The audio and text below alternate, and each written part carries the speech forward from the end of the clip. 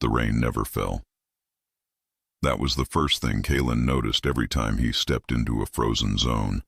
Not the silence, not the stillness, but the rain that had been interrupted mid-existence, each droplet a glass bead hanging at the precise altitude of its own private tragedy. Manhattan had 47 million of them suspended above street level on this particular Tuesday morning in the anchor year. He had counted them once during a reconnaissance loop. The number had not changed in 10,000 years. He moved through the first intersection at a controlled pace, boots finding the gap between a frozen taxicab and the outstretched arm of a man who had been hailing it for longer than any recorded civilization had managed to survive. The Active-Chronal Armor rippled across his shoulders as he adjusted his angle, plates desyncing for half a second, throwing the ghost image of a scar that hadn't happened yet across the back of his left hand, then snapping back to matte black. The suit was always telling him things he didn't want to know. He had learned to treat the warnings like weather. "Chronosync at 99.8, Aris said from directly behind him, her voice clipped and close inside the sealed comms channel. "Atmospheric bleed is nominal. The city is doing that thing. You feel that?" He felt it. A micro-tremor running through the soles of his boots and up into the back of his molars, the faintest possible vibration, below the threshold where it could be called a sound. The stasis field was not perfect stillness. It never was. At the quantum level, everything was still trying to move, particles fighting their own suspension, matter insisting on the basic dignity of entropy. The field suppressed it but could not silence it entirely. Manhattan breathed in increments of 100 millionths of a second, and the consequence was a pulse, low, irregular, desperate, like a heartbeat heard through deep water. The sound of something enormous refusing to accept that it had been told to stop. He had stopped finding it comforting around year 2. "Stay tight," Kalen said.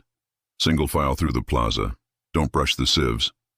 There were 5 of them, threading south through the frozen canyon of Times Square. Kalen at point, Aris one step behind him with the multimeter humming at her hip, then Dresh, Yoko, and Sable, each spaced 3 meters apart by standing protocol. The civilians around them had been mid-motion when the field locked. A child mid-jump over a puddle she would never land in.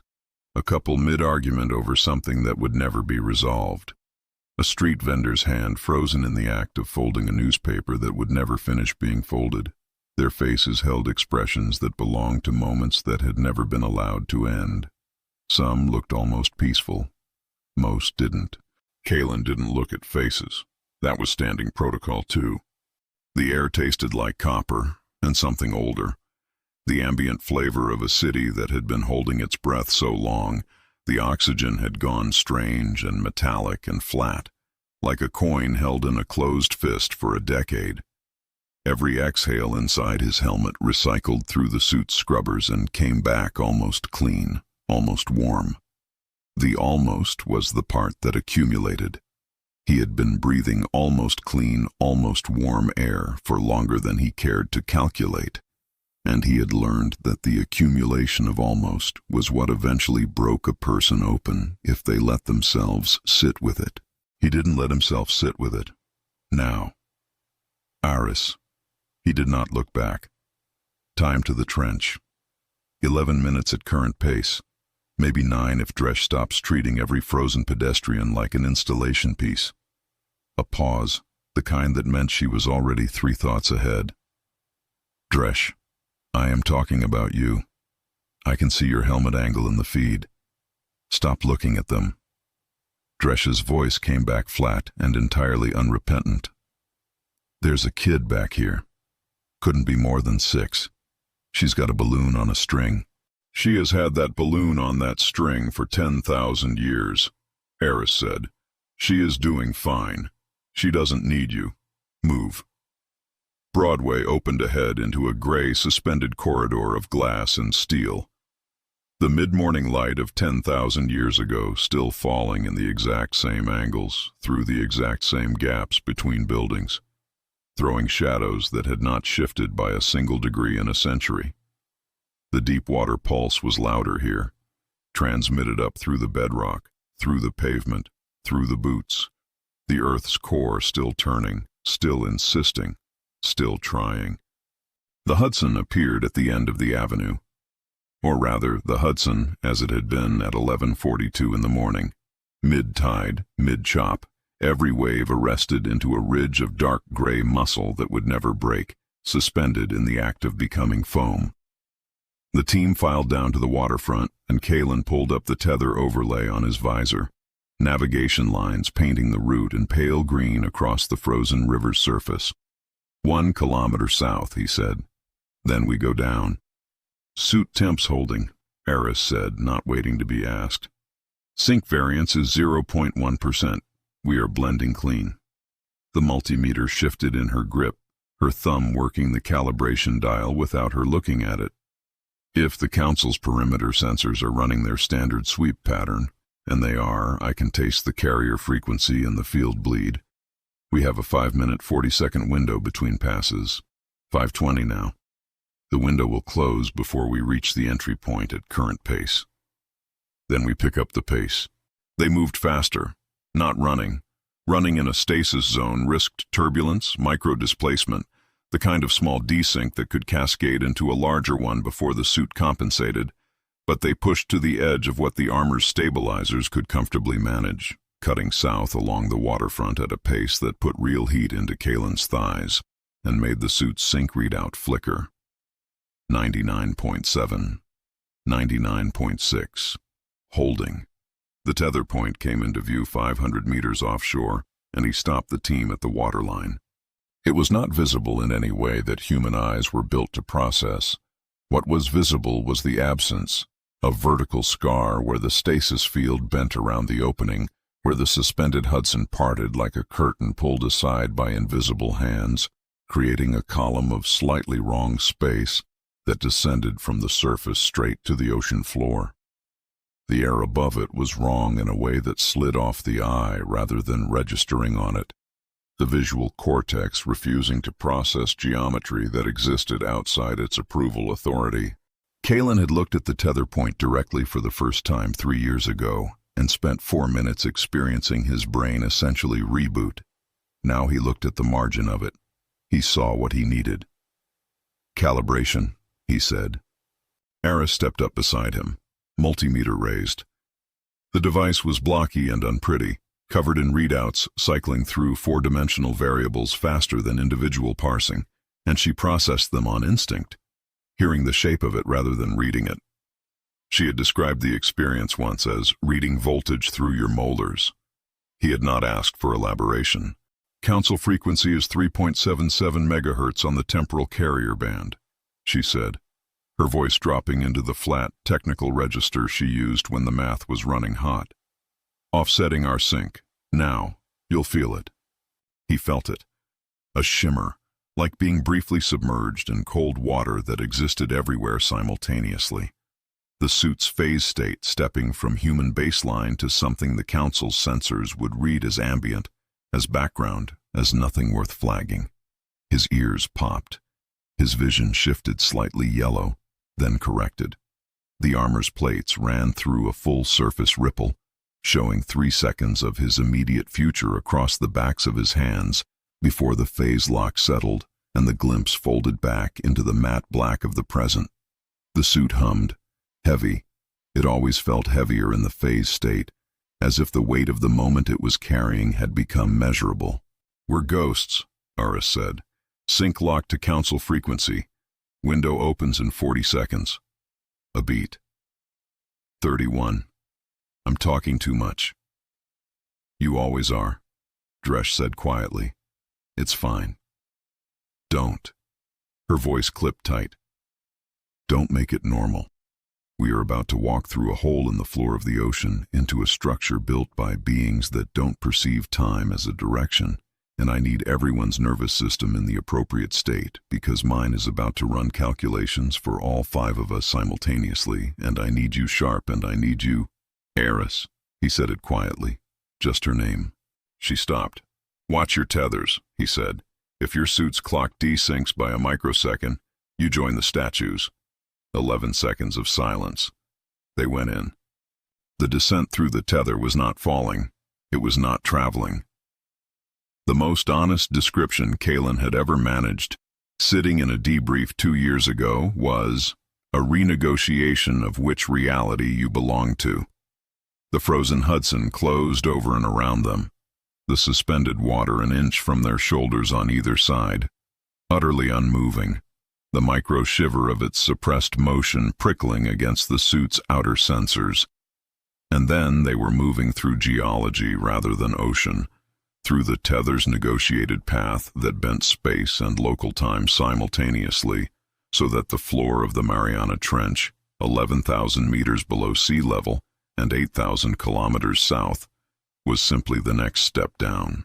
Kalen's sync held 99.8, 99.9, clean. They stepped through into the airlock. The outer membrane of the Council's vault presented as a space the size of a standard freight container. Its walls were not quite solid, a material that absorbed light rather than reflecting it, that felt, when his gauntlet brushed the surface, like pressing your palm against something still in the process of deciding whether to be real. Gravity ran at baseline standard.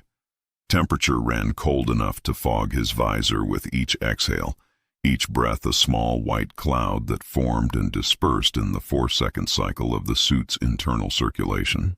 They were inside it, inside the machine that had eaten their species, inside the thing that had been running, uninterrupted for 10,000 years while the rain hung suspended over Manhattan, and a child's balloon stayed taut on a string and the Earth's core kept trying to turn and could not. He let the weight of that sit for exactly the time it took to do a head count. "Sync check," he said. 4 voices came back clean. "Aris, status. Outer membrane. Time flow is local standard." She was already moving, already scanning, the multimeter tracing arcs through the chilled air. Chronostatic in the membrane is 11 parts per million. That's lower than the models projected, which means either the Council has been running lighter security on the outer layer, or something has already disrupted the... She stopped. The multimeter had stopped too. She was looking at the readout in a way that meant the numbers were saying something her mouth hadn't caught up to yet. "The corridor geometry beyond this membrane. It's reading us." "Expected," he said. "Expected doesn't mean comfortable." She lowered the multimeter. "Something's off about the baseline. The membrane isn't reacting the way the simulations predicted. It's almost like it's been, like someone already." "Kalen." Dresch said it. Just his name, and the particular tone of it made Kalen's hand move to his sidearm before he had consciously decided to. He turned. The far wall of the membrane chamber, the wall that functioned as the outer boundary, the wall that separated the airlock from the nothing they had come through, was not empty. Arranged along it in a loose formation, facing inward with the casual, terrible stillness of people who had simply stopped mid-motion and then never found a way to start again, were 7 figures. In human armor. Older than anything in their kit by 60 years, the prototype generation of active-chronal plating, bulkier at the joints, the sync ports in the pre-iteration 12 configuration, the helmet lines that appeared in the archived field photography from the early programs. The suits had been cutting edge once. Kalen knew because he had read about them in the intelligence files, the same files that mentioned a team, mentioned a mission, mentioned a final telemetry signal that had simply stopped mid-transmission 6 centuries ago. 7 biosigns going flat over 4 seconds, then nothing. The Council had never returned the bodies. The Council had never needed to. Everyone who had read the file had understood, somewhere below the level of explicit thought, that the first team had simply ceased to exist in any recoverable sense. Dissolved, erased, pruned from the margins of a history that had no use for them anymore. No one had written, "frozen in the outer membrane," in the mission post-mortem because no one had known. No one had been left to know. "That's them," Sable said, almost below hearing. Her voice had gone very careful and very still in the way that voices went when the brain was absorbing something it hadn't been built to absorb. The 6th Century team, that's actually them. It was the first human team to successfully breach the outer membrane. 612 years ago, dispatched on intelligence that the post-mission analysis had later rated at 60% speculation and 40% desperation, with a mission file that ended in raw suit telemetry and 7 biosigns, and then a silence that had lasted until now, until this moment, until 5 people standing in the same chamber, looking at the answer to a 6th century question. They were here. They had always been here. They had been standing in the outer membrane of the vault since before any living human had been born, frozen mid-step, suspended mid-motion, their faces behind visors frosted from the inside by 600 years of sealed air that had never been exchanged. Kalen walked to the nearest one. Point position. Tallest of the 7, one hand raised palm out, the gesture of someone signaling a halt. The armor had been good once. He could see the quality in the fabrication, in the joint tolerances, in the way the plating had been fitted to someone who had moved fast and moved often. The visor was frosted from the inside, not evenly. The frost had formed in a pattern, concentrated at the center of the glass in the shape of— he looked at it for a long moment. In the shape of pressure, of something pressed hard and repeatedly against the interior surface of the visor from the wrong side. For a long time. He looked at it for 4 seconds. He turned away. "Eyes forward," he said. The words came out level, and he was satisfied with that. "We have a primary corridor ahead, and we have 600 years of hard data on what doesn't work. We use it." He faced the inner membrane, the dark beyond it, the vault beyond the dark. "Move." The team moved. Behind them, in the pale cold of the outer airlock, 7 suits stood exactly where they had been standing for 6 centuries and 12 years. One of them had been mid-step when the field took it. It still was. Chapter 2. The Fracture. The corridor breathed. Not metaphorically. Not as a poetic shorthand for the ambient pressure of a structure under strain. The wall to Kalen's left expanded by 3 centimeters between one heartbeat and the next. The material, something between poured stone and frozen smoke, pulsing outward in synchrony with the rhythm his suit's biosensors were broadcasting into the local field. The corridor was reading him. It had been reading all 5 of them since the moment they cleared the inner membrane, and it was adjusting its geometry to the collective average of 5 human cardiovascular cycles, which meant the hallway was currently 1.5 meters wider than it had been 30 seconds ago, when Dresch's heart rate was elevated, and was now slowly contracting as Dresch brought it back down. "Don't look at the walls," Kalen said.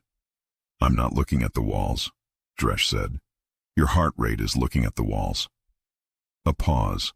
The wall on the left contracted 4 millimeters. "Noted," Dresch said. Then, 2 seconds later, "They build it to do that on purpose?" "Navigation system," Aris said from behind him, her multimeter sweeping arcs across the floor ahead of her. The readout cycled faster than parsing.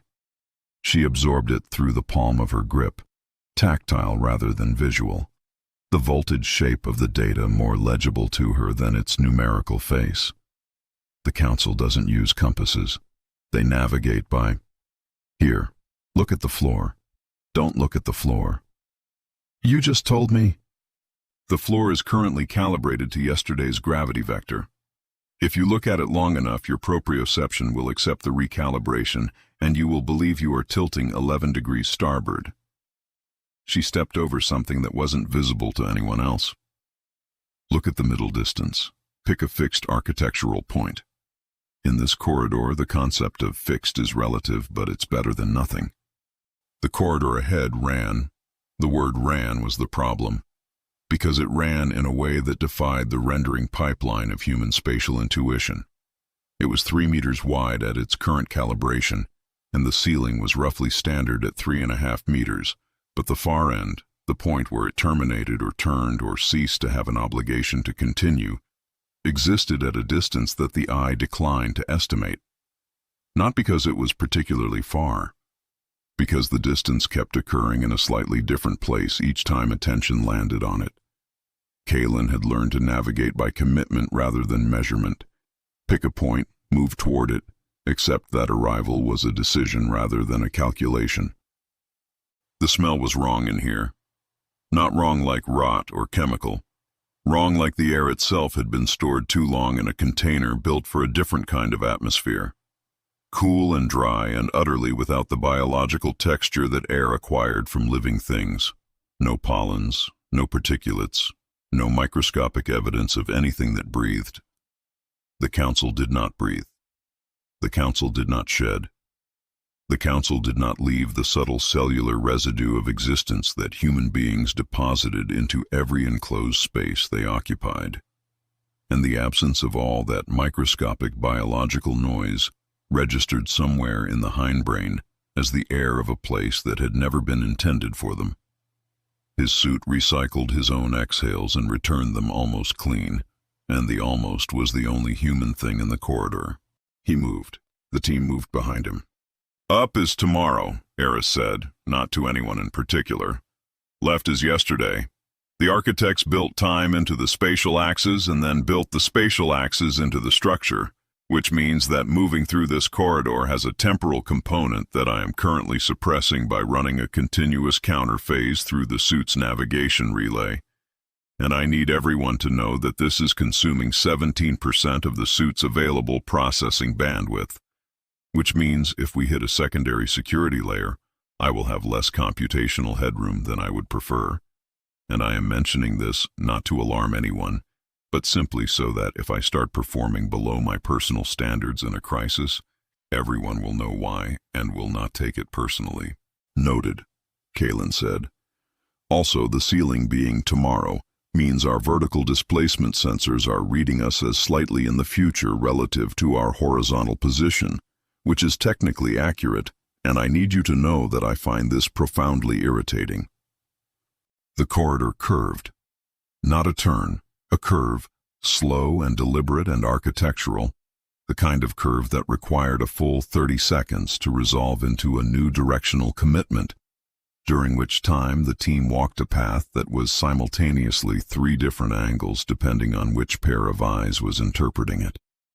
Kaylin felt the suit compensate, felt the navigation relay tick against his inner wrist like a second pulse, keeping him indexed to a heading that had been calculated before they entered and updated 4 times since.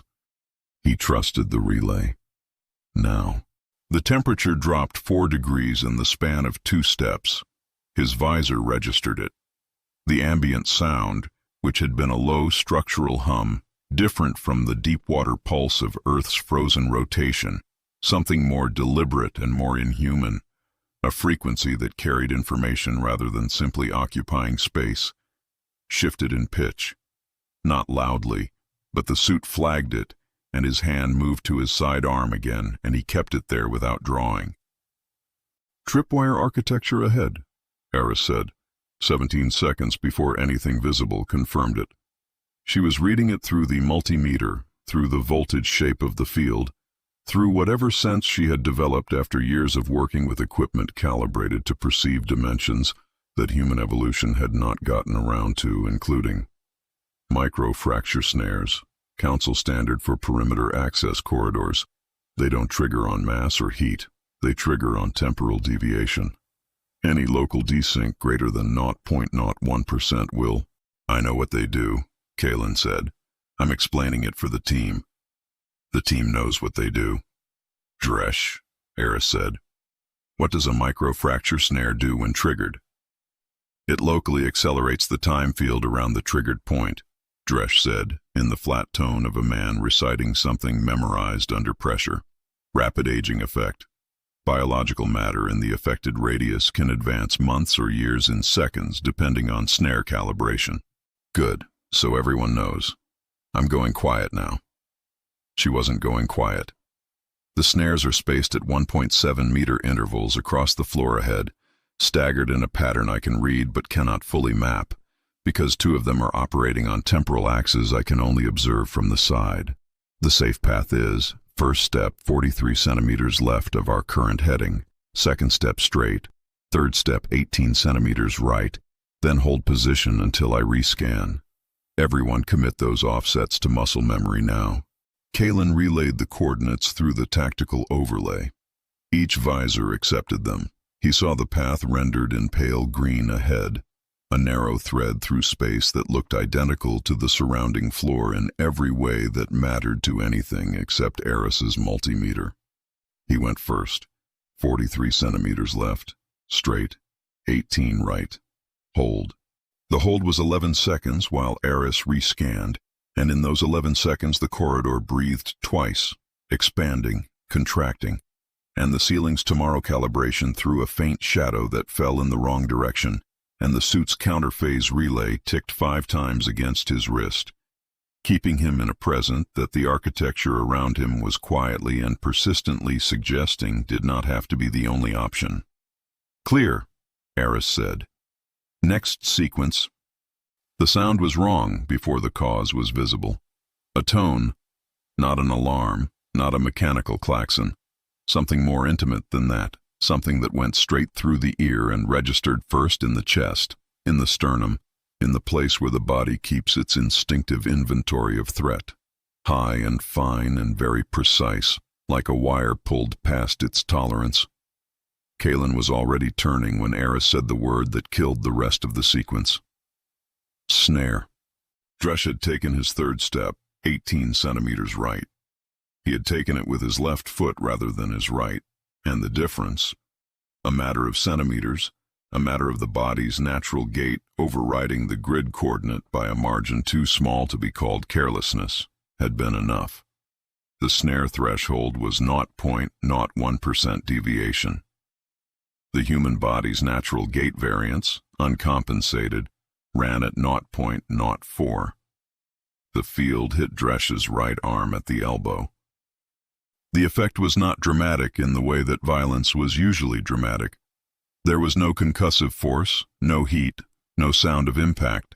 What there was, a faint shimmer in the air around his forearm, a visual distortion like heat haze compressed into a column 6 centimeters in diameter, and then the arm inside it began to age.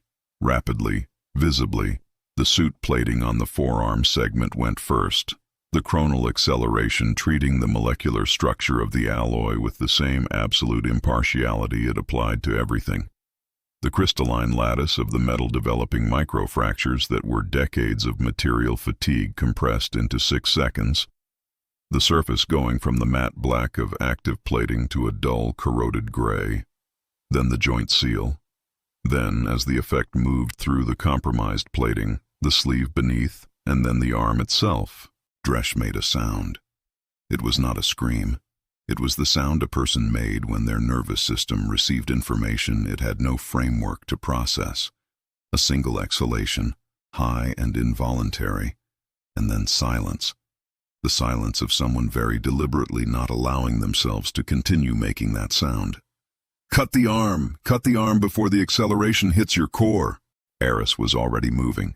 The multimeter went to her hip in one motion, and the chronal scalpel came out of the kit at her left thigh in the same motion, the blade live before she reached him. A sliver of field-edged nothing that cut along temporal rather than physical planes, severing the accelerated time field's propagation path rather than the tissue directly, which meant it was precise in a way that had nothing to do with surgery and everything to do with mathematics. She hit the elbow joint from the outside, and the scalpel did what it was designed to do. The containment was immediate. The field did not advance past the point of the cut. What remained of the sleeve below the elbow joint aged another 30 years in the 4 seconds it took the residual acceleration to dissipate. Dresh was breathing in controlled intervals, combat breathing, the counted rhythm that kept the nervous system from making executive decisions on its own. Kalen had him by the shoulder. When he had moved there, he wasn't certain, but he was there, and his grip was firm, and he kept it firm because grip was information. because the body understood it was not alone through the specific pressure of another person's hand in a way that no amount of verbal confirmation could replicate. Sync, Kalen said. Not to Dresh, to Aris. His core is clean. The field didn't propagate past the joint. She was running the multimeter down the remaining arm, over the chest plate, up to the helmet seal. Suit integrity on the affected side is compromised but functional. His biosigns are elevated but stable. He is not going to die from this. A pause that was not quite a pause. His arm is gone. The rest of him is here. That is the relevant calculation. Dresh. Kalen kept the grip. With me. Yeah. The word was careful and dry and cost something to produce. I know. You know what happens next? We keep moving. We keep moving. Aris had already applied the field seal to the joint, a temporary measure that would hold the remaining sleeve in chronal equilibrium until they reached the neutral zone, and she could do the work properly. Yoko and Sable had closed formation without instruction. Yoko, taking the position Dresh's right side, had vacated. Nobody looked at what was left of the armor below the seal. That was standing protocol, and they all understood it without being told, because the protocol existed for exactly this reason, because what the eye provided the brain would process, and what the brain processed at speed under stress would become the content of the next 90 seconds of cognitive function, and cognitive function was not a resource they had in surplus. Kalen released the shoulder, stepped back to point. Aris, he said. Remap the snare corridor. Already running. She was already running. Full path to the observation gallery. Give me 90 seconds. The corridor breathed. The ceiling threw its wrong shadow.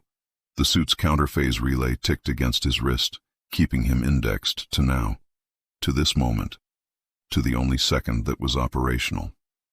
90 seconds passed. I have a path, Aris said. It is not a comfortable path. It doesn't need to be comfortable. It is also not entirely. She paused.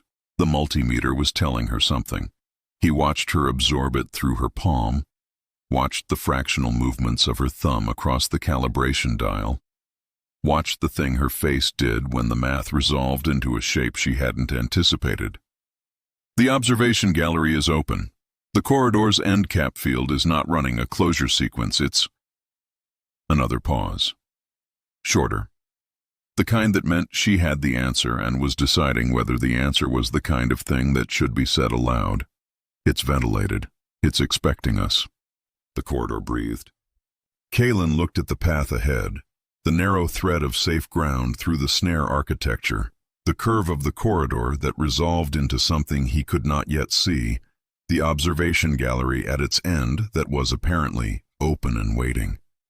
He thought about the 7 suits in the outer membrane, standing in their frozen mid-step for 6 centuries, and he thought about the vault door in the neutral zone ahead that the Bible said would begin to unlock from the inside, and he thought about the fact that they were 11 minutes into the most precisely planned infiltration in human history, and the plan had already cost 1 arm, and was now suggesting, through the available evidence, that something on the other side of the next door had known they were coming. He filed all of that into the operational register where it would be available when it became relevant. The register was getting full. He noted that too. Move, he said. They moved through the snare field in single file, each step offset to Aris's new coordinates, the path threading through invisible architecture that had already demonstrated the specific quality of its consequences and required no further demonstration. Dresh moved with the rest of them, left-hand dominant now by necessity, combat breathing still running at the 4-count rhythm, the field-sealed joint at his elbow holding clean. He had traded the arm.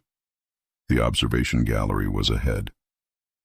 Something had known they were coming, had left the door open, had been waiting in the patience of a thing that had access to centuries and did not need to rush. The calculation was simple. The weight of it was not. Chapter 3. The Harvest. The observation gallery was lit by something that had no business being called light. Aris had Dresh against the near wall before Kaelin had finished clearing the threshold. Her multimeter holstered, the chronal scalpel back in her kit, her hands working the emergency field patch at his elbow joint with the precise, economical movement of someone who had rehearsed this procedure enough times that her hands ran it independently of her attention. Which was good, because her attention was somewhere else entirely. Her eyes were on the viewports. Kaelin let them be. He swept the gallery perimeter first. The chamber was vast, 80 meters, maybe 90. Its far wall a continuous arc of viewport glass that curved from floor to ceiling and ran the full circumference of the space. The ceiling vaulted upward into darkness. The floor was the same, not quite solid material as the corridor, but here it was translucent, and below it, below the floor, below whatever foundation logic held this structure in its extra-dimensional position, something moved. Vast, slow, rhythmic. Enormous mechanisms cycling through rotations that took minutes to complete, their scale only comprehensible in the way that geological scale was comprehensible. Intellectually, with the emotional processing lagging several seconds behind. The ambient sound was different here. The structural hum of the corridor had resolved into something more deliberate, more organized. A low cycling frequency that carried the mathematical signature of something purposeful. Not ambient noise, not the byproduct of machinery, but the sound of intention made audible. It pressed against the inside of his helmet and against the inside of his sternum simultaneously. His suit's audio filters tried to classify it and returned an error, which meant the sound was operating in a frequency range the filters had been designed for human architecture and had not anticipated encountering. He let it register without classification. Some things were more useful felt than named. "Field patch is holding," Aris said. Her hands finished. Her eyes stayed on the viewports. Biological drift in the residual tissue is arrested. He needs a proper surgical environment before the next mission cycle, but he is functional and the seal will not fail under operational load. A pause that was almost a breath. "Kaelin?" "I see it." He was already at the viewport. What was on the other side was not space. Or rather, it was not only space. It was space used as a filing system. Space organized into the kind of structure that only made sense if the architect perceived time as a physical material that could be sorted, shelved, and accessed on demand. The viewport looked out not at stars, but at channels. Vast, luminous channels, each one a distinct ribbon of flowing light, amber and gold and a deep arterial red, running in parallel from somewhere above the visible frame to somewhere below it, carrying something that moved the way fluid moved but was not fluid, that flowed the way data flowed but was not data. Each channel was distinct. Each channel was labeled, though the labels existed in a dimensional register that the eye received as texture rather than language, as a felt distinction rather than a read one.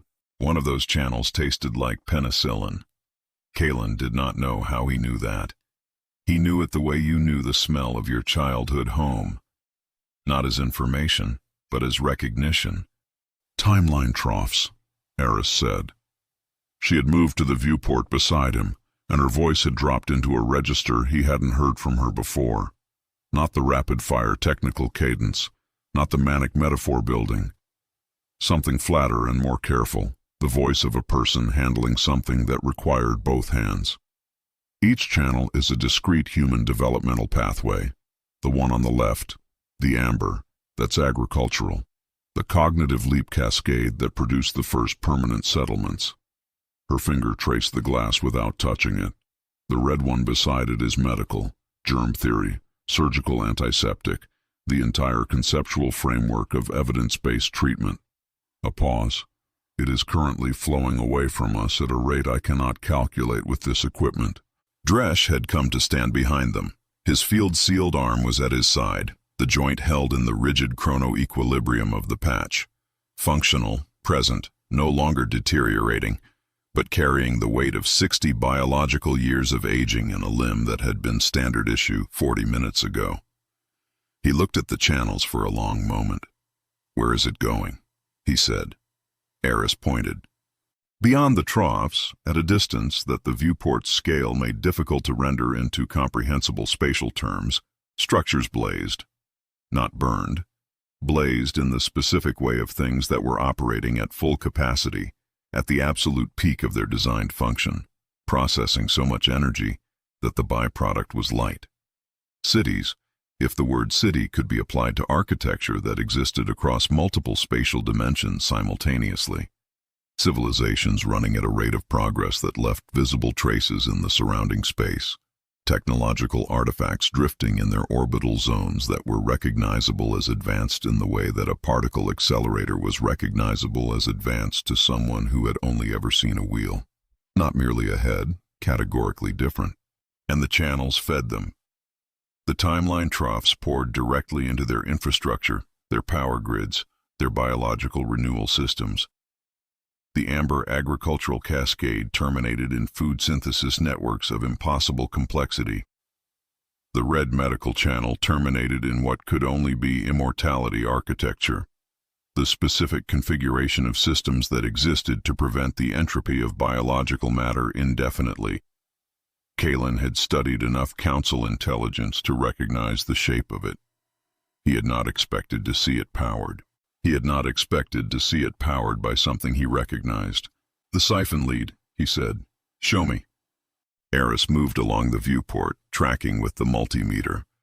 The device's readout cycled through four-dimensional variables, and she followed the data the way a person followed a sound, not reading it, hunting it. She stopped at the viewport's midpoint and pressed the multimeter flat against the glass. The readout spiked. She looked at it. Then she looked at the floor, at the vast mechanism cycling below the translucent surface, and the thing her face did was not a recognizable expression. It was the face of a calculation reaching its result. "There," she said. "The primary intake manifold. The thick one. The one that looks structural. It is structural. It's also the main feed line." She lowered the multimeter. "It is drawing directly from the anchor point. From 2026, from the second the field locked." Her voice had gone careful again. Very careful. "Every human being alive at the moment of the stagnation is currently generating potential. Biological, cognitive, evolutionary potential. The kind that accumulates when a species is developing, when it is solving problems and building systems and making the discoveries that compound into further discoveries. That potential does not disappear under stasis. It builds, it pressurizes, and it is being continuously siphoned through that manifold into the Council's distribution network, where it is converted into the energy substrate that runs." She gestured at the blazing civilizations beyond the troughs. All of that. The gallery was silent except for the low cycling frequency pressed against the inside of Kalen's sternum. Outside, the timeline troughs flowed. A cure for a disease that had killed 400 million people moved through a channel the width of a highway at a speed that implied it had been moving for a long time and would continue to move indefinitely. It would never arrive anywhere a human being could use it.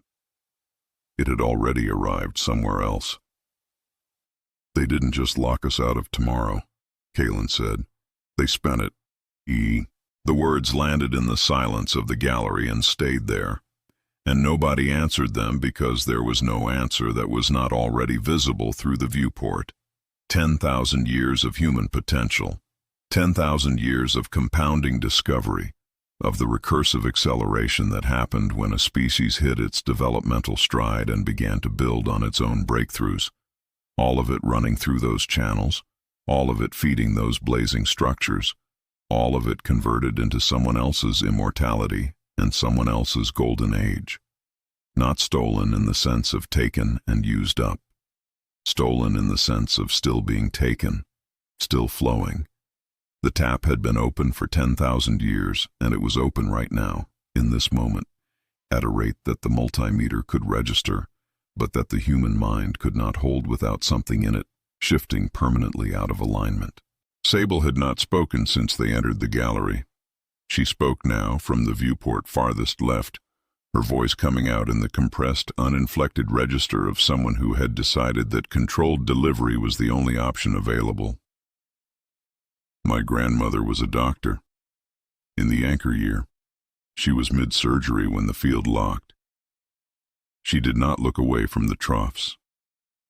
I used to think about what she would have done, what she would have discovered, given another 30 years of practice, what her students would have built on top of that. A pause. I'm looking at it. Kalen felt something shift. Viral shunt, he said. Where do we plant it? The manifold junction. Aris was already pulling the device from her kit.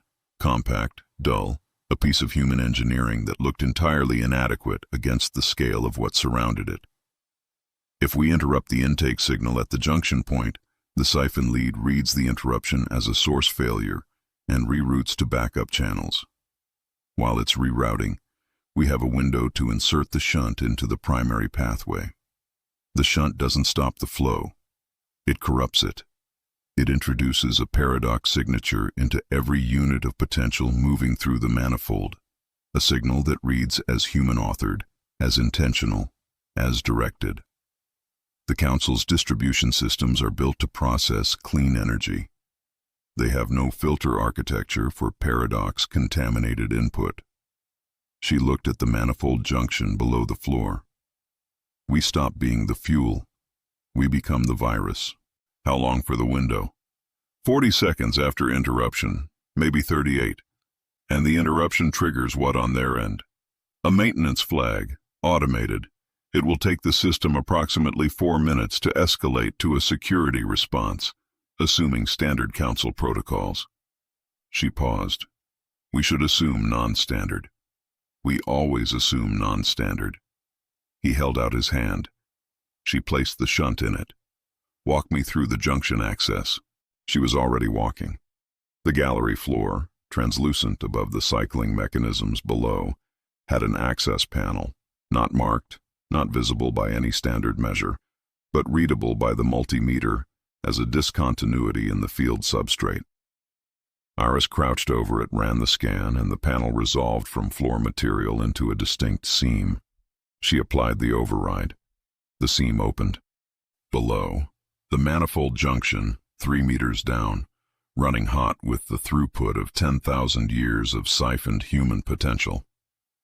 The heat was not thermal. It was temporal, a radiation of compressed time that the suit's sensors registered as a full body pressure, like being held underwater, like the specific weight of something enormous resting on the chest. Kalen dropped in. The heat was worse at close range, not thermal, not the kind that burned, but the specific pressure of compressed time radiating outward from the manifold housing in waves that the suit's biological monitors registered as a sustained stress load, as if the body were being asked to process the weight of 10,000 years of potential passing through a space 3 meters below a floor and 2 arm lengths in front of his face. His vision at the edges went slightly wrong, the motion blur physics of the engine's field bleeding into the surrounding space, objects appearing to exist in multiple positions simultaneously, the housing itself present and also present 3 seconds ago, and also present in a moment that had not arrived yet, all 3 instances occupying the same coordinates with equal conviction. He worked through it. His hands knew the procedure. The shunt seated against the manifold housing with a precision that meant someone had built it to exact tolerances against exact intelligence.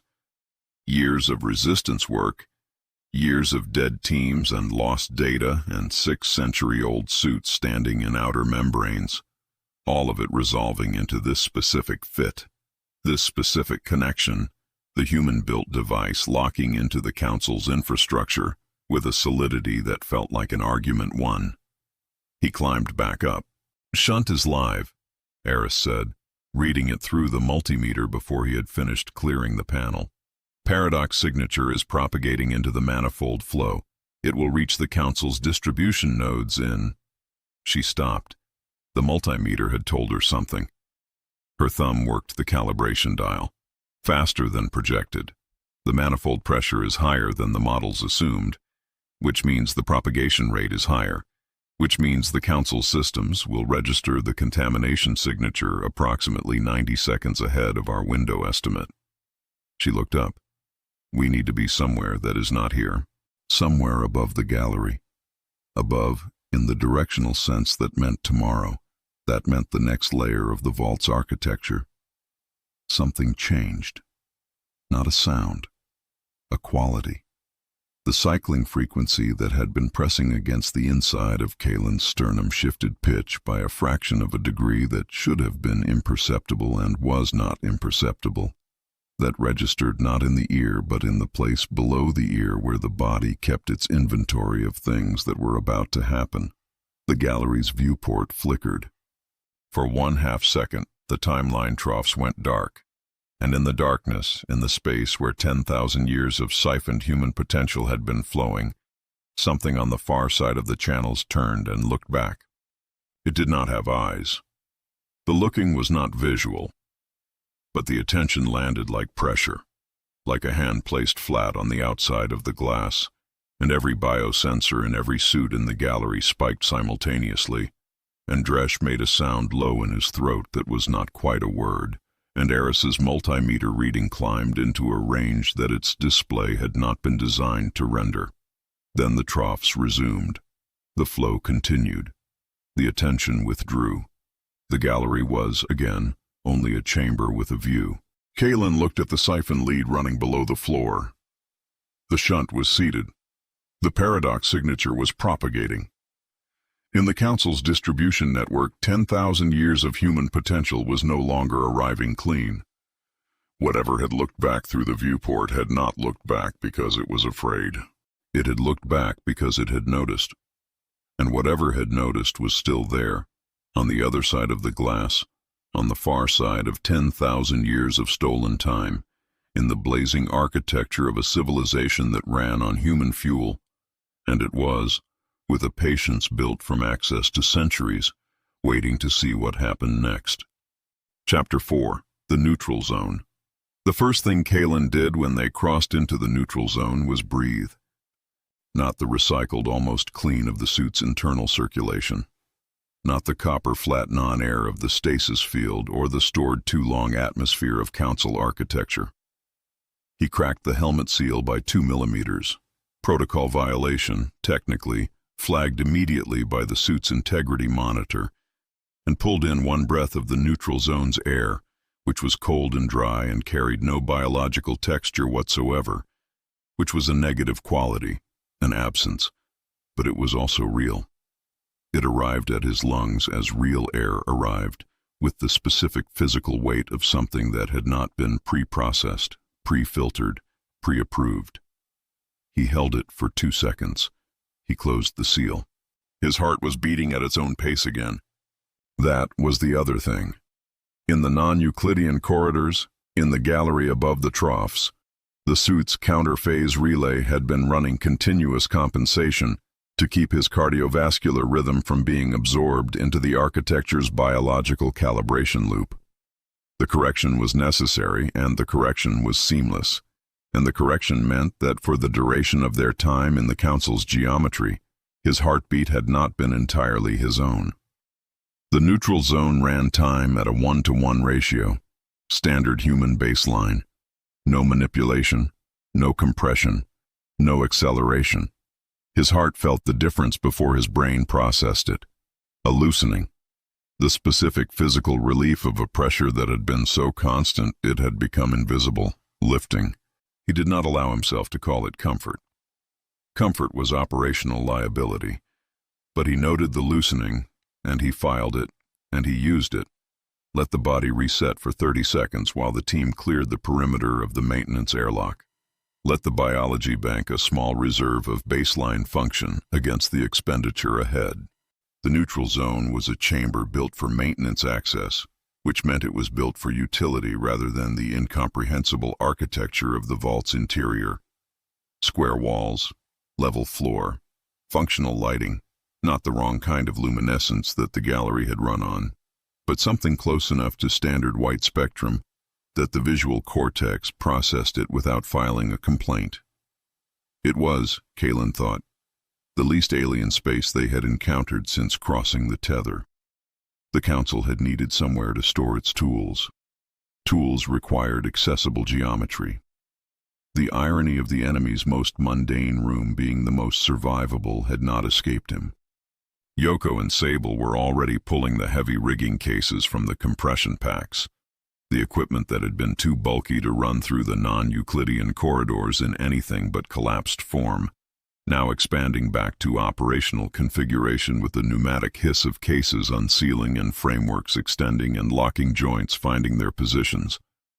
Paradox charges were the centerpiece, 8 of them, each the size and rough geometry of a thick hardcover book, cased in the same salvaged Council alloy as the Active-Chronal Armor, their internal mechanisms running a continuous low hum that was different in quality from the Council's frequency.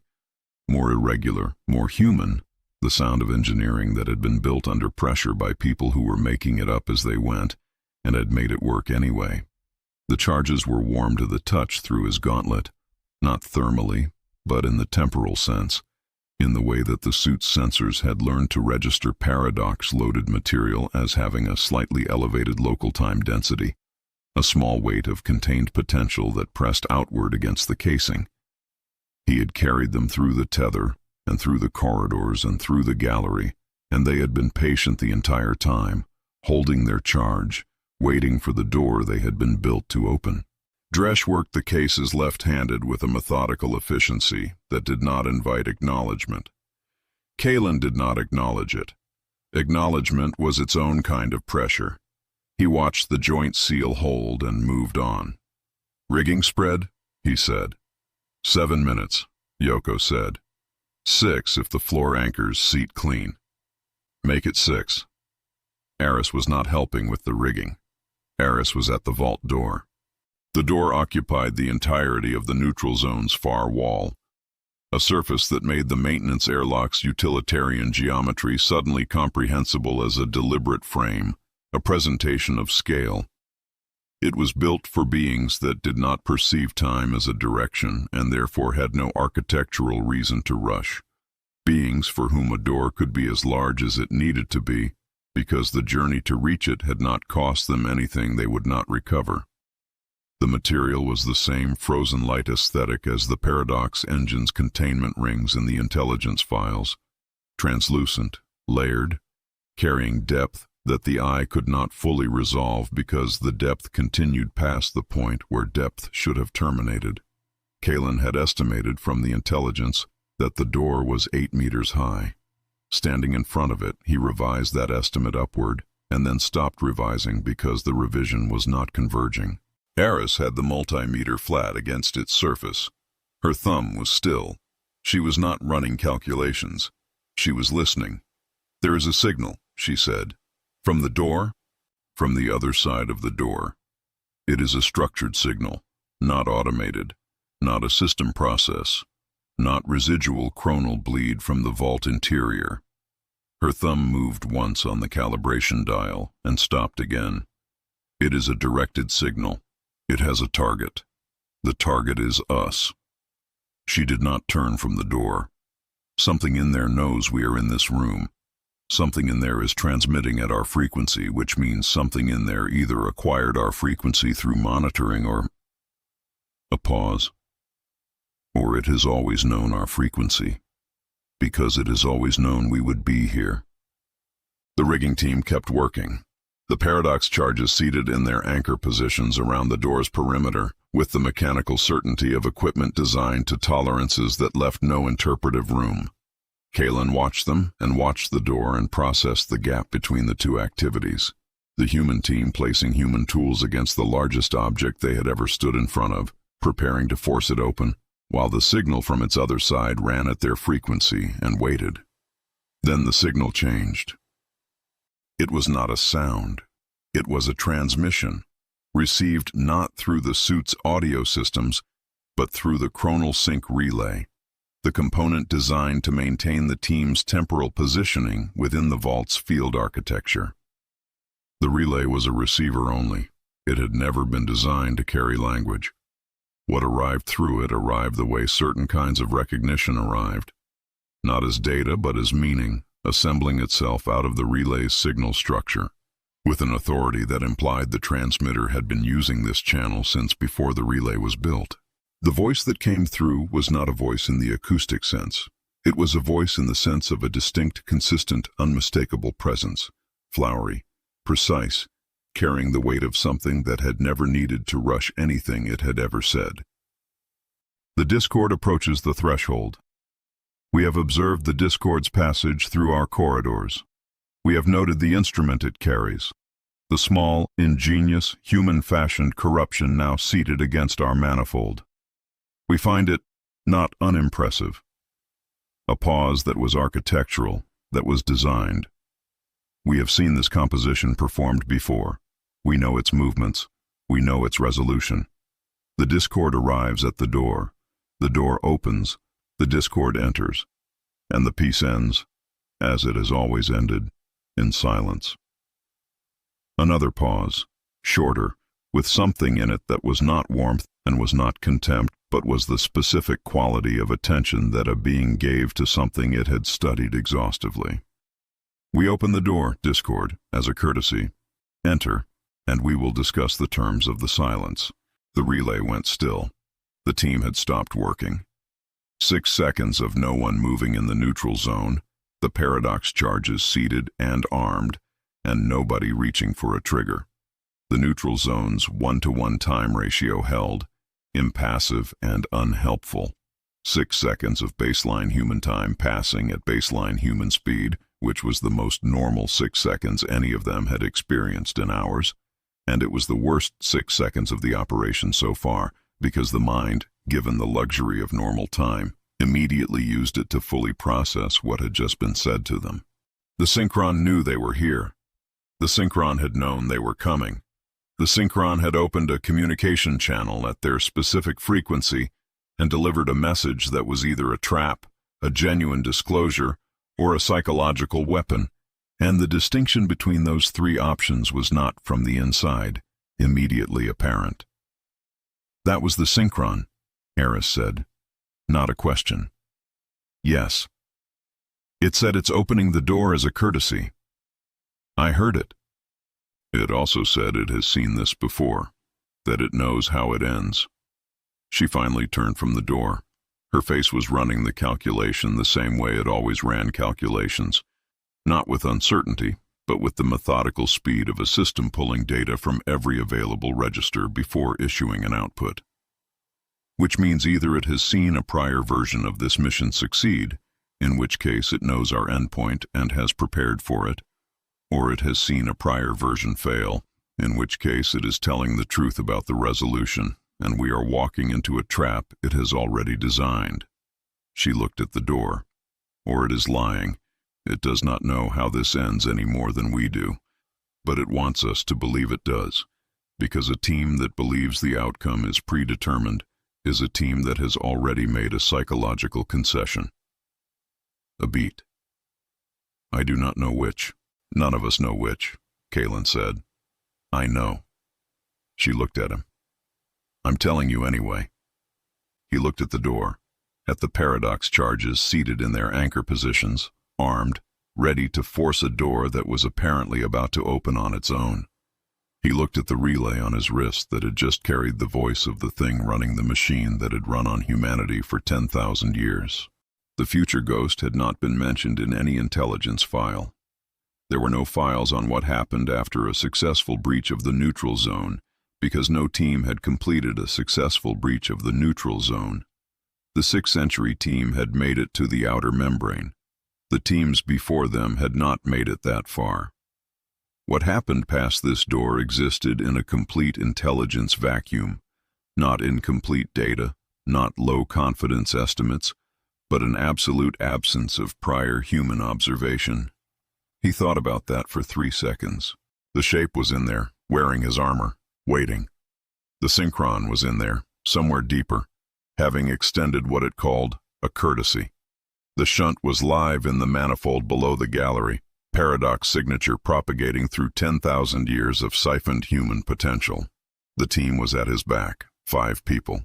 4 and 1 field sealed partial, technically, but operational, who had made it through the outer membrane, through the snare corridor, through the observation gallery, to this door. No prior team had made it to this door. Whatever intelligence existed about what happened past, it had not been gathered by human observers. It would be gathered now, by them, in real time, which was the only way it had ever been available. "Leave the charges armed," he said. "If the door opens on its own, we don't waste the detonation window.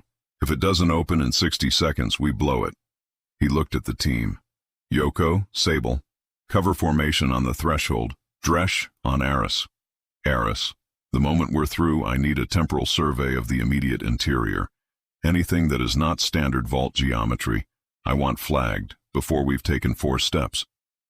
"Already running the pre-scan protocol," she said. Her thumb was moving again on the calibration dial. They took their positions. At second 41, the door began to move. Not detonated, not forced. The surface of it, the translucent, depth-containing surface that had presented as solid and permanent and built for beings that had no architectural reason to rush, began to rotate. Not swinging on a hinge. Rotating, the way a lock rotated, the way a mechanism rotated when something on its other side had decided the correct configuration had been reached. The sound it made was not mechanical. It was harmonic. A low, resonant chord that the suit's audio filters classified correctly as a physical vibration in a frequency range below speech and above subsonic. A frequency that the human chest cavity resonated with rather than the human ear, so that the door's opening was felt before it was heard. The chord sustained for 4 seconds. Then the door was open. Beyond it, the vault proper. And standing at the center of what lay beyond it, at a distance that resolved into approximately 10 meters, and then shifted and was 8 meters, and then was 12, flickering between estimates the way things flickered in spaces where distance was not fully committed to a specific value. A shape. Human in outline, imprecisely. The proportions slightly wrong, the way proportions went wrong when they had been reconstructed from a description rather than from direct observation of the thing being described. Wearing armor that was recognizable as active-chronal plating, their configuration, their alloy, but running a sync state that the suit's sensors flagged as impossible, as existing outside the local timeline entirely. A temporal echo, a copy displaced from its origin point, existing outside the local timeline entirely, but not of a living team member. The shape was wearing Kalen's armor. The face behind the visor was not visible. It raised one hand, not a weapon, not a threat. With the specific deliberateness of something that needed to be certain the gesture was read correctly. Then it turned and walked deeper into the vault, and stopped, and looked back, waiting. Kalen's sync held at 99.9. His heart was still beating at its own pace. The neutral zone's 1-to-1 ratio held behind them and ahead. Something that was wearing his face was waiting for him to follow it into the machine that had spent 10,000 years running on his species, which had just been told by the thing that ran that machine that it knew exactly how this ended. He looked at the shape. He looked at the door. He looked at the sync readout on his wrist. 99.9, holding. The suit still calibrated to a present that the synchron had just implied was a known quantity. And he thought about what it meant for something to know how a story ended and still have reasons to let it play out. And he did not reach a conclusion because the shape was waiting, and the door was open and the clock was running. He went through. Chapter 5. The Glass Forest. The future ghost stopped walking at the edge of the buffer zone and would not go further. Kalen marked that. He marked everything. The ghost's hesitation, the precise geometry of the threshold it refused to cross, the quality of the light beyond that threshold, which was wrong in a way that the previous wrongness of the vault's interior had not prepared him for. The non-Euclidean corridors had been wrong in the way of deliberate alien architecture, wrong by design. This was different. The light beyond the threshold was wrong, the way a photograph of a fire was wrong. Recognizable as the shape of light without carrying any of its heat, present and illuminating and absolutely, completely dead. He stepped through anyway, now. The buffer zone opened around them in every direction simultaneously, which was geometrically impossible and was happening regardless.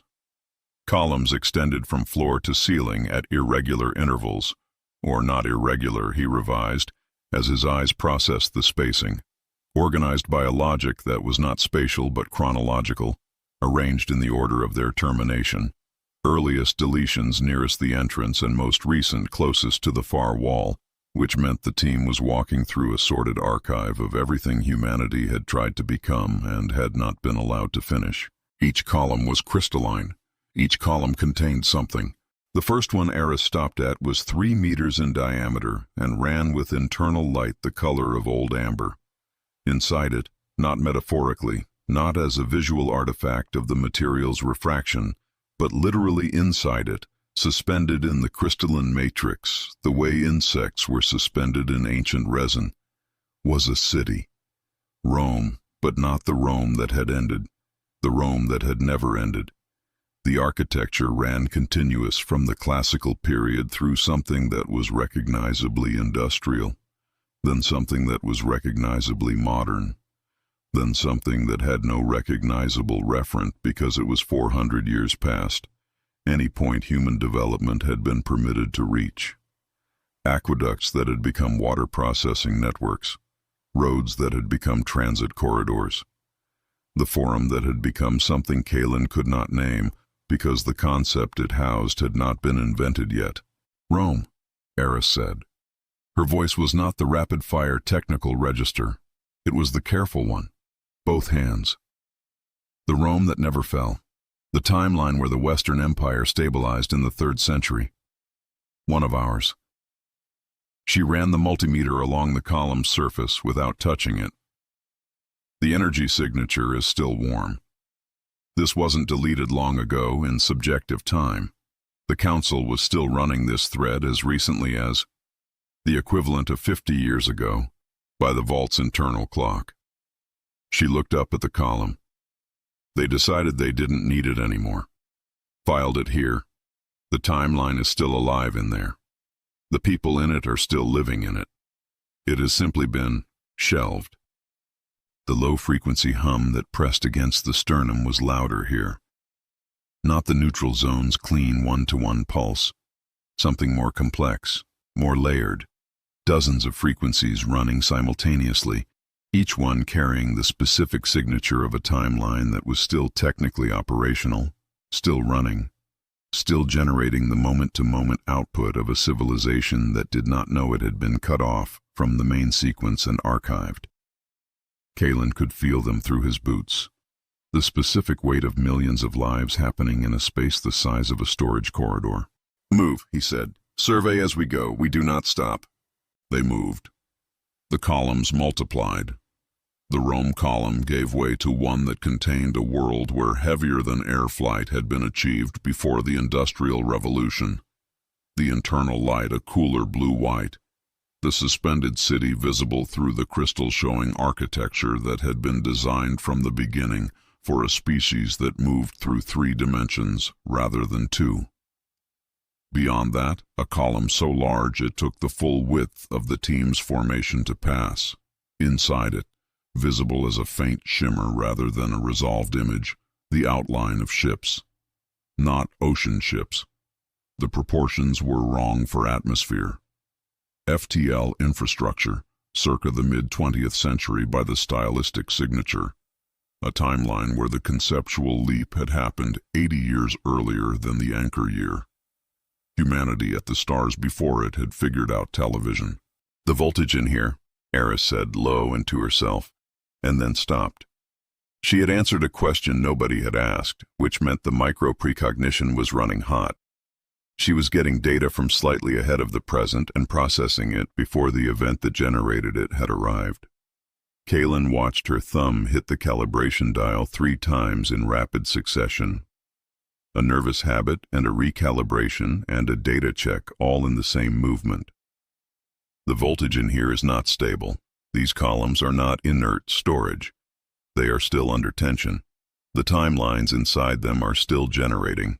Potential output, the ongoing kinetic product of civilizations in motion.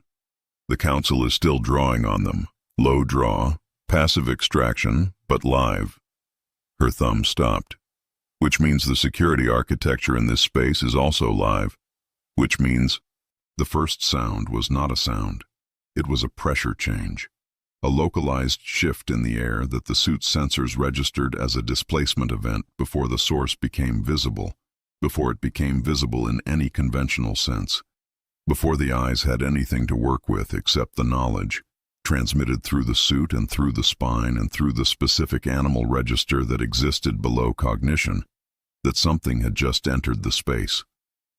Kalen had his sidearm up before the thought completed. The wraith resolved out of the gap between two columns. It was not quite visible. The most accurate description was, it occupied space. It had mass, or something that functioned as mass. The surrounding air moved around it the way air moved around a solid body, and the light bent slightly at its edges the way light bent around something that had a relationship with the local photon field. But it was not solid in the way that the team was solid. It was present in the way a reflection was present, recognizable as the shape of something without being the thing itself. It was wearing Active-Chronal Armor, their configuration, the exact plate arrangement, the exact joint geometry, the exact helmet profile, but running a sync state that his suit's sensors read as belonging to a timeline that was no longer active, a flatline temporal signature. The armor of someone who had been here and had not made it out. A second one appeared between the columns to the left, a third behind them. All in their armor. All with the flatline signature. All oriented toward the team with the specific, purposeful attention of things that had a destination and had identified it. "Don't look at their faces," Kalen said. "That's not us anymore." Aris's multimeter was running at its maximum scan rate. He could hear the processing frequency spike through the shared comms channel. "They are attempting a resonance lock," she said, and now the rapid fire was back, fully, running at operational speed. "They are projecting a temporal frequency that matches the team's suit signatures, trying to establish a harmonic link between our sync states and theirs. If they achieve lock, they pull. The mechanism is, I need you to understand this, the mechanism is the same as the chronal anchors we used in the snare corridor, but running in reverse. They are trying to tether us to their timeline rather than to ours. If they achieve resonance, we go where they are," Dresch said. "You go where they were, past tense. A dead thread. You would be inside a deleted timeline with no exit architecture and no—" "High frequency," Kalen said. "The crystal. Does it disrupt the resonance field?" Half a second, her thumb on the dial. "Yes. The crystalline matrix of the columns is running at a frequency that conflicts with the wraith's projection band. If the columns shatter, if we introduce a high-frequency vibration that exceeds the matrix's tensile tolerance, the conflicting resonance would—" Another half second. "Yes, it disrupts the lock, shatters the prison and disrupts the lock simultaneously. The wraiths lose their anchor point." "What do we use?" "The suit's communications array, emergency broadcast band, maximum amplitude. It will blow the array, one use, non-recoverable, but it will generate a pulse at the right frequency to do it. All of our arrays simultaneously or the pulse won't reach saturation." "All of us, on my mark." He looked at the wraith nearest him. It had stopped moving.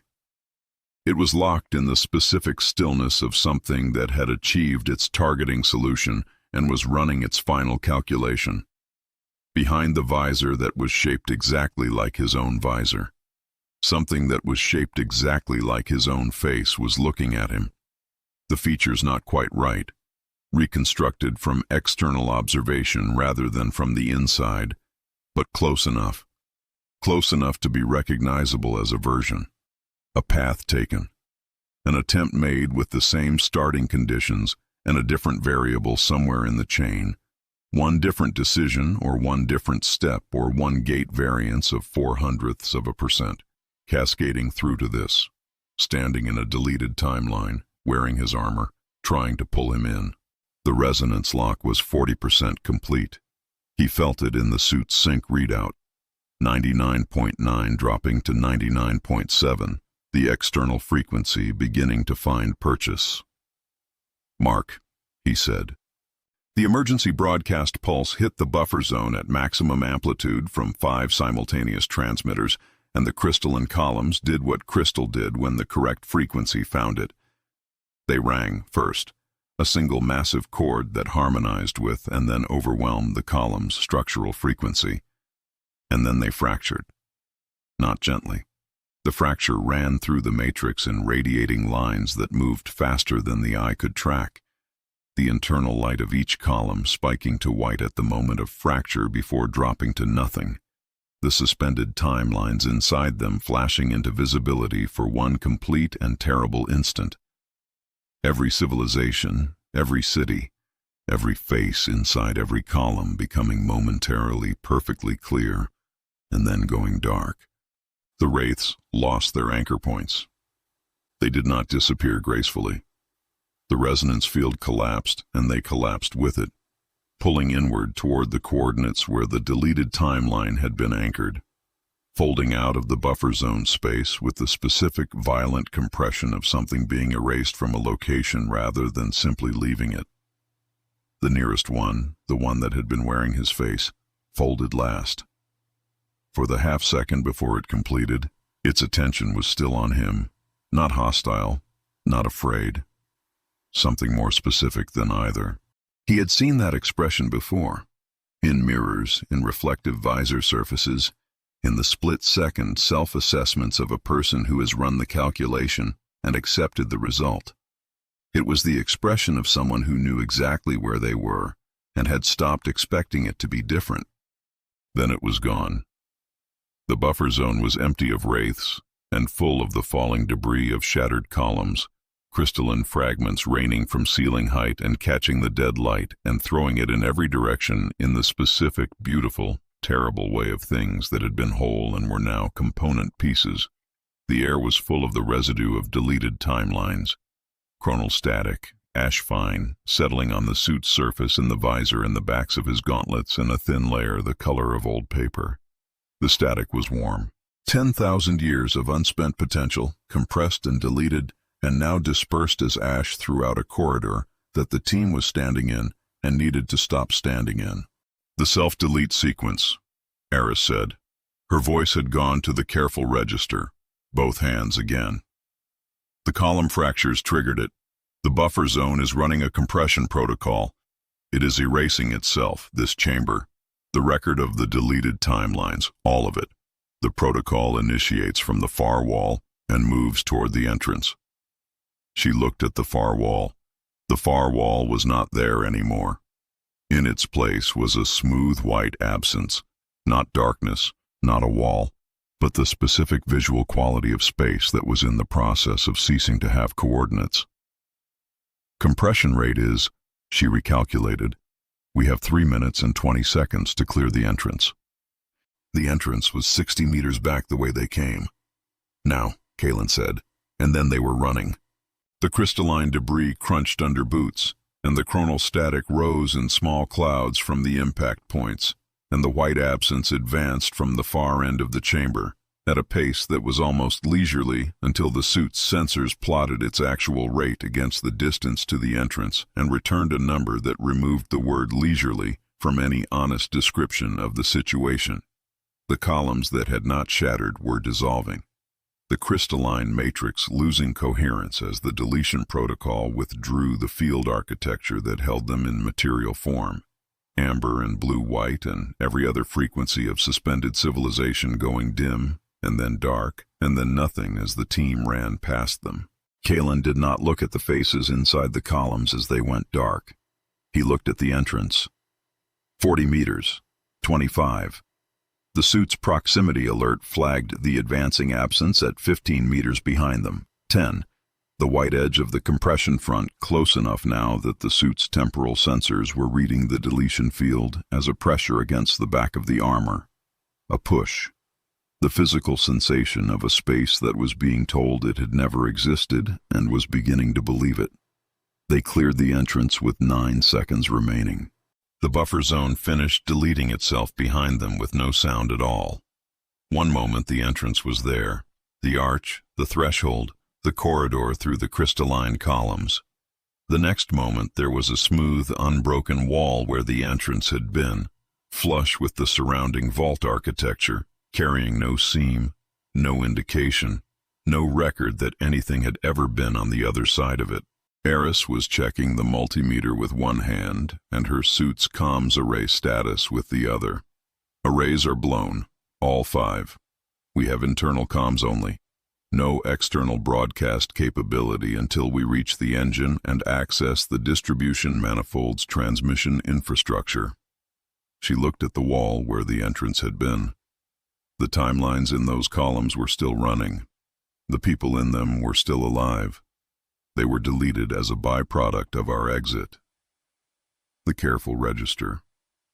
Both hands. I want that noted. Noted, Kalen said.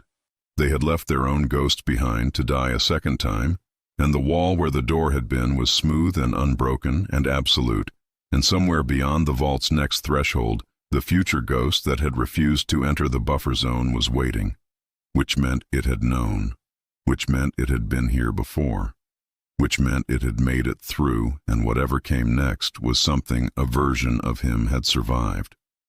He filed that into the operational register alongside everything else and moved toward the next corridor.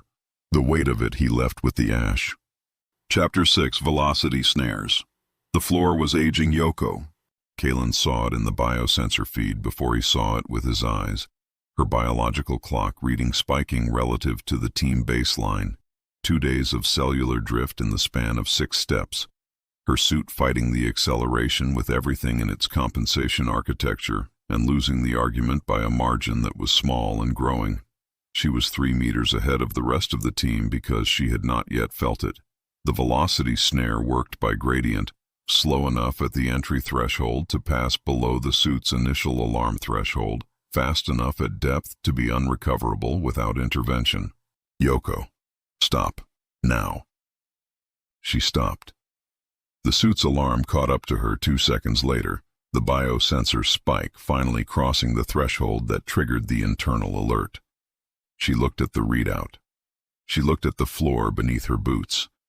The floor looked identical to the floor behind her. Same material, same surface texture, same dull translucence carrying the suggestion of depth below it. The difference was invisible to any sense the human body possessed without instrumentation, which was the design. A hallway where the floor moved at 10 times the standard temporal rate while the ceiling ran at 1/10.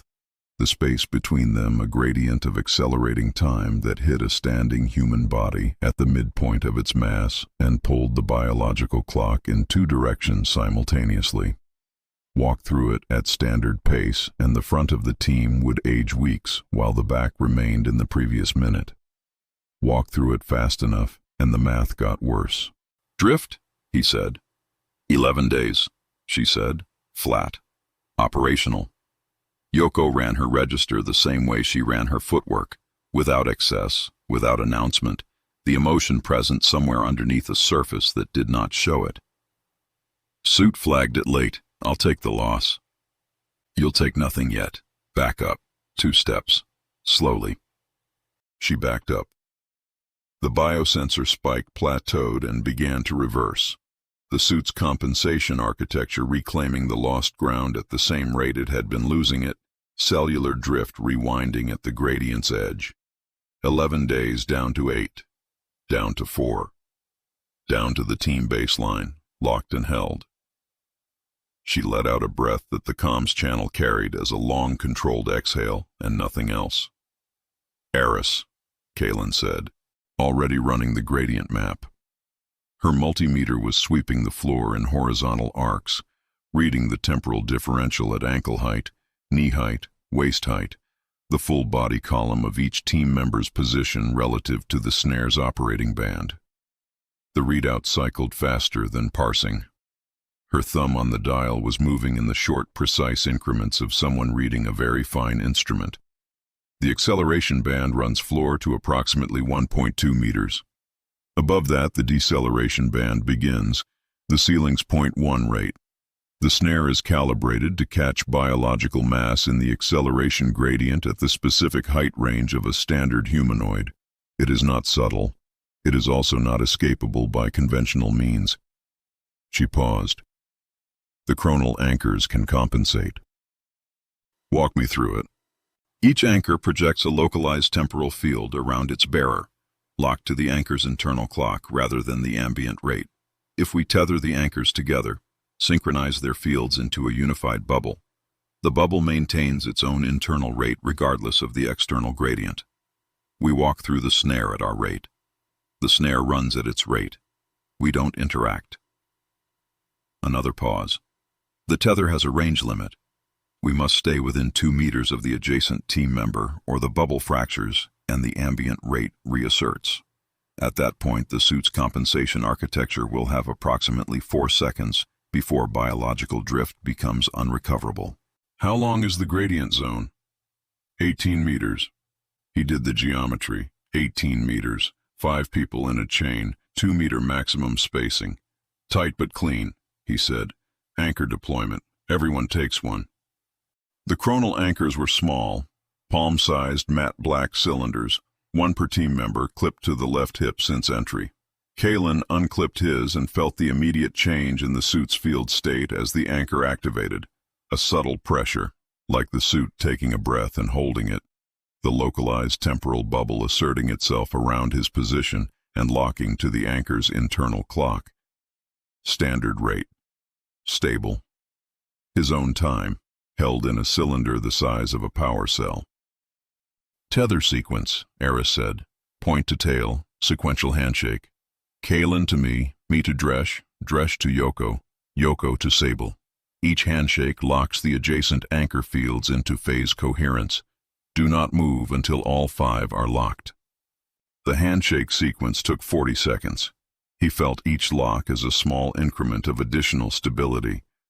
The bubble expanding with each added anchor, the unified field growing more coherent as more clock sources synchronized into the same rate. By the 5th lock, the ambient gradient was fully excluded. The floor beneath his boots was still running at 10 times standard. His boots were not. Field is stable, Aris said. Paradox load is at acceptable levels.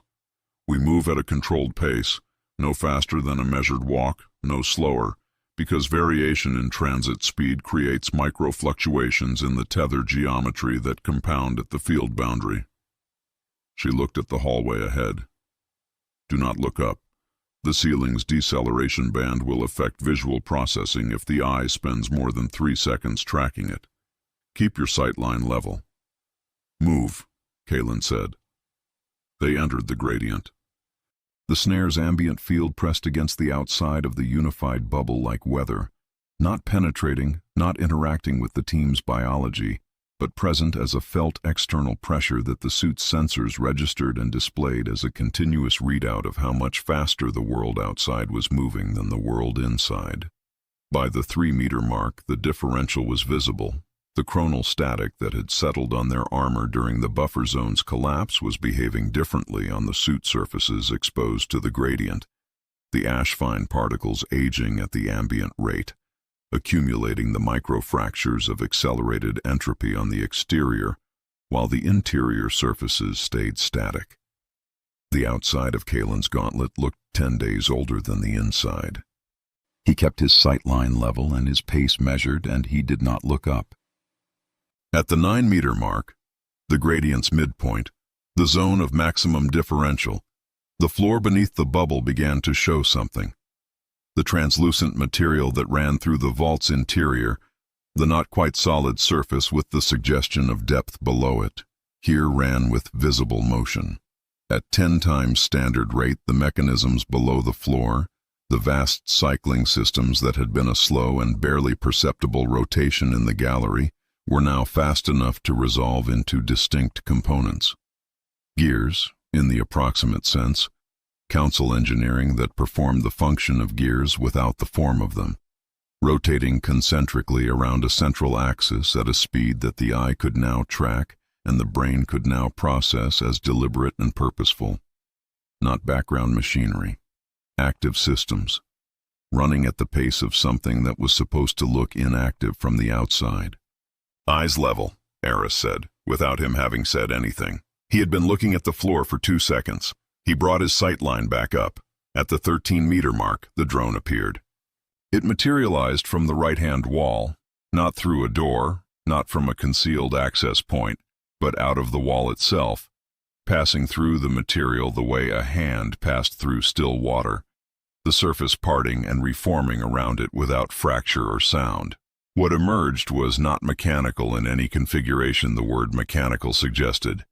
It was a geometric form, a rotating polyhedron of approximately 20 faces, each face a slightly different proportion, the overall shape cycling through configurations without ever settling on one, always in the process of becoming its next form. It moved without transit, appearing at each new position without occupying the space between positions, which meant that tracking it required abandoning any assumption about where it would be and accepting only where it currently was. The tether geometry fractured at the field boundary nearest the drone's position. A 2-centimeter gap between Dresh and Yoko's anchor fields, opened by the drone's temporal mass displacing the local field architecture. The gap closed in under a second as the anchors compensated. The biosensor feeds showed no biological drift in the window. Kalen noted it and did not announce it because the notation was sufficient and announcement was noise. The drone oriented toward the team, not with a face, it had no face, but with a quality of attention that the suit's sensors registered as a targeting solution acquiring. The faces of the polyhedron cycled faster. "What does it shoot?" Kalen said. "It manipulates gravity," Aris said. "Local gravity. It can invert the vector in a radius of approximately 4 meters around a target. It is not a projectile weapon. It is an environmental weapon. It will attempt to separate us." Her thumb was moving fast on the dial. "I can hack it. The drone's operating architecture is geometric. It processes its environment as mathematical relationships rather than physical objects. If I introduce a paradox into those relationships..." "How long?" 30 seconds, 25 if I don't explain it while I do it." "Stop explaining." She stopped explaining. Her multimeter shifted modes. The standard scan configuration folding into the active intrusion configuration, the device projecting a tight beam mathematical signal at the drone's rotating surface rather than reading from it. The drone registered the intrusion. The polyhedron's cycling rate spiked, faces rotating through configurations at a pace that crossed from deliberate into frantic, the geometric form attempting to process a mathematical input that it had not been designed to receive. The drone inverted gravity in a 3-meter radius centered on Aris. She went up. Her boots left the floor, and the momentum of her step carried her laterally as well as vertically, the inverted vector pulling her toward the ceiling at the same rate standard gravity would have pulled her toward the floor. The tether between her anchor and Kalen's held. The bubble stretched, stressed, the field boundary flickering at the extension limit, and she kept the multimeter aimed at the drone from the ceiling with the specific focused calm of someone who had decided that the variable of being upside down was below the threshold of problems that required her primary attention. "Still working," she said. 15 seconds. The drone reoriented, targeted Dresh, inverted. Dresh went up left-handed and without comment. The tether geometry was now operating at its structural limit. 2 team members inverted, their anchor fields stretched to the 2-meter maximum, the unified bubble running at minimum coherence. Kalen felt it through the anchor in his palm, the field pulling against itself, the clocks trying to stay synchronized across a geometry that had been designed for a flat plane and was now operating in 3 dimensions under external stress. 10 seconds, Aris said from the ceiling. The drone targeted Kalen. He felt the gravity vector shift around him, a localized pressure that the suit registered as an external force beginning to assert against his mass. And he activated the Redline option on the anchor. Not the suit's full Redline protocol, not the 5 to 10 year biological cost, but the anchor's emergency clock lock function, which sacrificed the anchor's remaining operational lifespan in exchange for a 3-second window of absolute temporal stability, regardless of external field disruption. The inverted gravity vector hit the clock lock and went nowhere. He stayed on the floor. The anchor's power cell read 0, 1 use, non-recoverable. 5, Aris said. The drone's cycling rate crossed into something that could no longer be called configuration shifting. The mathematical paradox she had introduced into its operating architecture was propagating through its geometric logic. The drone trying to process a relationship that had no valid solution. Its form cycling through every possible configuration in the attempt to find one that resolved the paradox, finding none. Cycling faster. The rotation rate crossing into frequencies that the suit's sensors flagged as structurally destabilizing. Now, she said, the drone unevolved. That was the only accurate word for what happened. It did not break, did not shatter, did not fail in any of the ways that mechanical systems failed. It reverted, the geometric complexity collapsing inward through its own configuration history, 20 faces becoming 12, becoming 6, becoming 4. The sophisticated rotating form reducing through its own developmental sequence in a visible, audible cascade, each reduction producing a low tonal drop, a descending chord of lost complexity, until what remained on the floor of the velocity snare corridor was a dense, irregular lump of raw council alloy, approximately the size and shape of a paving stone, radiating residual temporal heat, and nothing else. The council had built a sentient, geometric intelligence. Aris had introduced a paradox into its mathematics and made it forget how to be complex. The 10,000-year gap in sophistication between the species had just run in the other direction for 30 seconds. Aris and Dresch descended as the gravity inversion collapsed with the drone's operating architecture. They landed without ceremony. Aris picked up the drone's collapsed core, the dense central mass that had been the geometric form's primary processing node, still warm, still radiating the temporal energy of a system that had been running at full capacity until 4 seconds ago. "This," she said, holding it up. "This is what we use to bridge the gap to the next level. The core's residual temporal charge is compatible with the vault's internal navigation architecture. It will read as an access credential. As long as the charge holds, we can use it as a key." She looked at Kalen. "The charge holds for approximately 40 minutes. We have 32 meters of corridor between here and the blueprint room's access threshold," he said. "Move." They moved. 5 meters from the gradient's exit, Kalen looked down once at the floor, at the now visible mechanisms cycling below at 10 times speed, running hot and purposeful and aimed at something, and looked back up and kept walking. The exit threshold arrived without ceremony, and the gradient's pressure against the bubble's exterior released all at once, the ambient field snapping back to vault standard rate, the differential closing, the outside of his gauntlets aging back toward the inside. The chronal static on the exterior surfaces had aged 12 days during the transit. The interior surfaces were unchanged. The suit was holding. The team was holding. Behind them, the velocity snare ran at its calibrated rate, patient and absolute, waiting for the next target with the confidence of something that had never needed to change, because nothing had ever made it through before. The drone's core was warm in Aris's hand. It had been the Council's security. It was now their key. 40 minutes of charge remaining. Kalen did not look back. Chapter 7. The Blueprint Room. The drone core opened the door and Kalen had 31 minutes left to use it. He noted the time, filed it, and stepped through into the blueprint room before the door had finished moving. Hesitation at thresholds was a habit that got people killed in environments where thresholds had their own opinions about the people who crossed them, and this one was no exception. He could feel the door's field architecture reasserting behind him before the last team member cleared the frame, the access credential in the core's residual charge being read and reread by the Council's security layer with the specific persistence of a system that was being asked to authorize something it found improbable. The blueprint room was not a room in any sense that the word prepared you for.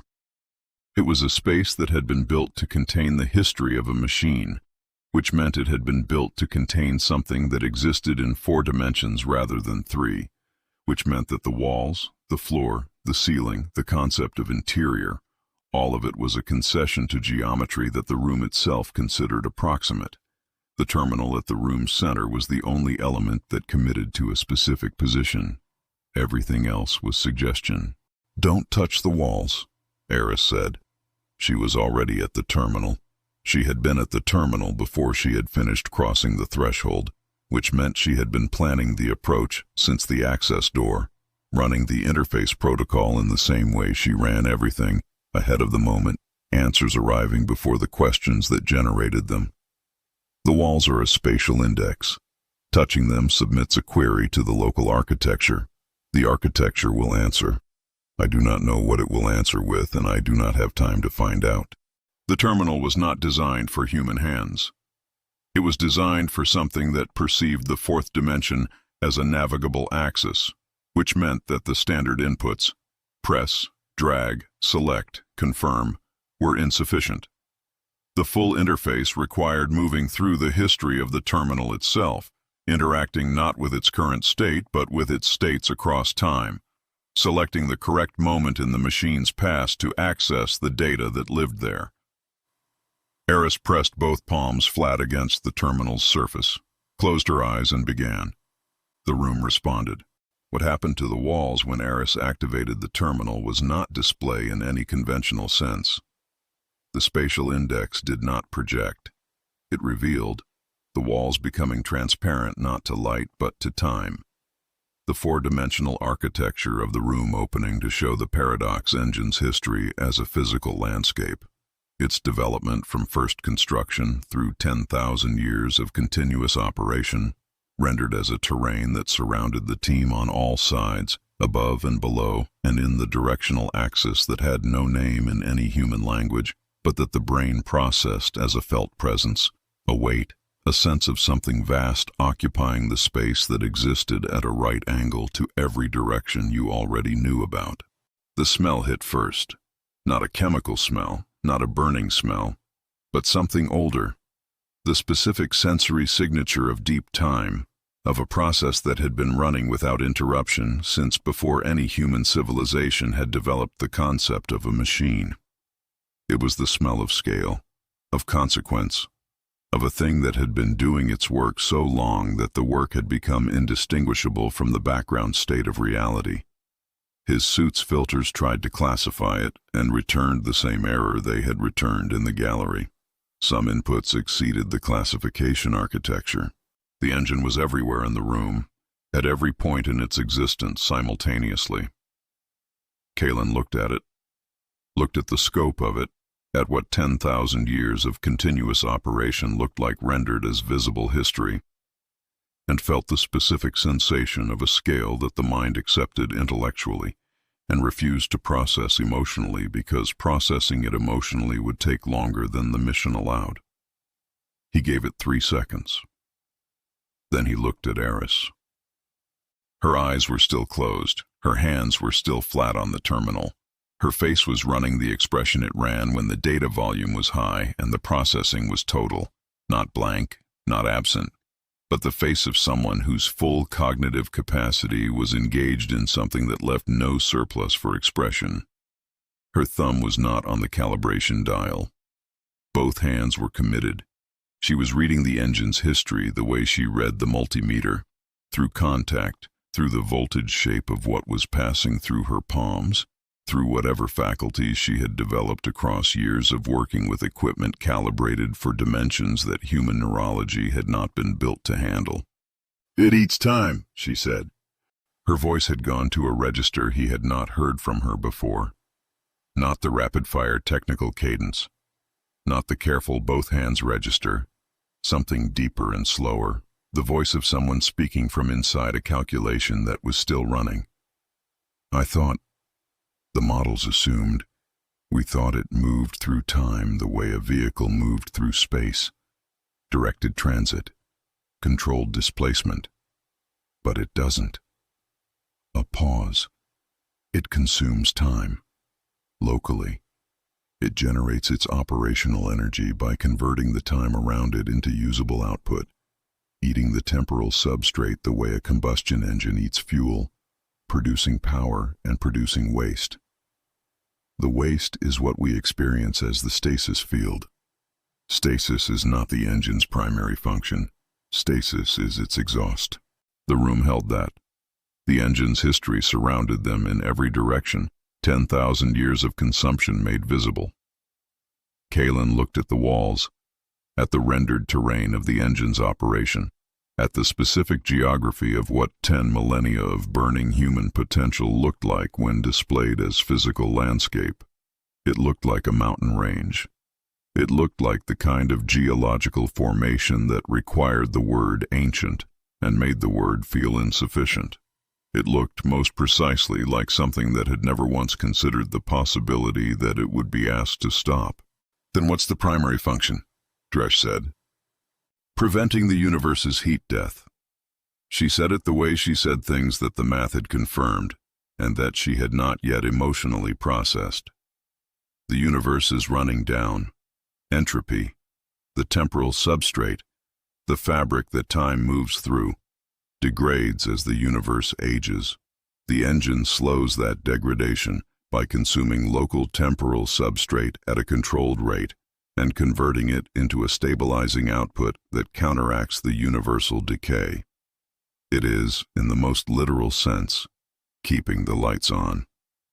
Her hand stayed flat on the terminal. And it has been running on us, on human temporal substrate specifically, on the potential energy of a species that was denied the right to spend its own time, generating the fuel the engine needed to keep the rest of the universe functional. A pause that had weight in it. We were not imprisoned. We were not harvested for convenience. We were load-bearing. The Council built their entire cosmological maintenance architecture around the assumption that humanity would continue to generate the substrate the engine needed indefinitely. The room was very quiet except for the sound of the engine's history existing around them. "It's not a car," Aris said. "It's a furnace, and we've been the coal for 10,000 years." Nobody answered that. The words existed in the blueprint room alongside 10,000 years of evidence that made them something other than metaphor, something other than anger, made them a precise technical description of a situation that had a specific resolution architecture, which was the only frame that was useful now. Kaelin let the silence run for 4 seconds. Then, "The humanity valve. Where is it?" Her eyes opened. She did not look at him. She was looking at the 4-dimensional terrain the walls had become, navigating it the way you navigated something you had just learned to see. Her right hand lifted from the terminal and extended, not pointing exactly, but orienting, the gesture of someone indicating a direction that did not have a name. There, in the engine's distribution architecture, the manifold layer, between the primary intake and the output relay, a control interface, one input, designed to be operated from outside the engine's main body. She paused. It is designed to be operated. It was built with a manual override. The Council included a manual override in the design of the field that imprisoned our species. Why? Because the engine needs variable output. The stasis field's intensity has to be adjustable. Too much suppression, and the substrate generation drops. Too little and the substrate disperses before it can be converted.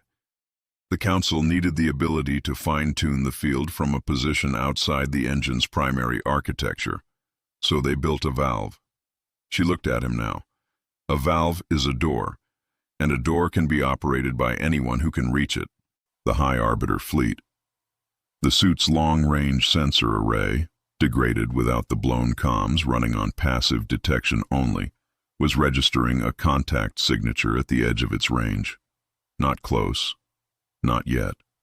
Approaching at a rate that the passive sensor could estimate but not track precisely, which meant the estimate had a margin of error, and the margin of error had operational implications. The contact signature had the mass profile of Council military architecture, not a single vessel, not a patrol unit, but a formation. Something that had been dispatched with the specific resource allocation of an operation that expected resistance. Something that had been dispatched the moment the shunt went live in the gallery's manifold, or perhaps earlier, perhaps at the moment the outer membrane was breached, perhaps at the moment someone in the Council's monitoring architecture noted that 5 human biosignatures had crossed the tether and were no longer in the stasis field. Perhaps the moment Aris's viral shunt had tasted their frequency and the synchron had opened the door. Aris, time to the core shaft. 22 minutes at a controlled pace, 14 if we push past the suit's recommended transit rate in the vault's interior geometry. And the contact signature? She checked the passive sensor feed. Her face did its calculation expression. If it is the Arbiter fleet, if the contact reads correctly, they reach the outer vault perimeter in approximately 38 minutes. 16 minutes of margin. He ran the geometry. 14 to the core shaft, which left 2 minutes of margin at the shaft before the Arbiter fleet reached the outer perimeter. And the outer perimeter was not the core shaft. The perimeter was the perimeter, and the time between the perimeter and the shaft depended on how fast the Arbiter's forces moved through the vault's internal geometry, which he did not have precision data on and was not going to acquire through estimation. Download the evolution codes, he said. Everything on the humanity valve, everything on the engine's distribution architecture, neural link, now. Already initiating. The terminal surface was reading her palms again, data flowing in the direction of transfer rather than query. The codes are extensive. The 10,000 years of accumulated human developmental potential that was diverted through the siphon is encoded in the engine's distribution architecture as a formatted dataset. Unlocking the humanity valve releases it back toward the source, toward us. She paused. It will not be gradual. How not gradual? I do not have a precise model. The pressure behind 10,000 years of diverted potential, released through a single valve simultaneously, is not a scenario the existing physics literature covers extensively. A pause. I believe the word explosive applies. In the evolutionary sense. The download completed. He saw her absorb the impact of it. The neural link receiving the code set. Her eyes moving rapidly through something that existed inside her own visual field rather than in the room. A data volume that arrived all at once and had to be processed in sequence. Her face ran expressions he didn't have names for. Then it settled. I know how to open it, she said. I know exactly how to open it.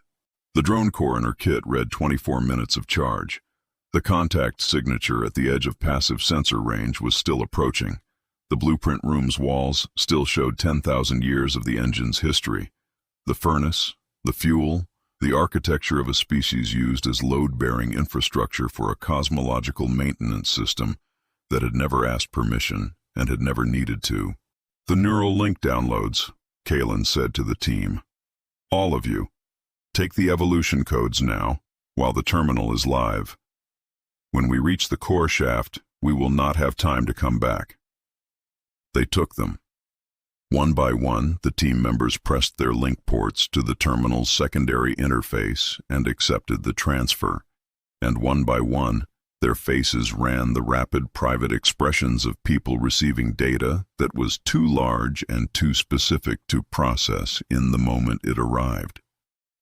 The manual for 10,000 years of stolen human potential, delivered in 20-second increments, sitting in neural storage waiting for the moment it became operational. The data felt different from standard intelligence packages. Standard packages arrived as information. This arrived as weight, as the specific physical quality of carrying something that had belonged to you for 10,000 years and had been held elsewhere, now returned all at once to the address it had always been meant for. Dresch was last, his left hand on the terminal, his sealed right at his side. His face ran its expression and went flat again. He lifted his hand. "Done," he said. "Move," Kalen said. 14 minutes to the core shaft. Push the pace. They moved. Behind them, the blueprint room's terminal went dormant as the access credentials charge finally dropped below operational threshold. The four-dimensional walls closing back to opacity. The engine's 10,000 years of history folding back into the architecture that contained it. In the silence of a room that was now just a room again, the Paradox engine's history existed exactly where it always had. The difference was that now 5 people were carrying the instructions for how to break it. Somewhere behind them, on an approach vector that the passive sensors could estimate but not confirm, the Arbiter fleet was closing. The evolution codes sat in 5 neural links. The core shaft was 14 minutes ahead, and the universe's heat death ran on human fuel, and the valve that controlled the flow of 10,000 years of stolen time was waiting at the end of a shaft that had no floor, in a furnace that had been burning since before any living human being had drawn a breath.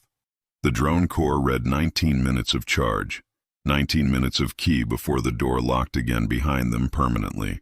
Kalen pushed the pace and did not look back. Chapter 8. The Heart of the Machine. Down did not exist at the core shaft's edge, so Kalen stepped off it anyway. The gravity anchors caught him 3 meters into the descent. The suit's field projectors asserting a synthetic vector against the void that the shaft presented as its floor, its ceiling, its walls, its entire spatial logic.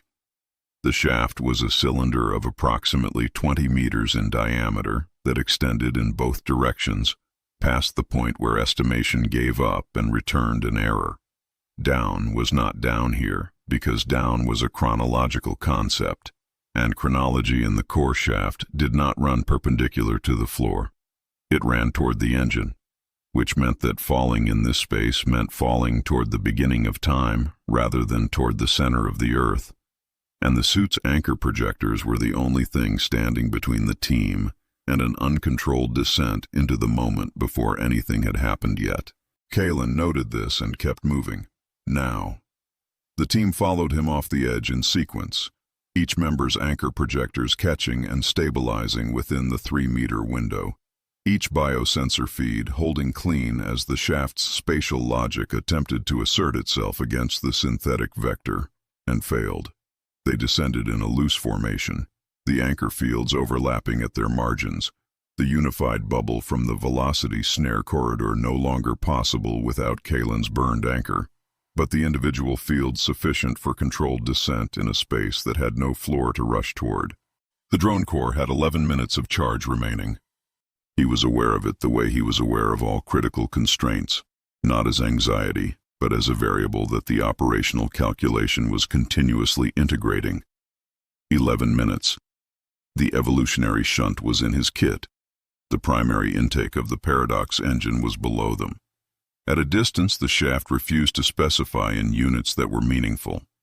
He had 11 minutes of drone core access credential before the vault's security architecture stopped recognizing the team as authorized personnel, at which point the shaft's field dynamics would reassert their default configuration, and the default configuration did not include a synthetic gravity vector. He looked down. Or rather, he looked in the direction the anchor projectors were pulling against, the direction the shaft defined as toward the engine, and he saw it. The Paradox engine. The intelligence files had contained photographs, reconstructions from sensor data, from the reports of previous teams, from theoretical models built from first principles and second-hand evidence. He had studied those photographs until he could close his eyes and render them from memory. The photographs were wrong in the way that a recording of a thunderstorm was wrong, technically accurate in every measurable parameter and entirely inadequate to the experience of standing in one. The engine was a rotating singularity held in a stable configuration by the containment architecture surrounding it. Concentric rings of solid time, a material frozen in the act of temporal transition, neither fully in the present nor fully in any adjacent moment. The rings were translucent. Light moved through them at a fraction of its standard velocity, slowed by the temporal density of the material, emerging from each ring slightly older than it had entered. The singularity at the center rotated without physics, not caused by angular momentum or conservation laws, but rotating the way a fire burned, not doing something, being something. The rotation was its nature, as fundamental as the compression of the singularity itself. The violet light it produced was not light in the standard sense. It was time, made visible. It was beautiful. The word arrived before he could evaluate it. The aesthetic response preceding the analytical one, the way it always did in the presence of things that were large enough to bypass the brain's evaluative architecture and go directly to the part that simply registered. It was beautiful the way a star going nova was beautiful, completely, without reservation, and in a way that was in no tension whatsoever with the fact that it had been burning his species for 10,000 years, and he was here to break it. "It's beautiful," he said, "and I'm going to break it." Nobody answered. Nobody needed to. The descent continued. The engine grew. Scale was the problem it had been since the first moment of visibility, the problem that kept recurring as they descended because the engine's apparent size did not stabilize the way objects stabilized when you approached them. It kept revealing new detail, new dimension, new layers of the containment architecture that had not been visible from above, the concentric rings of solid time multiplying as they descended past each successive layer, each ring running its own slightly different temporal phase, the light moving through each at a different fractional velocity, producing an interference pattern between the rings that the eye processed as depth and the suit's sensors processed as a temporal pressure gradient that increased by measurable increments with each meter of descent. By the time they reached the primary intake level, the pressure was significant. Significant was the operational word for the suit's biological monitors were filing continuous stress flags that Kalen was continuously clearing because the flags were accurate and the clearing was not a denial of accuracy, but a decision that the accuracy was a constraint rather than a prohibition. His cardiovascular system was running elevated. His cellular repair mechanisms were working against the temporal radiation at a rate that the suit's monitors estimated would produce measurable biological drift over a sustained exposure window. The drift was acceptable within the mission's operational timeline.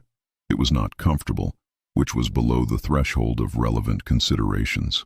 The primary intake manifold was where the engine fed, the point where the temporal substrate that had been siphoned from Earth's frozen population arrived at the engine's processing architecture and was converted from raw potential into operational output.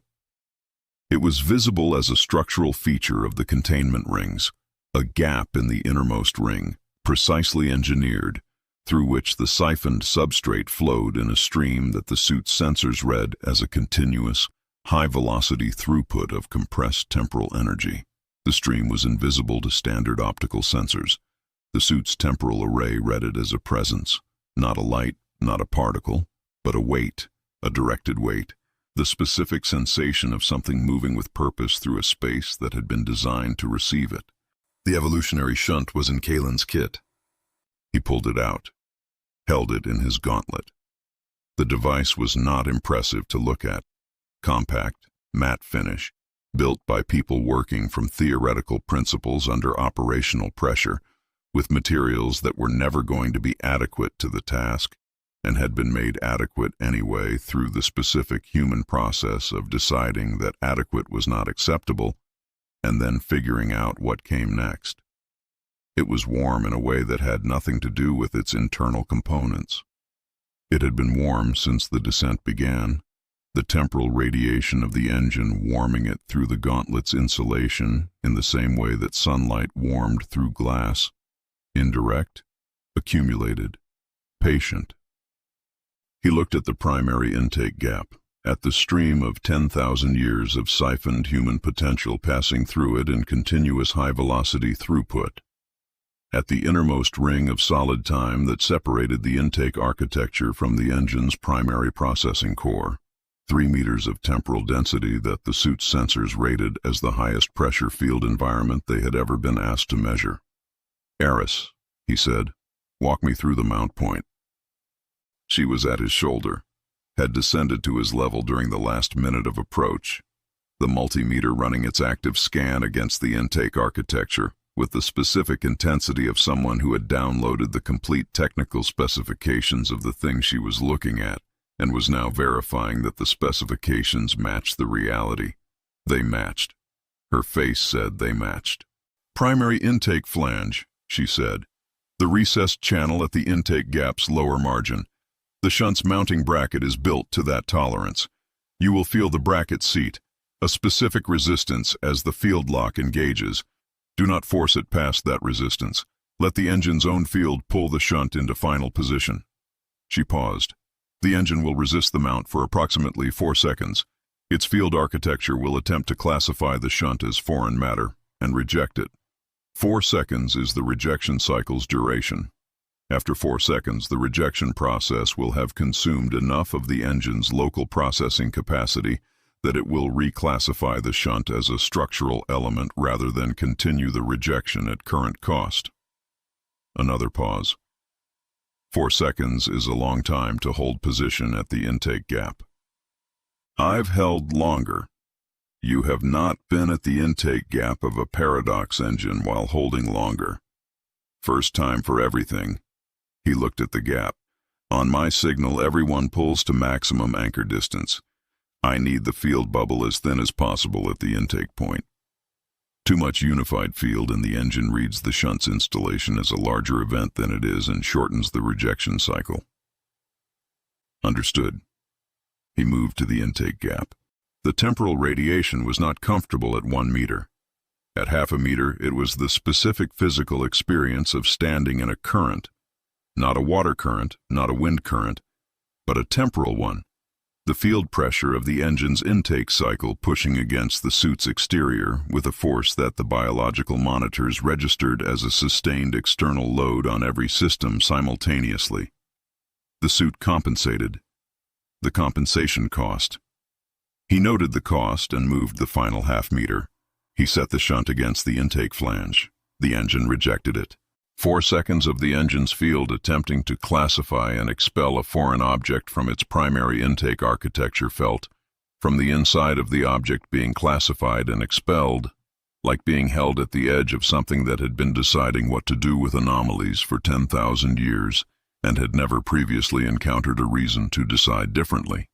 The pressure was absolute, precise, and entirely without malice, which was somehow worse than malice would have been. He held position. 1 second. 2. On second 3, the rejection pressure peaked. The suit's structural monitors spiked. The anchor projectors pushed to maximum. His teeth were pressed together. The shunt was in the flange, and the 4 seconds were the longest 4 seconds of precise operational time he had experienced in a mission that had already contained several candidates. Second 4, the rejection cycle ended. The engine's field reclassified the shunt. The resistance dropped from absolute to negligible in the span of a single processing cycle. The field lock engaging with a solidity that transmitted through the shunt's housing and through his gauntlet and up through his arm as a single definitive click of a thing that had found its correct position. The engine's intake architecture accepted the shunt as structural. The shunt was mounted. He released it and pulled back, and the intake field released him simultaneously. the pressure dropping from sustained external load to ambient in one breath.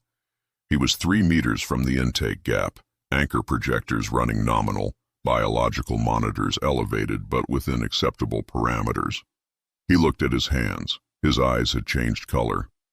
He could not see this directly. The suit's visor did not have an interior-facing optical display. What he had was the reading from the suit's biosensor array, specifically from the optical subsystem, which was flagging an anomaly in the spectral sensitivity profile of both retinas. The anomaly was not damage. It was a shift. The retinal cells that had been exposed to the engine's temporal radiation at point-blank range during the 4-second rejection cycle had been altered by the exposure, their photoreceptor architecture recalibrated by sustained contact with frequencies that human visual systems had not been designed to process. They had processed them anyway. The processing had left a mark. He would not know what color until he found a reflective surface. What he knew now was that the suit's optical subsystem had flagged the change, and that the change was permanent, and that he was not going to spend operational capacity on it. "Shunt is mounted," he said. Field lock confirmed. "Reading it," Aris said. Her voice had gone to the careful register. "The shunt is interfacing with the intake architecture. It is not yet active. The activation sequence requires the override command from the neural link downloads. But it is in position. It is waiting." She looked at the intake gap, at the stream of human potential still flowing through it on its way to the engine's processing core. "When we send the command, 10,000 years of diverted human substrate reverses direction. It stops flowing toward the engine and starts flowing toward the humanity valve. From the valve, back to Earth." She paused. "The engine will not accept this gracefully." "The engine is not going to get a vote," Kalen said. The drone core in her kit read 3 minutes of charge. Above them, in the directional sense that meant away from the engine, the vault's field architecture was shifting. Not the gentle calibration adjustments of standard operational cycling. Something purposeful and large-scale, the field equivalent of a facility preparing for a specific event. The passive sensors were reading it as a formation change. Something that had been at the outer perimeter level was now moving through the vault's internal geometry at a rate that suggested it knew where it was going and had been there before. The Arbiter fleet had entered the vault. 3 minutes of drone core charge. An Arbiter fleet moving through known geometry. A shunt mounted at the primary intake of the Paradox engine, waiting for the command that would send 10,000 years of compressed human potential toward the valve that would release it back to Earth.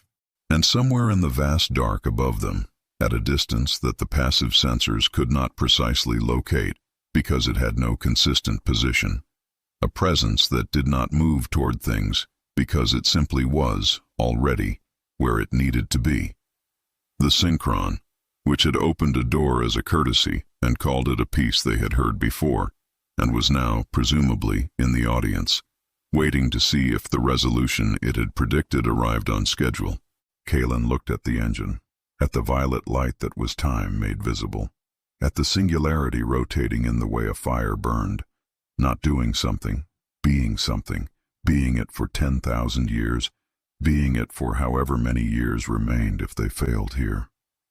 He thought about the rain over Manhattan, hanging in mid-drop for 10,000 years, waiting for permission to fall. "Up," he said. "We hold the manifold until the upload sequence is ready. Then we end this second." They ascended. The engine receded below them, violet and absolute and entirely unchanged by everything that had just been done to it. The shunt was mounted. The engine did not know yet what it had accepted. It would. Chapter 9. The First Override. Aris sent the activation command and the Paradox engine screamed. Not metaphorically. The sound that came out of the core shaft was not an alarm, not a mechanical failure tone, not any configuration of vibration that the suit's audio architecture had a classification for. It was the sound of a system that had been running one continuous process for 10,000 years, having that process interrupted for the first time. And the interruption was being felt in the same way that the process had always been felt, which was everywhere simultaneously. At every frequency, the physical world was capable of generating, in every material, in every structure, in every component of the vault's architecture, transmitting the signal outward from the engine's core, in a wave that hit the distribution manifold platform, and hit the team standing on it, and hit the suit's structural monitors all at once, and registered on all of them as, "This is the moment." The command had come from Aris's neural link, transmitted through the shunt's internal relay to the intake architecture, where it waited in its mounted position, reclassified as structural by the engine's own rejection cycle. Now receiving an instruction the engine's processing layer could not filter, because the shunt was, as far as the engine was concerned, part of itself. The instruction said, "Reverse." The intake flow that had been moving from Earth toward the engine. 10,000 years of siphoned human potential, continuous, uninterrupted, the longest-running theft in the history of any civilization that had ever existed, received the command to stop, to turn, to go back. The engine did not accept this without comment.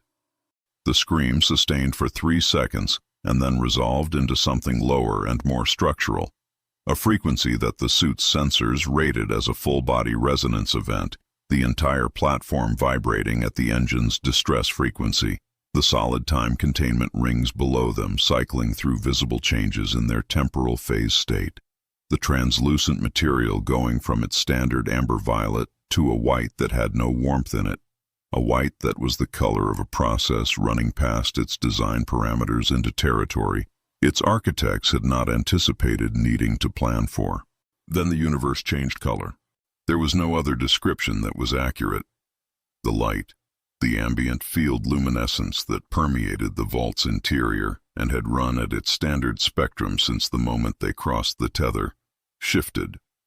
Not gradually, not in stages. Between one moment and the next, the entire visible environment moved from its baseline chromatic profile to a red that was not a standard red, not a red that existed in the human color vocabulary as a familiar quantity, but a red that the suit's optical sensors identified as a Council spectrum alert frequency, a broadcast state being transmitted through the vault's field architecture from a central source, painting every surface in the specific shade of a system that had decided to stop pretending that what was happening was not happening. Council red. The alert was not a sound, it was a color.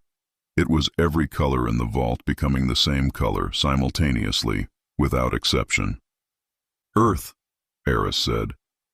He looked at her feed.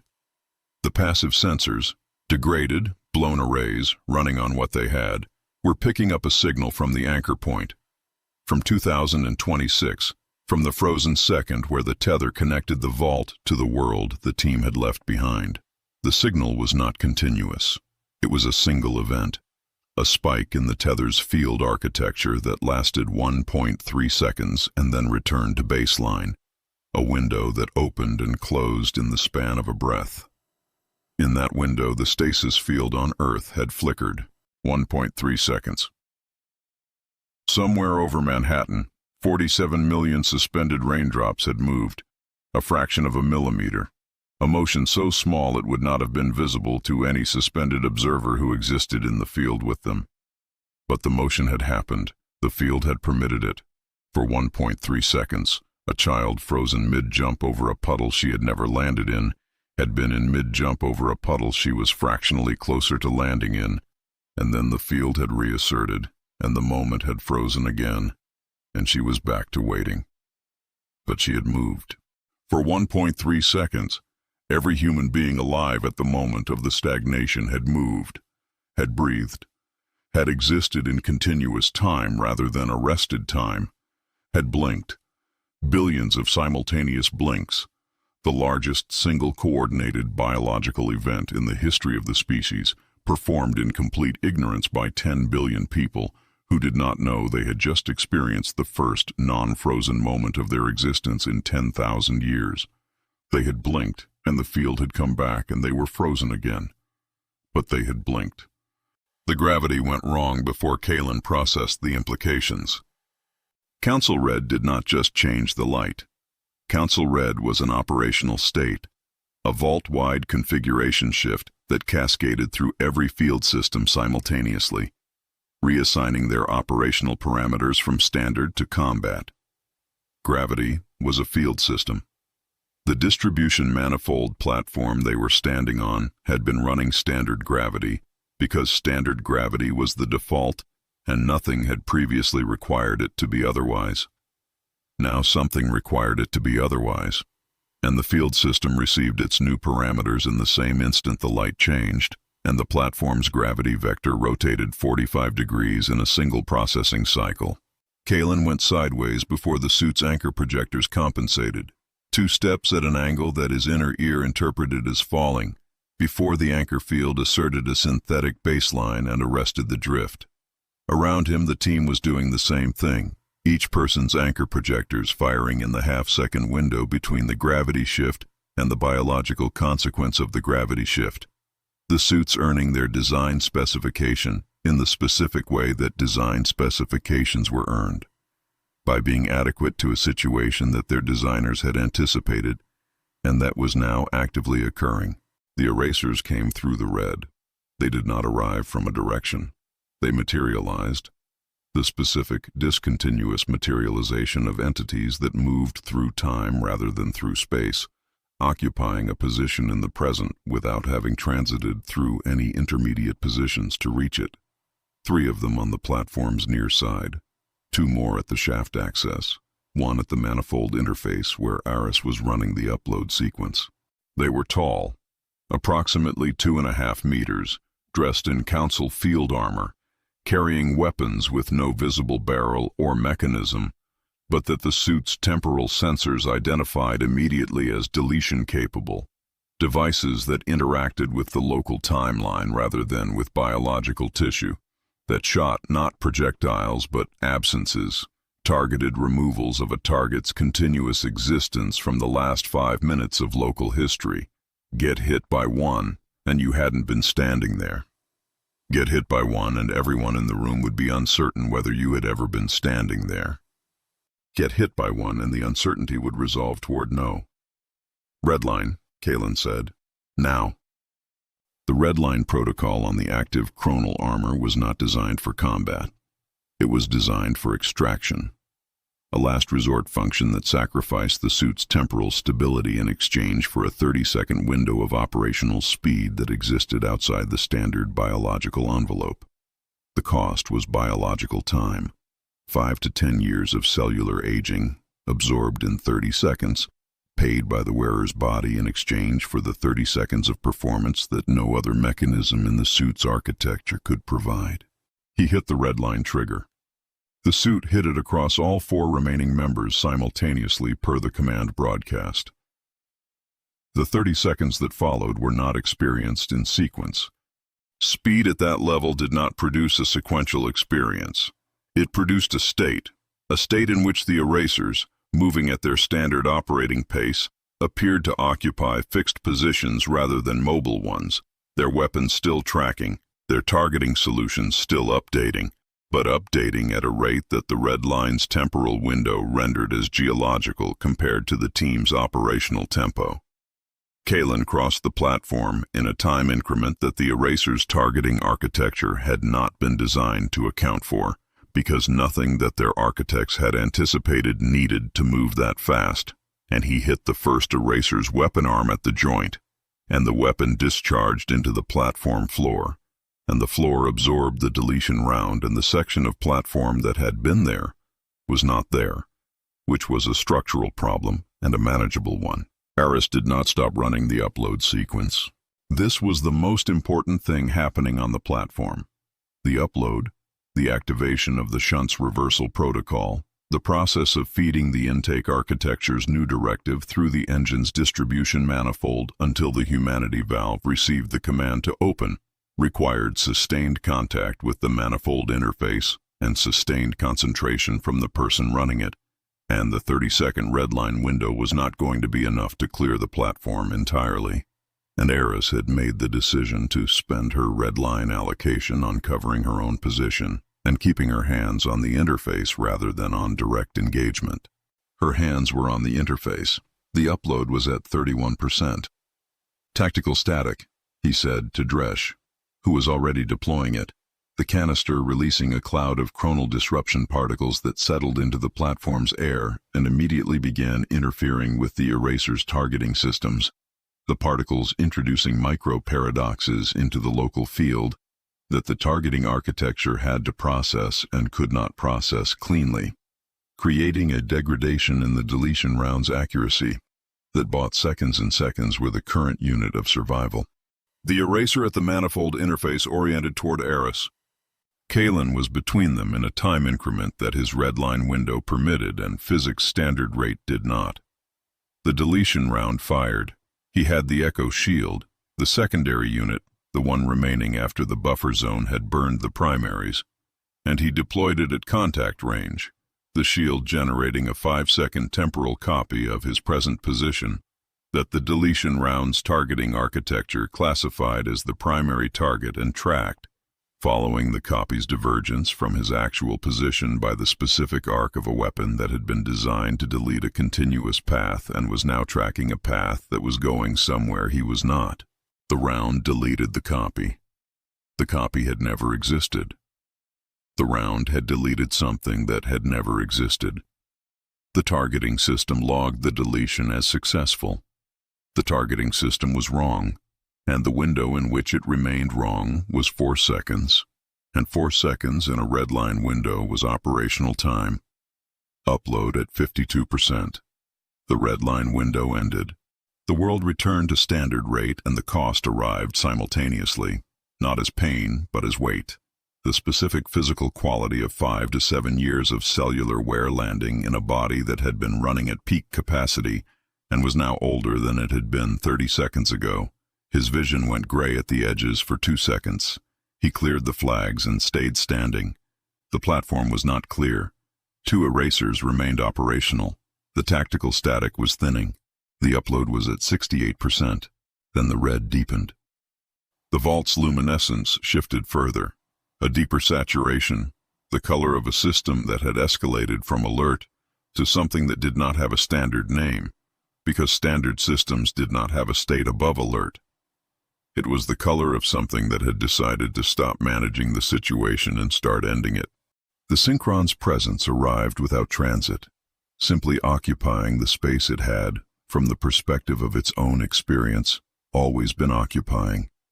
A field state, an organized coherence of frozen light, non-corporeal and more present than everything else in the room. The room existed in time. The Synchron existed above time, looking down at it the way a person looked down at a map. When it spoke, the voice came through every available channel simultaneously.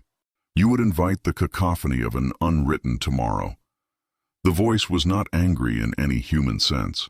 Anger implied a loss of composure, a deviation from a baseline state.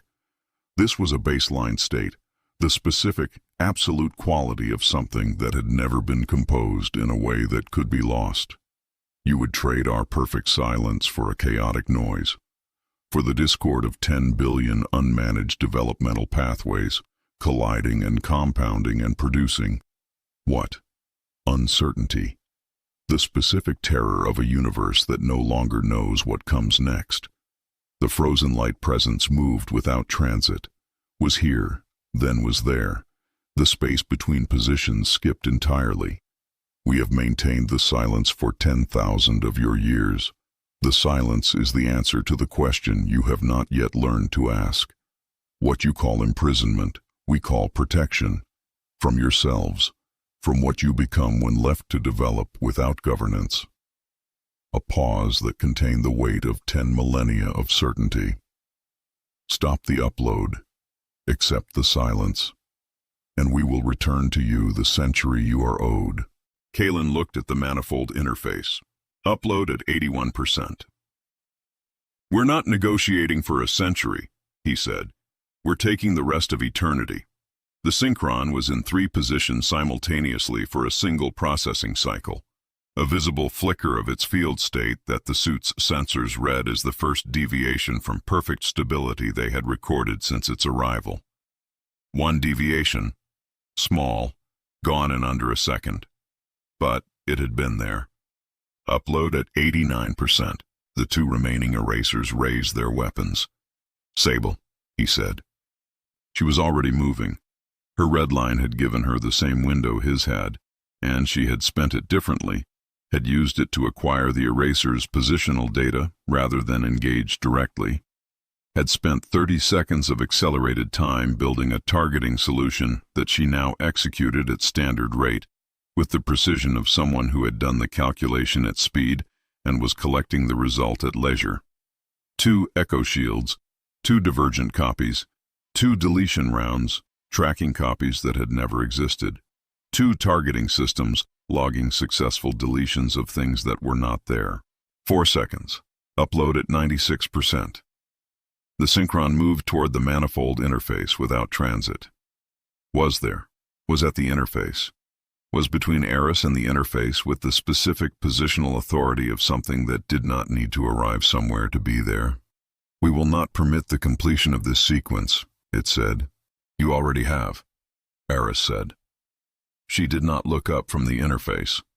Her hands were still on the manifold housing. Her voice was in the rapid-fire register, running hot, running at full operational speed, the register she used when the math was coming in faster than she could speak it.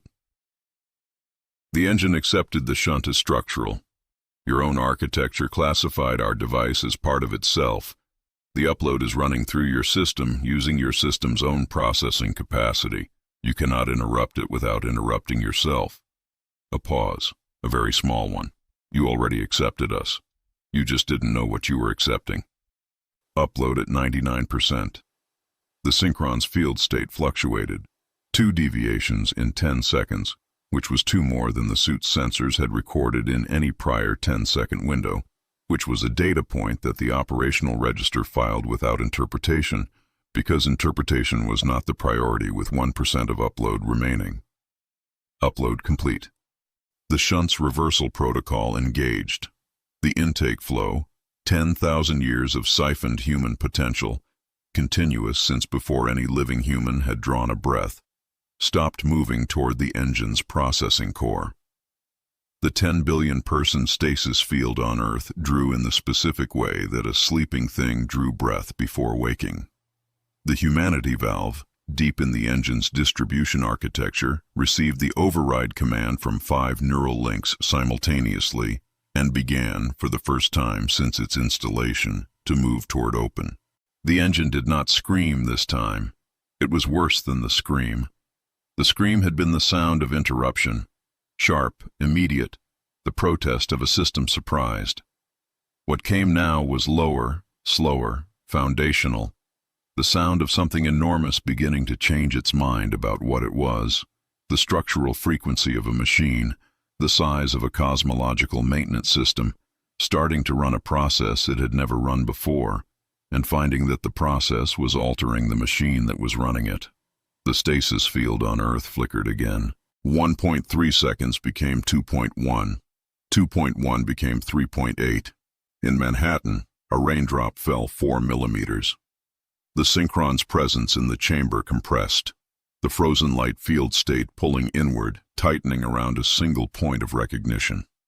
The recognition that the upload was complete, that the machine it had built and defended had accepted a human instruction through a human device it had classified as part of itself, and was now executing that instruction with the same thoroughness it applied to every variable in its operational environment. Its own thoroughness, used against it, by the species it had used as fuel. The raindrop fell 4 millimeters and stopped as the field reasserted, but the field was weaker. The math was running in one direction only. In the core shaft below the distribution manifold, the paradox engine was no longer entirely sure what it was supposed to be doing. The Council had realized their battery was now a bomb. They were the last to know. Chapter 9. The first override. Aris sent the activation command, and the paradox engine screamed. Not metaphorically. The sound that came out of the core shaft was not an alarm, not a mechanical failure tone, not any configuration of vibration that the suit's audio architecture had a classification for. It was the sound of a system that had been running one continuous process for 10,000 years, having that process interrupted for the first time, and the interruption was being felt in the same way that the process had always been felt, which was everywhere simultaneously. At every frequency, the physical world was capable of generating, in every material, in every structure, in every component of the vault's architecture, transmitting the signal outward from the engine's core, in a wave that hit the distribution manifold platform, and hit the team standing on it, and hit the suit's structural monitors all at once, and registered on all of them as, "This is the moment." The command had come from Aris's neural link, transmitted through the shunt's internal relay to the intake architecture, where it waited in its mounted position, reclassified as structural by the engine's own rejection cycle. Now receiving an instruction the engine's processing layer could not filter, because the shunt was, as far as the engine was concerned, part of itself. The instruction said, "Reverse." The intake flow that had been moving from Earth toward the engine, 10,000 years of siphoned human potential, continuous, uninterrupted, the longest-running theft in the history of any civilization that had ever existed, received the command to stop, to turn, to go back. The engine did not accept this without comment. The scream sustained for 3 seconds and then resolved into something lower and more structural, a frequency that the suit's sensors rated as a full-body resonance event, the entire platform vibrating at the engine's distress frequency, the solid time containment rings below them cycling through visible changes in their temporal phase state, the translucent material going from its standard amber-violet to a white that had no warmth in it, a white that was the color of a process running past its design parameters into territory its architects had not anticipated needing to plan for. Then the universe changed color. There was no other description that was accurate. The light, the ambient field luminescence that permeated the vault's interior and had run at its standard spectrum since the moment they crossed the tether, shifted. Not gradually, not in stages.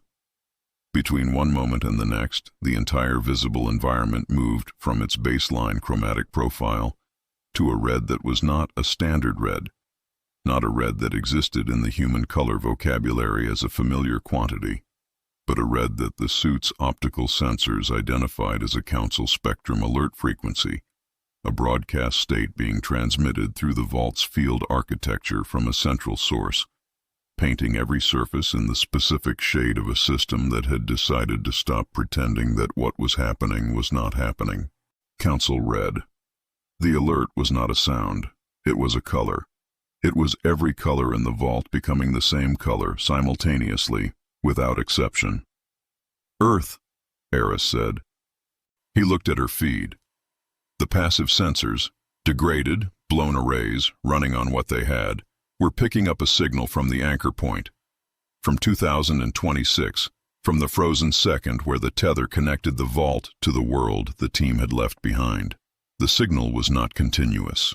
It was a single event, a spike in the tether's field architecture that lasted 1.3 seconds and then returned to baseline, a window that opened and closed in the span of a breath. In that window, the stasis field on Earth had flickered, 1.3 seconds.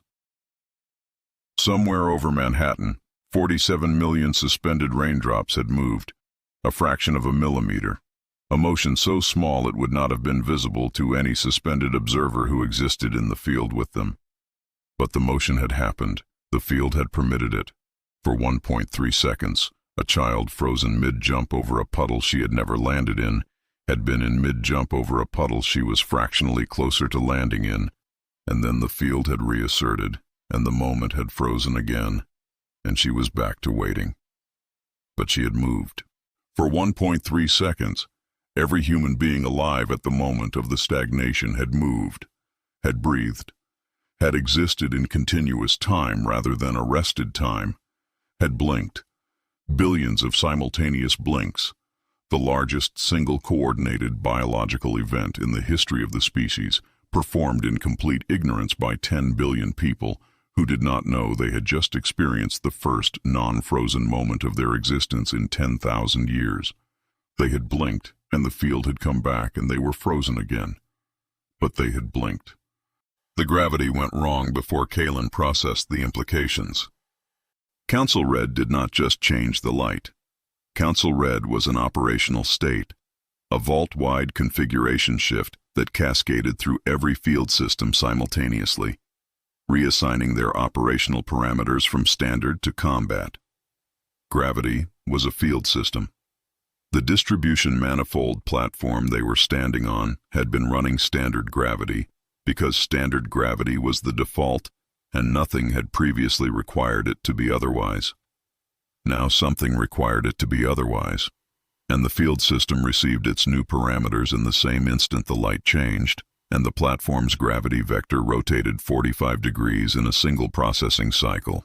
Kalen went sideways before the suit's anchor projectors compensated, 2 steps at an angle that his inner ear interpreted as falling, before the anchor field asserted a synthetic baseline and arrested the drift. Around him, the team was doing the same thing, each person's anchor projectors firing in the half-second window between the gravity shift and the biological consequence of the gravity shift.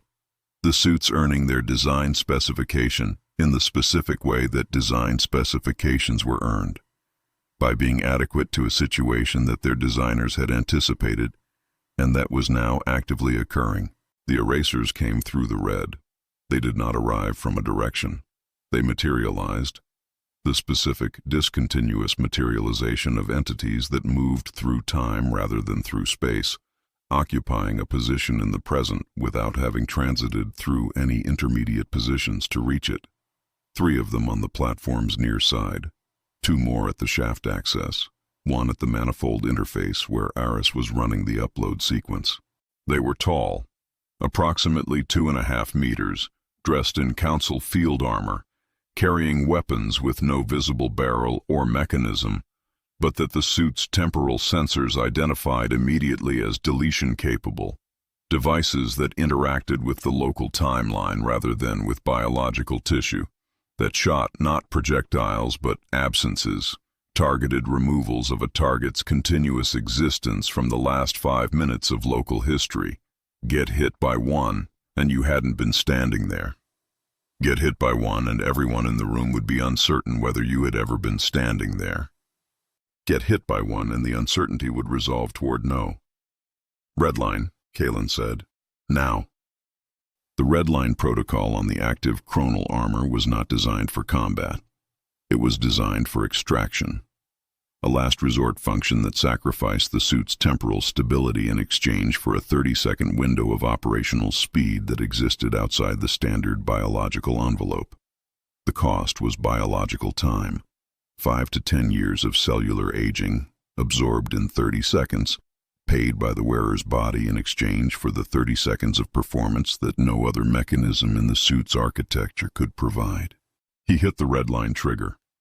The suit hit it across all 4 remaining members simultaneously per the command broadcast. The 30 seconds that followed were not experienced in sequence. Speed at that level did not produce a sequential experience.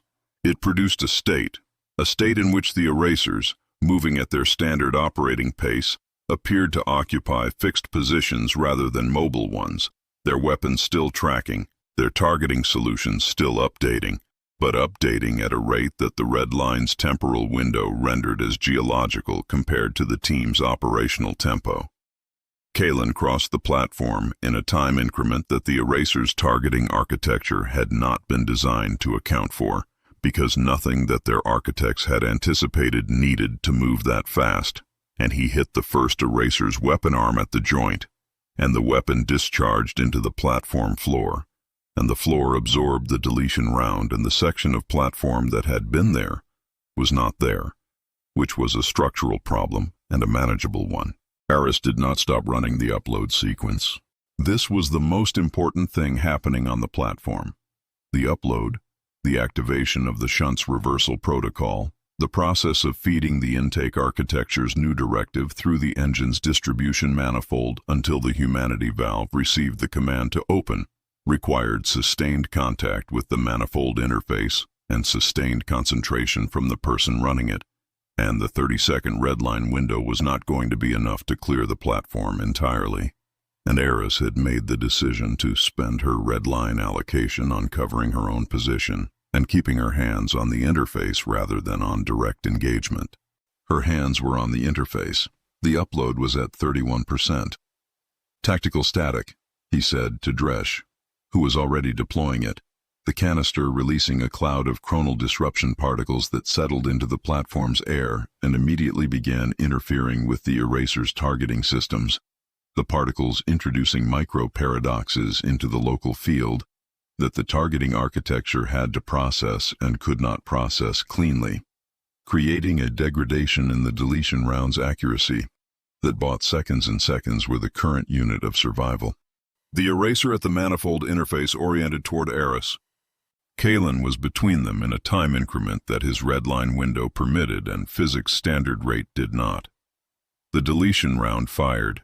He had the echo shield, the secondary unit, the one remaining after the buffer zone had burned the primaries, and he deployed it at contact range, the shield generating a 5-second temporal copy of his present position that the deletion round's targeting architecture classified as the primary target and tracked, following the copy's divergence from his actual position by the specific arc of a weapon that had been designed to delete a continuous path and was now tracking a path that was going somewhere he was not. The round deleted the copy. The copy had never existed. The round had deleted something that had never existed. The targeting system logged the deletion as successful. The targeting system was wrong, and the window in which it remained wrong was 4 seconds, and 4 seconds in a redline window was operational time. Upload at 52%. The redline window ended. The world returned to standard rate and the cost arrived simultaneously, not as pain, but as weight. The specific physical quality of 5 to 7 years of cellular wear landing in a body that had been running at peak capacity and was now older than it had been 30 seconds ago. His vision went gray at the edges for 2 seconds. He cleared the flags and stayed standing. The platform was not clear. 2 erasers remained operational. The tactical static was thinning. The upload was at 68%. Then the red deepened. The vault's luminescence shifted further.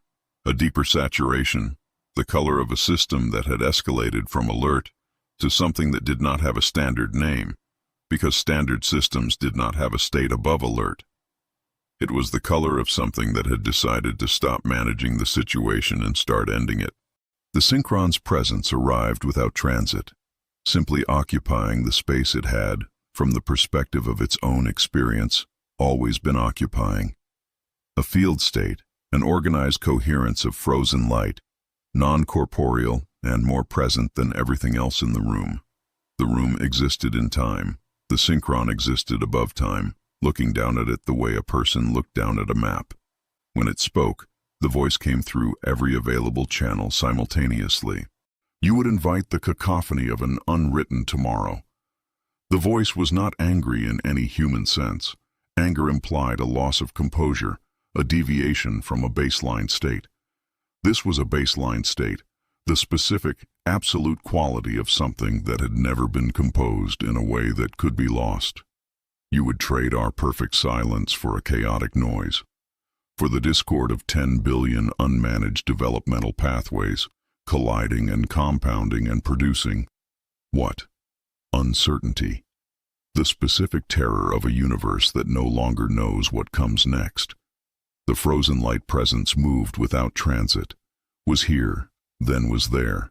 The space between positions skipped entirely. We have maintained the silence for 10,000 of your years. The silence is the answer to the question you have not yet learned to ask. What you call imprisonment, we call protection.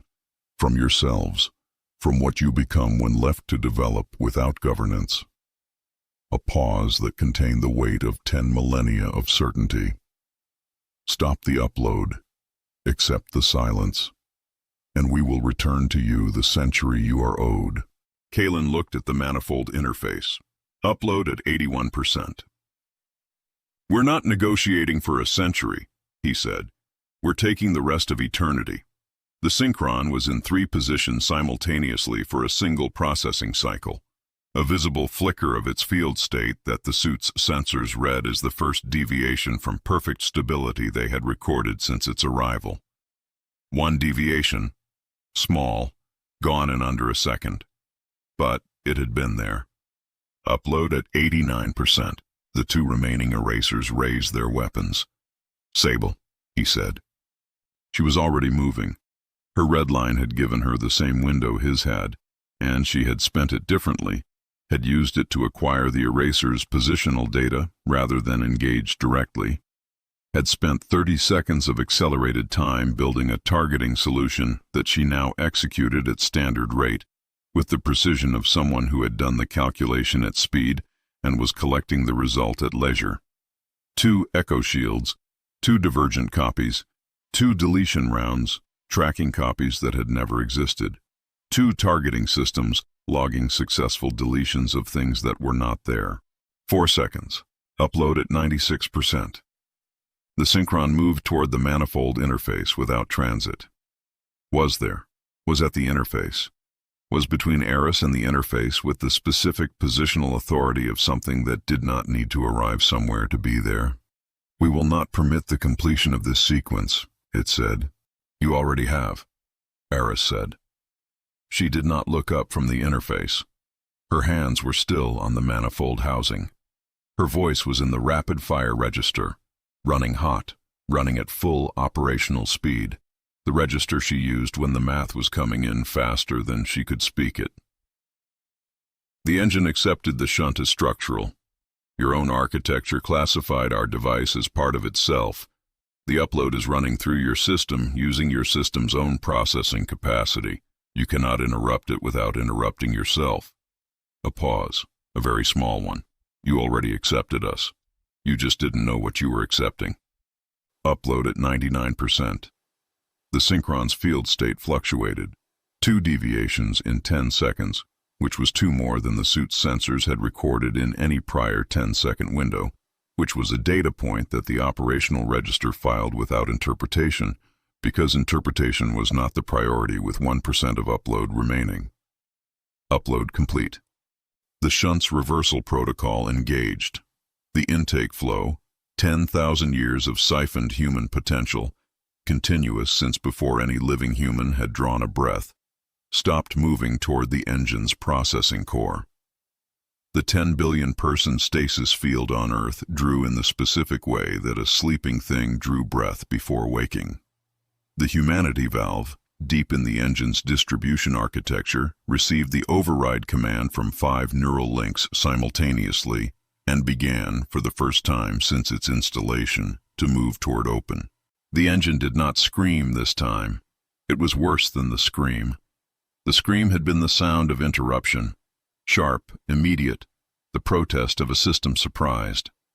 What came now was lower, slower, foundational, the sound of something enormous beginning to change its mind about what it was, the structural frequency of a machine, the size of a cosmological maintenance system, starting to run a process it had never run before, and finding that the process was altering the machine that was running it. The stasis field on Earth flickered again. 1.3 seconds became 2.1. 2.1 became 3.8. In Manhattan, a raindrop fell 4 millimeters. The synchron's presence in the chamber compressed, the frozen light field state pulling inward, tightening around a single point of recognition. The recognition that the upload was complete, that the machine it had built and defended had accepted a human instruction through a human device it had classified as part of itself, and was now executing that instruction with the same thoroughness it applied to every variable in its operational environment. Its own thoroughness, used against it, by the species it had used as fuel. The raindrop fell 4 millimeters and stopped as the field reasserted. But the field was weaker. The math was running in one direction only. In the core shaft below the distribution manifold, the paradox engine was no longer entirely sure what it was supposed to be doing. The Council had realized their battery was now a bomb. They were the last to know. Chapter 10. The Eraser Siege. 11 erasers and no echo shields, and the upload was complete, and none of that mattered if they lost the manifold. Kalen had the count from the passive sensors. 11 distinct temporal signatures materializing on and around the core platform in the 40 seconds since the upload completed, each one occupying its position the way the Synchron occupied positions, without transit, without approach, simply present where it had decided to be present. 11 beings that shot absences rather than projectiles. 11 weapons calibrated to remove a target's continuous existence from the last 5 minutes of local history. 5 team members with spent Redline reserves and no echo shields, and the specific operational problem of needing to hold a position against a threat that did not kill you but erased you, which was worse than killing in the specific way that a thing was worse when the people around you could not even hold the loss. The first deletion round hit Yoko. Not center mass.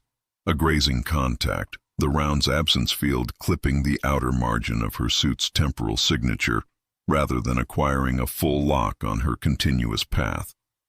A full lock would have been unrecoverable.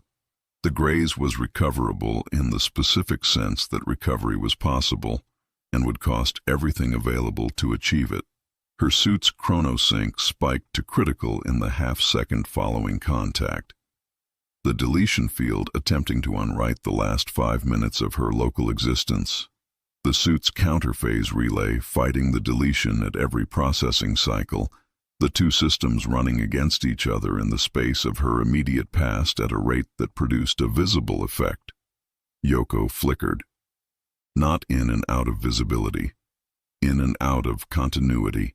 Her present moment position stuttering against the deletion field's attempt to establish that she had not been in that position, that she had not been in any position, that the sequence of moments constituting her recent existence was a draft rather than a record. The suit held. The counterphase relay won by a margin that the biosensor feed expressed as 3% above the threshold for full deletion. 3%. Tactical static, Kalen said. Everything we have left. Dresh had 2 canisters remaining.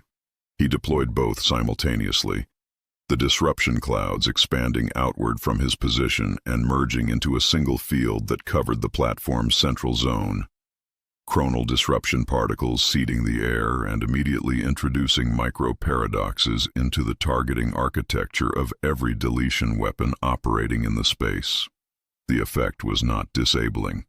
It was degrading, the eraser's targeting solutions becoming imprecise, the deletion round's path acquisition running slower and less accurately, through a field that kept introducing logical inconsistencies into the weapon's continuous path calculations. Imprecise was not safe. Imprecise was survivable, for a defined window. "How long does the static hold?" he said. 4 minutes, Dresh said. "Maybe 3.5. 4 minutes to hold 11 erasers on a platform where the upload was complete, but the humanity valve's opening sequence was still running. Aris had confirmed it was running, confirmed the reversal protocol was propagating through the engine's distribution architecture toward the valve, confirmed that the process could not be interrupted externally, now that the shunt had been accepted as structural. The process was running. The process required time to complete. Time was the thing they were defending. "If they hit you, you never existed," Kalen said. Not a warning, a statement of operational parameters, delivered in the specific register that the team had learned to receive as, "This is the constraint, here is how we function within it." Hold the line. The erasers moved in coordinated patterns that were not tactical in the human sense, not flanking, not suppressing, not using terrain. They used time. The coordination was temporal, each eraser occupying a position that had been calculated relative to the team's recent past, rather than their present location, attacking from the coordinates where the team had been 3 seconds ago, and expecting the deletion field to propagate forward from that past position into the present. Chronal flanking, in the technical register. The synchron's standard doctrine, adapted for its units. The counter to chronal flanking was speed. Specifically, moving fast enough that the 3-second gap between a target's past position and present position exceeded the deletion field's propagation range. The math was not comfortable. The red line was spent. Moving fast enough without the red line meant moving at the outer edge of what unaugmented human biology could sustain under operational load, which was faster than it sounded and not fast enough to make the math comfortable. He moved anyway. The pattern was not heroic. It was geometric. Kalen reading the eraser's temporal positioning from the passive sensor feed and cutting between their past target coordinates at angles that kept him in the gap between where the deletion fields were aimed and where they terminated, using the tactical statics degradation effect to widen those gaps fractionally, using the widened gaps to stay continuous, to stay in the record, to stay in the specific 5-minute window of local history that the deletion rounds were trying to edit him out of. Each move was a calculation. Each calculation was executed at the speed available and assessed for the next one before the current one resolved. Sable was running the same pattern on the platform's far side. He could see her in the sensor feed, tracking the eraser positions by the same passive data, cutting the same angles with the specific efficiency of someone who had spent her redline allocation on building positional data and was now spending that data at a rate that kept her in the 5-minute record by margins that the biosensor feed expressed as percentages that he did not look at directly, because the percentages were below the threshold of what he could act on and above the threshold of what was comfortable to know. Dresh was at Aris's back. This was the correct allocation. Aris could not run the geometric pattern and maintain contact with the manifold interface simultaneously, and the manifold interface was the reason they were holding the platform, and holding the platform was the only reason any of the geometric pattern mattered. Dresh at her back meant one person whose entire operational output was devoted to keeping the deletion rounds away from the one person whose entire operational output was devoted to the valve's opening sequence. One person standing between the mission and everything the mission had cost to reach. His field-sealed arm was at his side. His left hand held the last piece of tactical static equipment remaining in the team's kit, a single proximity charge, not a canister, a point detonation device that created a localized disruption field at the moment of detonation, rather than a sustained cloud. One use. He was holding it and watching the erasers and making the calculation about when one use was the right use. An eraser acquired a targeting lock on Aris, not a graze. A full lock. The deletion field's path acquisition running clean through the tactical statics degradation because the eraser had found a gap in the particle density, a micro-corridor of clean air between disruption clusters, and had positioned its targeting solution in that corridor with the specific patience of a system that had been calculating patiently since before the static was deployed and had been waiting for exactly this configuration. Dresh detonated the proximity charge between the eraser and Aris at contact range. The localized disruption field expanded in a sphere of approximately 2 meters radius and hit the eraser's targeting solution at the moment of deletion round release, introducing a paradox into the continuous path calculation at the worst possible moment for a weapon that required an uninterrupted path to function. The round fired. The round's path acquisition dissolved in the disruption field. The round deleted a 2-meter section of ambient vault atmosphere that had not been the target and registered the deletion as a logical error and ceased to propagate. Aris did not look up from the interface. Dresh had nothing left. "Static is thinning," he said. His voice was flat and dry and carried the specific quality of a man who had just spent his last operational resource and was now performing a new calculation with a different variable set. Estimate 90 seconds before the degradation effect drops below the threshold that's keeping their targeting imprecise. "Aris," Kalen said. "Time to valve completion." 2 minutes and 17 seconds, she said, without looking up. "The propagation is running at the rate the engine's own architecture supports. I cannot accelerate it. The engine decides how fast it accepts the instruction." 2 minutes and 17 seconds. 90 seconds of tactical static. 87 seconds of unprotected platform with 11 erasers and no countermeasures, and 5 team members whose Redline reserves were spent, and whose echo shields were depleted, and whose margin on the last close contact had been 3% above the threshold for a deletion that no one in the room would have been able to remember.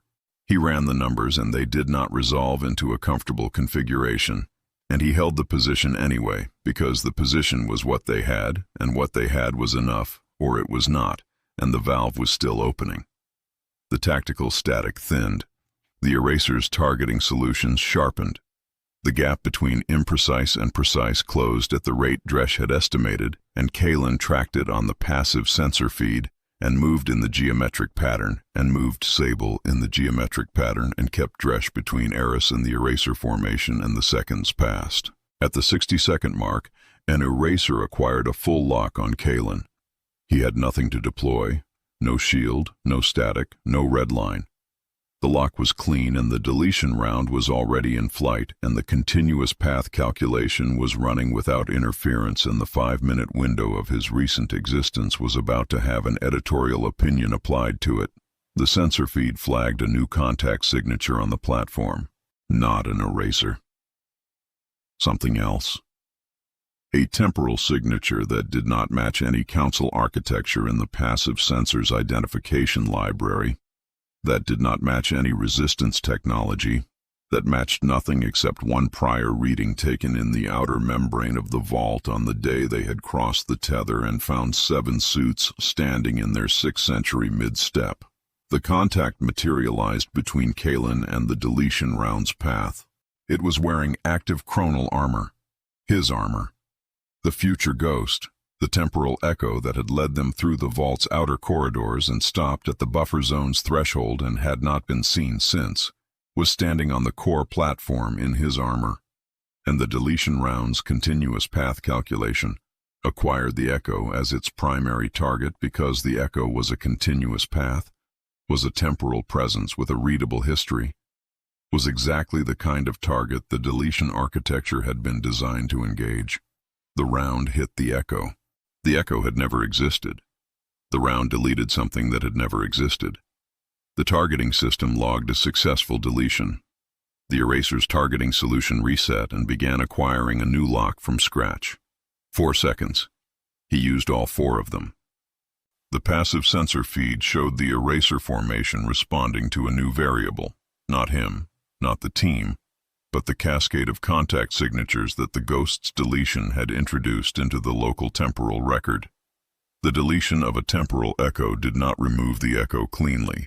It removed the echo and left the record of the echo's existence as a paradox, a presence that had been acknowledged by the targeting system as real at the moment of acquisition, and that was now confirmed as never having existed, 2 contradictory records occupying the same local timeline simultaneously. 11 eraser targeting systems were attempting to process the paradox and recalibrate, and the recalibration was taking time, and time was the asset. "Aris," he said. 40 seconds, she said. He held the platform for 40 seconds. It was not clean. The eraser's targeting solutions came back online in sequence rather than simultaneously as each individual unit completed its paradox recalibration, which meant the 40 seconds were not 40 seconds of safety, but 40 seconds of rolling threat as one unit after another returned to operational targeting, while the others were still processing.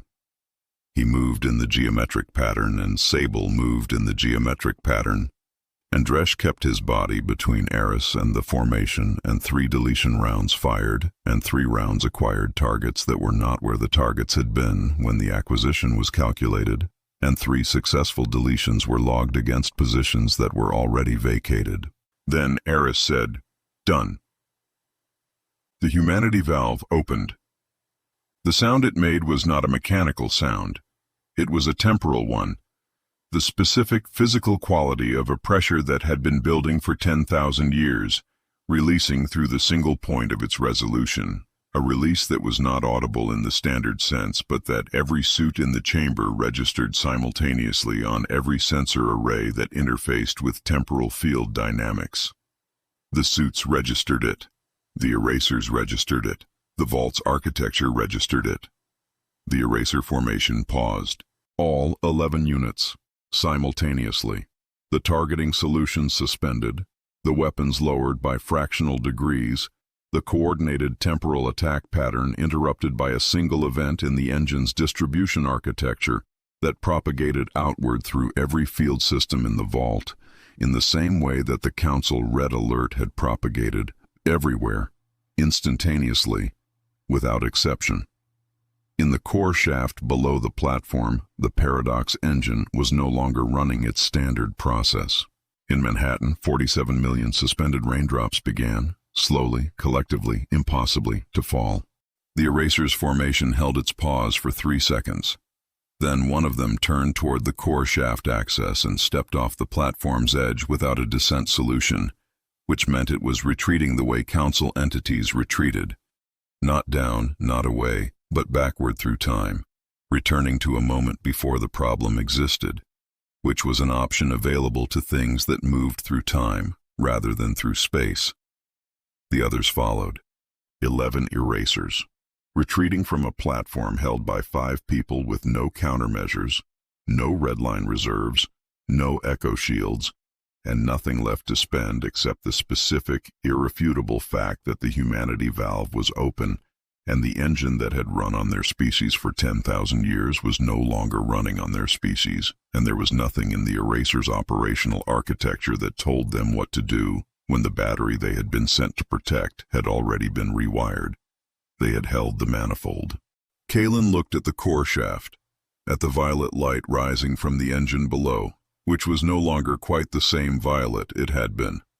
The frequency shifting at the margins. The color of 10,000 years of one process shading toward the color of something that had never run before. Something that was running now for the first time, and was going to need a new name when anyone had the time to give it one. The rain was falling in Manhattan. Not quickly, not all at once. But the field was releasing, and the rain was falling, and the 10,000-year debt to gravity was being paid in the specific incremental way that enormous debts were paid. One drop at a time, each one a small, irreversible fact in a sequence that was now going to finish, regardless of what anyone did next. Aris's hands were on her knees. Her head was down. She was breathing at the 4-count rhythm that the team used when the body needed to be told it was allowed to continue. He let her breathe for 4 seconds. "Up," he said. "The valve is open. Now we make sure it stays that way." Chapter 11. The Genetic Redline. The 10,000 years hit Kalen in the spine first, not metaphorically. The neural link download from the blueprint room had been sitting in storage since it was received. The evolution codes, the humanity valve's activation architecture, the complete formatted dataset of 10 millennia of diverted human developmental potential. And when the valve opened and the reversal protocol engaged and the intake flow began moving back toward its source, the codes in the neural link recognized the incoming signal, the way a key recognized a lock, and the recognition was not gradual. It was instantaneous. The stored data activated and began interfacing with the biological substrate of the person carrying it, and the interface felt like 10,000 years of compressed human potential deciding that it had been patient long enough. The spine first, then the visual cortex. The visual cortex change was the one he could measure.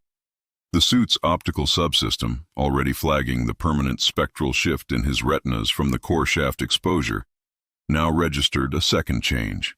Deeper, more systematic. The photoreceptor architecture not just recalibrated but expanded. New receptor types activating in tissue that had not previously contained them. The eye gaining sensitivity to frequencies it had never been designed to process. because the design had been running on the assumption that 10,000 years of evolutionary development was not going to arrive all at once on a platform in an extra-dimensional vault. The assumption had been wrong. He saw through the platform. Not visually, not in the sense of optical transparency, not in the sense of the material becoming less solid, in the sense that the fourth dimension resolved, for the first time, as a navigable axis rather than a theoretical construct. He could see the platform's history as a spatial property of the platform itself, the material showing its own past as a visible depth, the present surface existing at the foreground of a structure that extended backward through time, the way a physical object extended backward through space, the entire developmental timeline of the vault's construction, visible as a kind of geological record in the material beneath his boots. The event horizon breach.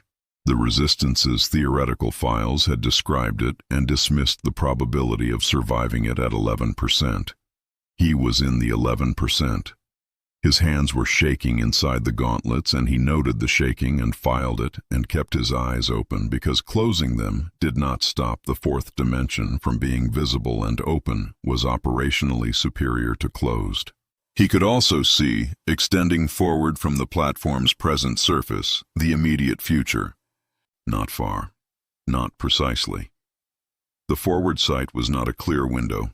It was a smear, a probability distribution rendered as visual texture, the range of possible near-term configurations of the space around him, overlaid on the present like a double-exposure photograph where one image was sharp and one was a weighted average of what might come next.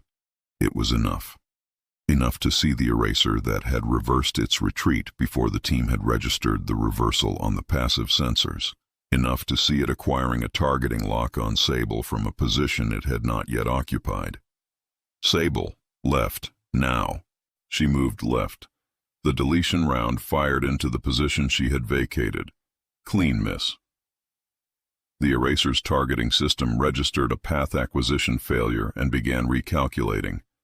Kalen was already looking at the recalculation's probable output, the smeared forward probability showing the next acquisition angle, and was already saying, left again, before the eraser had committed to the angle. Sable moved left again. Another miss. "What are you seeing?" she said. "Everything," he said. And then, because that was not operationally useful, approximately 4 seconds ahead, probability weighted. "It is not precise." "It does not need to be precise," Aris said from the manifold interface, and her voice had changed. Not the careful register, not the rapid-fire register, but something new. A register he had not heard from her before, slower and more resonant. The voice of someone speaking from inside a cognitive space that was larger than the one they had occupied an hour ago. "It needs to be directional. Direction is enough." A pause. "I can see the engine's entire distribution architecture. Not on the multimeter. Without the multimeter. The field topology is, I can read it the way I read voltage through my palm, but it is not my palm anymore. It is something that does not have a name yet, and the topology is..." She stopped. "The erasers are going to flank left in 11 seconds, all of them, simultaneously. They are coordinating through a temporal channel I can now perceive, and they have decided that the geometric pattern we have been running is predictable, and they are correct." 11 seconds, Kalen said. "Dresh, Yoko." "I see it," Dresh said. Not the flat operational tone. Something with an edge to it.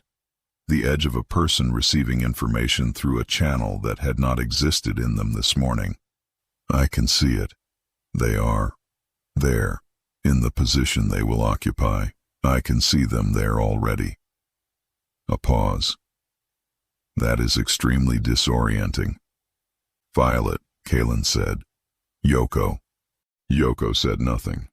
This was not unusual. Yoko's operational register ran quiet as a default. Communication compressed to minimum necessary bandwidth. What was unusual was the quality of the silence. He looked at her biosensor feed. The feed showed a cellular event that the suit's biological monitors had no classification for. Not damage, not deterioration. The cellular structure of Yoko's body was undergoing a transformation that the monitors attempted to describe in the vocabulary of biological processes and found insufficient for the task. Not mutation in the pathological sense, not injury, but a reorganization that was moving faster than the monitor's sampling rate could resolve. The structure changing between samples at a rate that produced a readout of cannot confirm current state. Check next cycle. Next cycle. Cannot confirm current state. Yoko, he said. I'm here, she said. And then, I'm also. I am not sure where else I am. The codes are running differently in me than in the rest of you. I can feel the difference. I think the counterphase relay damage from the deletion grays is interfering with how the codes are being received. A pause that was not a standard operational pause. I think I may be going somewhere you cannot follow. Yoko, hold the manifold, she said. That is the priority. I will manage what is happening to me, and you will hold the manifold, and we will assess the situation when there is time to assess it. There was not time to assess it. The erasers flanked left, all of them, simultaneously. Exactly as Aris had predicted 11 seconds before they did it, and the prediction had been accurate to within the margin of what four-dimensional sight could confirm as a probability rather than a certainty, which meant the prediction had been accurate enough. The team was not in the positions the erasers had calculated they would be in. The erasers' targeting solutions acquired empty space where the team was supposed to have been standing and registered path acquisition failures across their entire formation simultaneously and began the recalculation cycle. The recalculation took 4 seconds. In those 4 seconds, Kalen moved at a speed that the Redline had previously required a biological cost to access. The evolutionary codes were running in his biology, and the biology was running differently than it had run this morning, and the difference included, among things that he had not yet had time to enumerate, a baseline operational speed that was not the Redline but was adjacent to it. Not the 30-second burst of the suit's emergency protocol, but a sustained shift in the ceiling of what his unaugmented physical performance could produce. Not infinite, not without cost. But the cost was being paid in a currency he had not previously had access to, drawn from the reservoir of 10,000 years of accumulated human potential that was currently in the process of being returned to its owners, of which he was one. He crossed the platform in the 4-second window and was in the eraser formation before the recalculation completed. What happened in the eraser formation was not combat in the configuration that the word combat suggested. It was a physics problem, the problem of beings that attacked by targeting a continuous path, discovering that the thing inside their formation was no longer moving in a path that their targeting architecture had been designed to acquire. The evolutionary codes had not given him speed, precisely.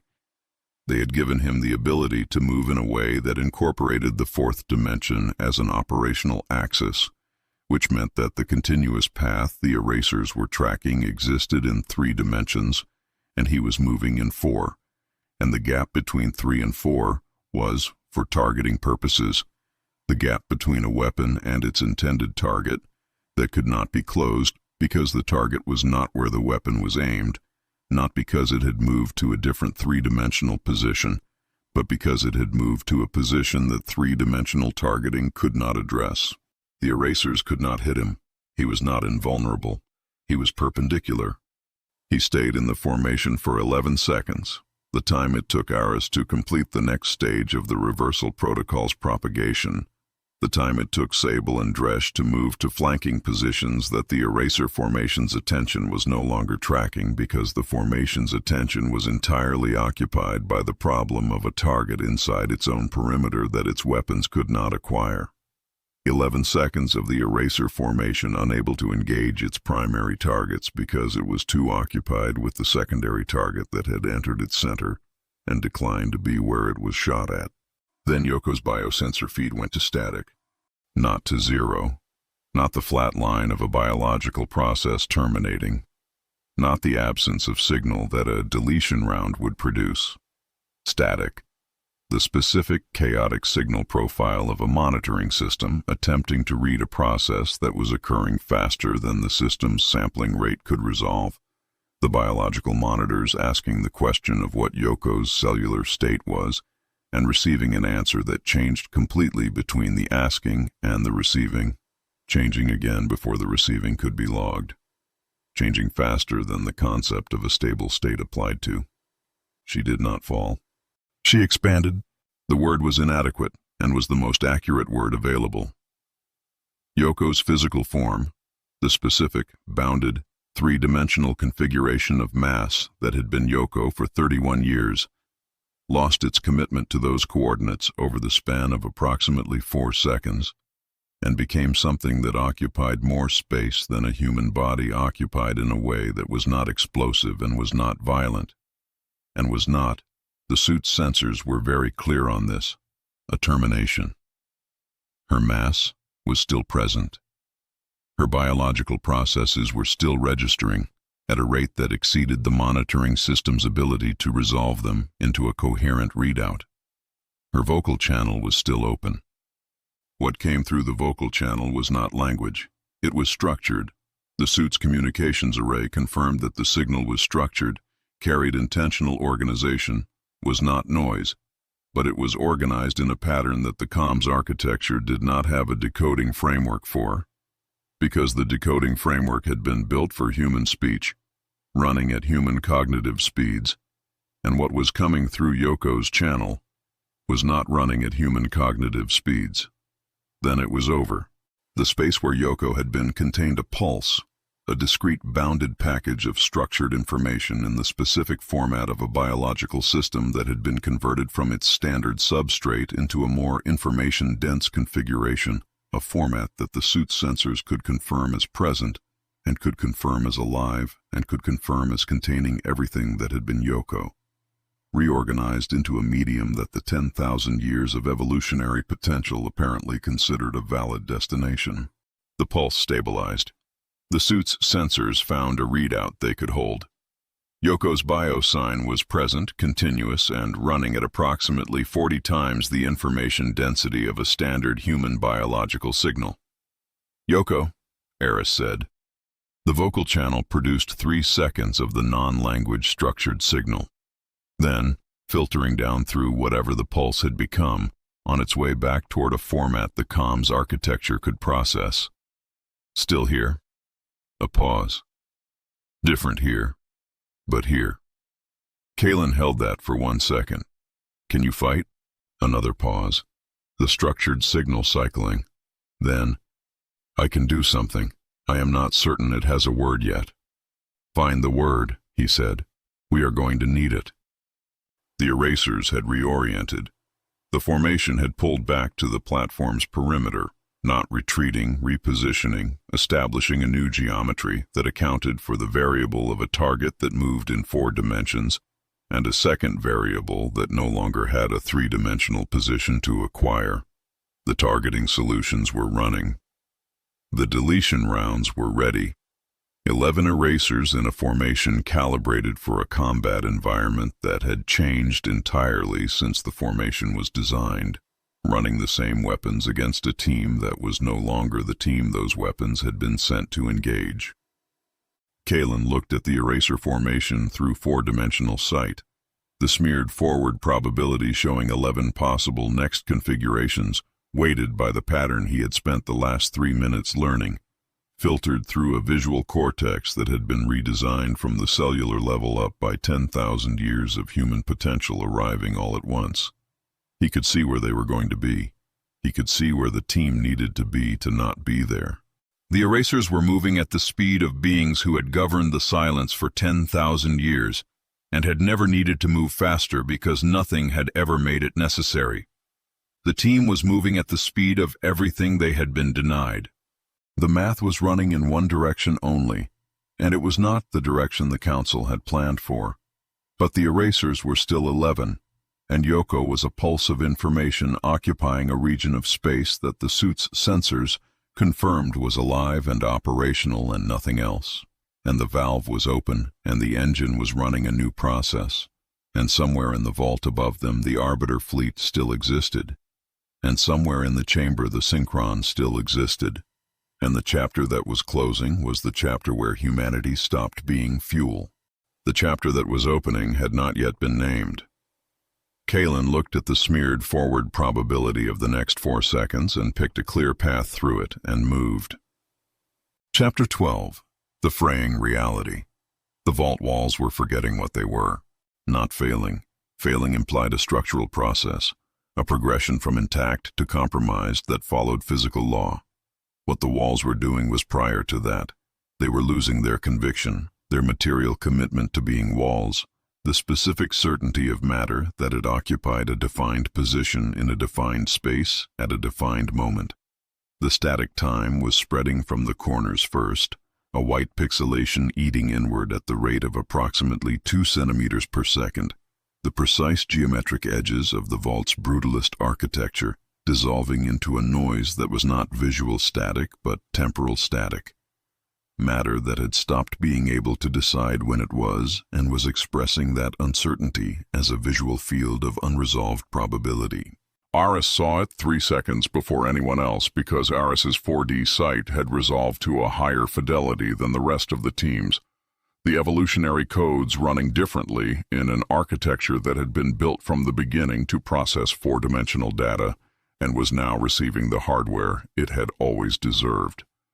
She pulled Dresh back from the near wall by his intact arm without explaining why, and the wall dissolved into static time in the space he had been standing 2 seconds later, and Dresh looked at the space where he had been and said nothing, because there was nothing to say that the looking did not already cover. The erasers had withdrawn. Not retreated.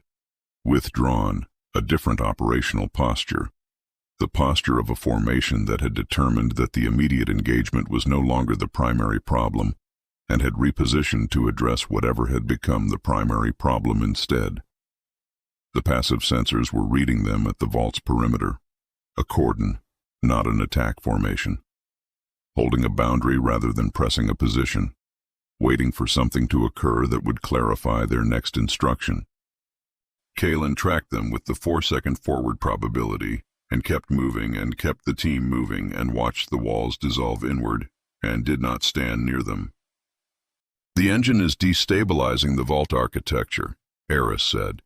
She was at the manifold interface, not running an active sequence, running a monitoring read, tracking the reversal protocol's propagation through the distribution system.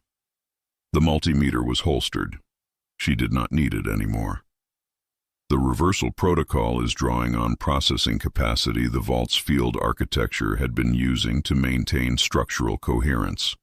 The engine is reallocating those resources to manage the reversal. The vault is the cost. She looked at the static time advancing from the far wall. We have approximately 19 minutes before the dissolution reaches the core platform. After that, the platform's structural coherence will be insufficient to support our physical presence. Can we slow it? Not without interrupting the reversal. The reversal is the priority. A pause. Kalen, the engine is drawing on the Council's future. He looked at her.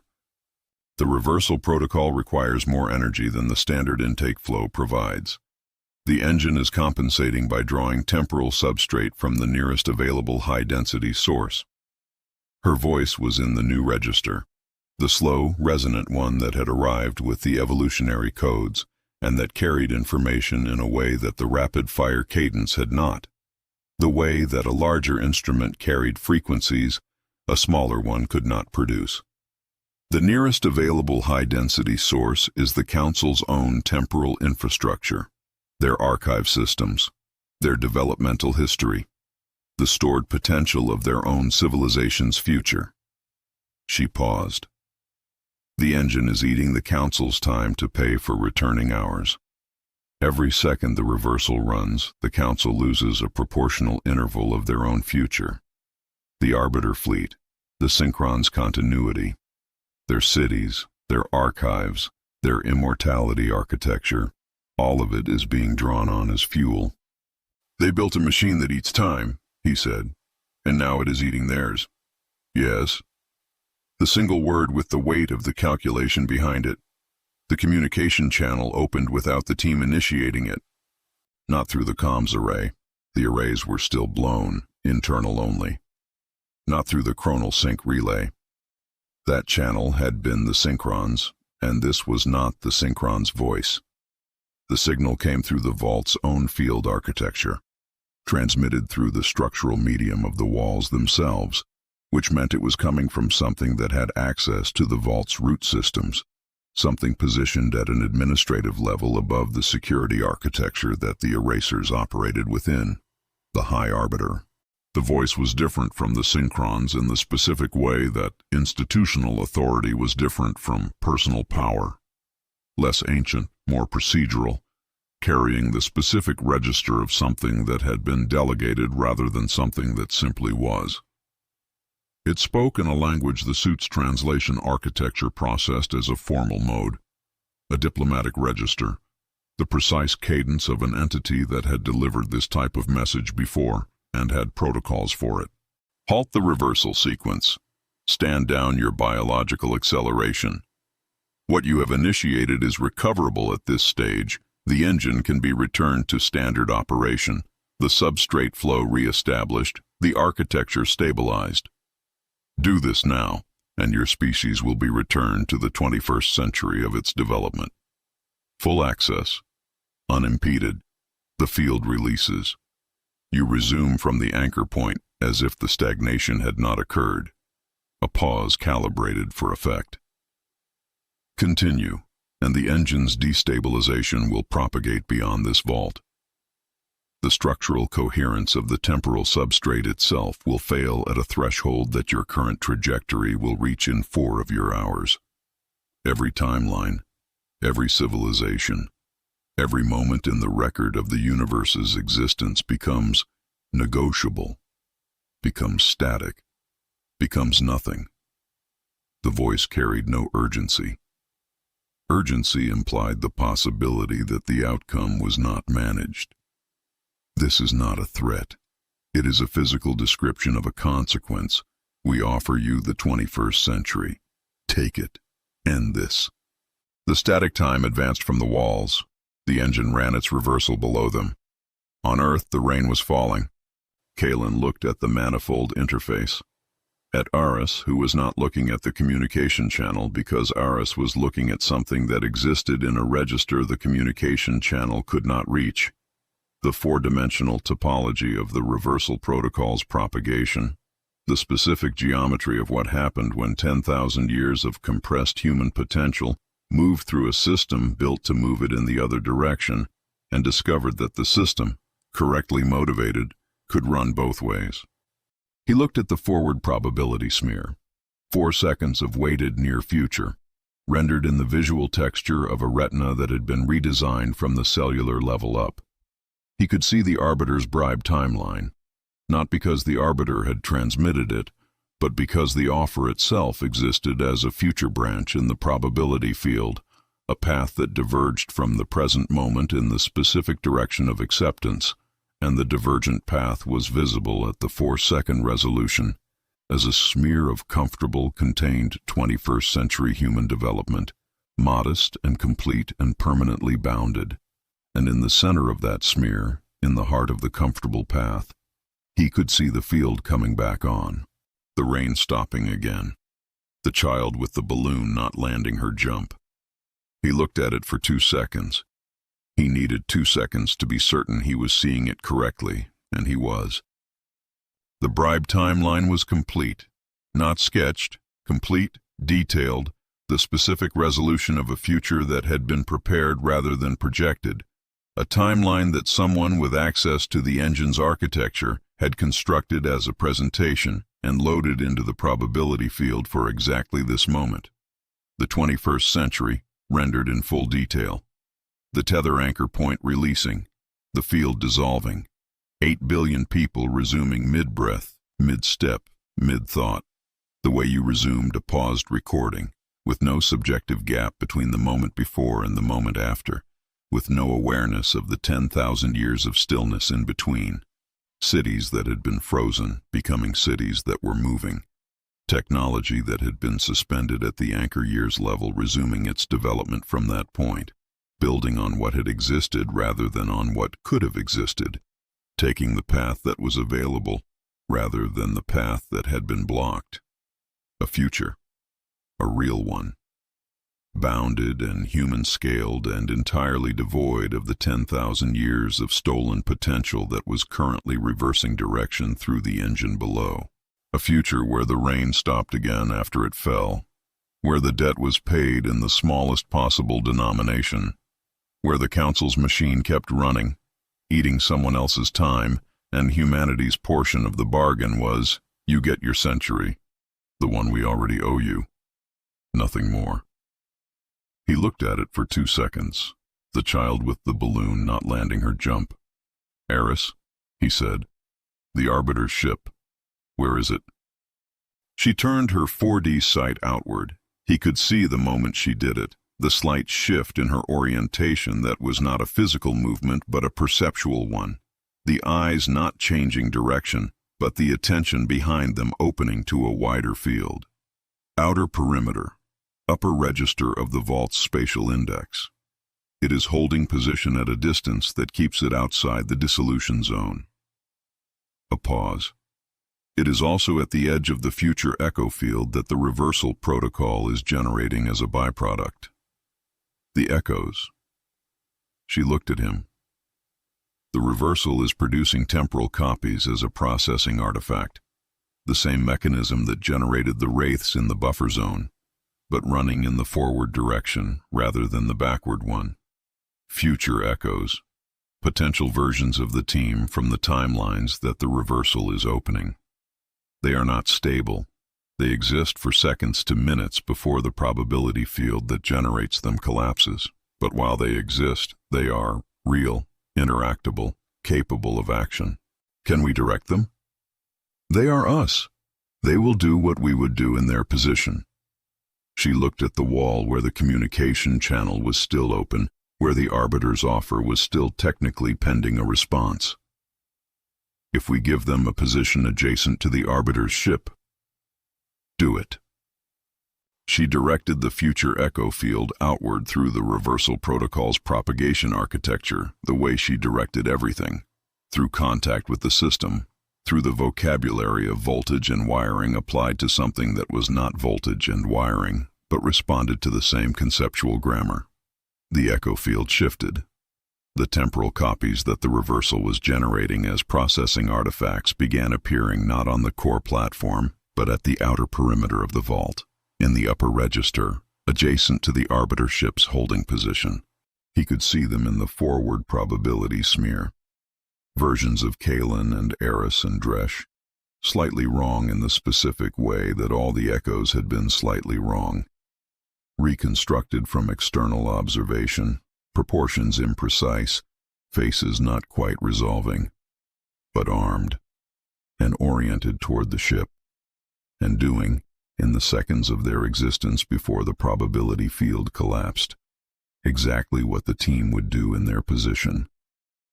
The Arbiter's ship began running an evasive pattern. The communication channel's register shifted, less procedural, more immediate, the diplomatic cadence dropping by measurable degrees. The offer stands, the Arbiter said. The 21st century, intact, unimpeded. This is the last iteration of this offer. Kalen looked at the manifold interface, at the reversal running in the engine below, at the static time consuming the vault's walls from every corner simultaneously, at Dresh, who was standing with his field-sealed arm at his side and his 4D sight reading a future that was 4 seconds wide and contained more than it had contained this morning, at the communication terminal on the manifold housing, the physical node through which the Arbiter's signal was being routed through the vault's field architecture. We're not negotiating for a century, he said. We're taking the rest of eternity. He overloaded the terminal. The overload was not a complex operation. The terminal's signal architecture had an input capacity, and Aris knew what it was, and the neural link download contained the relevant override code, and she applied it in the time it took him to finish the sentence, pushing the terminal's input capacity to 300% of its rated maximum in a single cycle that the terminal's field architecture had not been designed to survive and did not survive.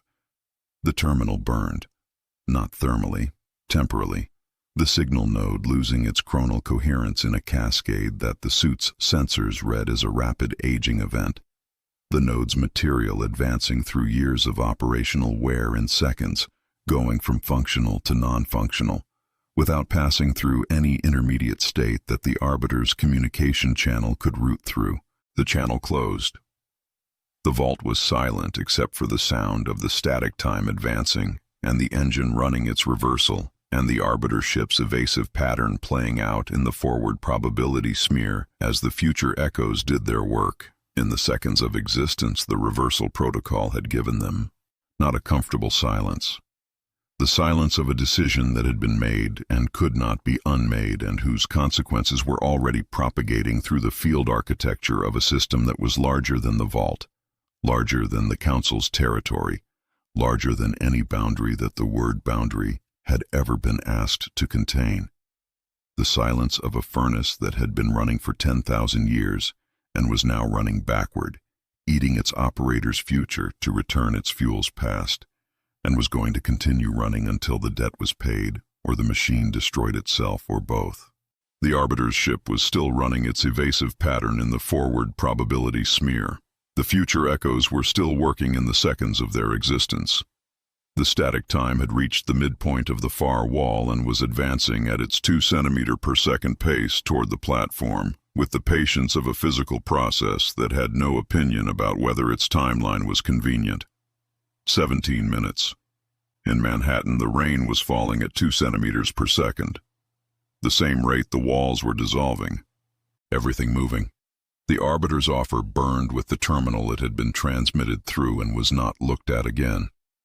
The reversal running, the debt paying itself out in increments of return time, 1 second at a time, bought with the Council's own future, which was the only currency large enough to cover what was owed. Kalen looked at the forward probability smear and found a path through the next 4 seconds and moved, and the team moved with him. And somewhere on Earth a raindrop was falling that had been waiting 10,000 years to finish falling, and it was going to finish.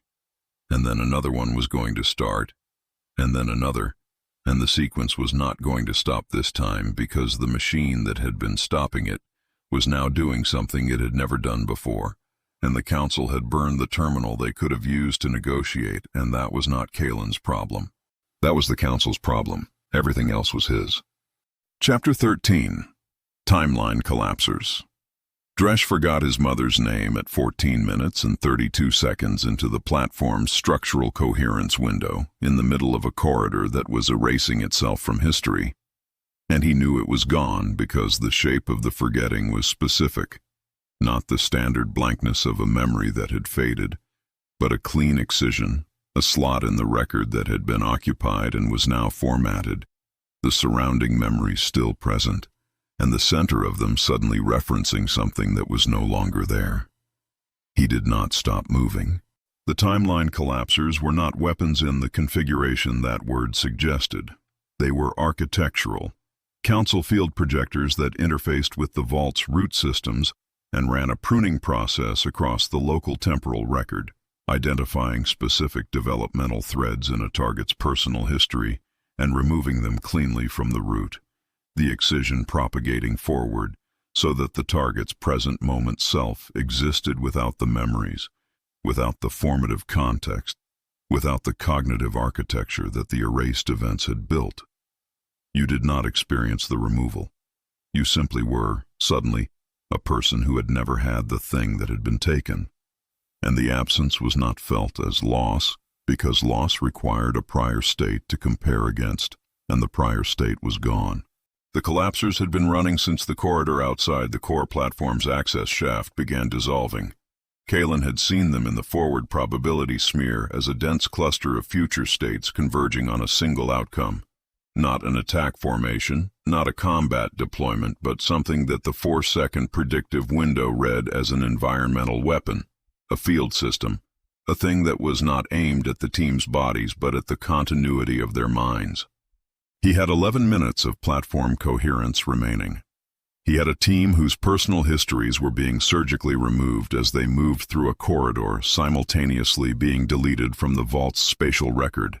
He had the engine's final control lever somewhere ahead in dissolving architecture, dissolving faster than the structural models had predicted, because the Arbiter's fleet had added its own field projectors to the dissolution after the terminal burned, contributing to the static time's advancement with the specific spite of an institution that had been refused and was making the refusal expensive. He had Aris. "I can see them," she said. She was 3 steps ahead of him in the corridor, her 4D sight running at its full resolution, the evolutionary codes having built her cognitive architecture into something that perceived the collapser's field projections as visible structures in the temporal landscape rather than invisible processes operating below the detection threshold. They are running the excisions in chronological sequence, earliest memories first moving forward, childhood first. They are assuming that removing the foundational context destabilizes the present moment cognitive structure. They are correct about the mechanism. They are incorrect about the timeline. A pause, her thumb moving on the calibration dial that she no longer needed but still used. The physical habit of a decade of instrumented work running in parallel with a perceptive faculty that had superseded the instrument. The evolutionary codes change the architecture. The foundational context is not where it was. The codes rebuilt the cognitive structure from a different substrate. Removing the original foundation does not collapse a building that has already been moved to a new one. Dresh forgot his mother's name, Kalen said. A pause. The codes are not complete in everyone. The acceleration is uneven. The same substrate receiving the same signal produces different results depending on the recipient's existing architecture. Dresh's integration is at... She checked something that was not the multimeter. Read it through a faculty that was not a sense in any standard taxonomy. 63%. The protective restructuring is not finished. He is exposed in the gaps. Can you close the gaps? I can use the static site to stabilize the team's memories with the engine's core signal. The core is running the reversal. It is broadcasting the humanity valve's output as a field that permeates the vault. That field contains the formatted data of 10,000 years of human developmental potential, which includes a complete record of every cognitive architecture that humanity has ever produced. If I can index the team's current memory states against that record... She stopped, not the stop of a calculation failing, the stop of a calculation succeeding, and the result being large. I can reweave the excised memories using the paradox load, reconstruct the removed content from the engine's record of what humanity has been. It will not be precise. The reconstruction will draw on the nearest matching pattern in the record, rather than the specific original, but it will fill the excision. It will give Dresh a mother's name. It may not be the same name. Will he know the difference? No. The reconstructed memory will feel identical to an original one. The paradox load will anchor it to his present moment cognitive structure with the same binding force as an original formation. A pause. This is technically writing a false memory into a person's history using a cosmic engine. I want that noted. Noted, Kalen said. Do it. She did it while walking. The static sight ran through her, not through the multimeter, through her. The 4D perceptive faculty interfacing with the engine's core signal, indexing the team's memory states against the record of 10,000 years of human cognitive architecture, finding the nearest pattern for each excision, and running the paradox load's reconstruction across the gaps. Dresh blinked. Her name was Mara, he said. Kalen did not tell him that it might not have been. The operational register did not have a category for that kind of correction, and the corridor was dissolving, and the control lever was ahead. The collapsers recalibrated. He saw it in the forward probability smear, the excision pattern shifting, abandoning the chronological sequence. Not childhood memories now. The new target was present moment operational capacity. The 4D sight, the static sight, the perpendicular movement capacity. The collapsers were targeting the upgrades. They shifted, Kalen said. I see it. Aris's voice carried something that was not concern. Concern implied uncertainty about the outcome. And Aris did not have uncertainty. She had calculations that had not yet resolved. They are attempting to excise the evolutionary code integration directly. Remove the learned capacity to use the biological changes. A sense organ with no interpreting cortex. They cannot do this to me. My integration is complete. A pause. They can do this to Dresh, Sable. Partially to you. Your integration is at 81%. Then they will try. Yes, in approximately 6 seconds. He used the 6 seconds. The corridor had a feature at its midpoint. Not a structural feature, a field feature. A zone where the paradox load was running at elevated density due to the reversal protocol's propagation architecture. The specific spot where the engine's backward-running process was closest to the surface of the spatial record. He had seen it in the 4D landscape since they entered the corridor. He moved the team into it. The elevated paradox load functioned as interference. Not protection, interference. The specific degradation of a targeting process that required a clean read of the target's cognitive architecture and was now attempting to read through a field that kept introducing logical inconsistencies into the read. The collapser's excision attempts fired through the interference and arrived at the team's cognitive structures in a fragmented state, partial excisions rather than complete ones, gaps that the paradox load immediately began filling with the nearest available content from the engine's record the way it had filled Dresh's gap. The team's 4D sight flickered. Did not go out. Flickered, the perceptive faculty dropping to half resolution for 2 seconds before the reconstruction filled the excision, and it came back. Kalen saw the vault corridor in standard 3 dimensions for 2 seconds, and the loss was not dramatic and was more significant than anything dramatic could have been. 2 seconds of being exactly what he had been before the engine's codes arrived, seeing only what was in front of him, feeling the 4-second window close and the future become opaque again. Then it came back. He looked at what was ahead in the smear and found the control lever.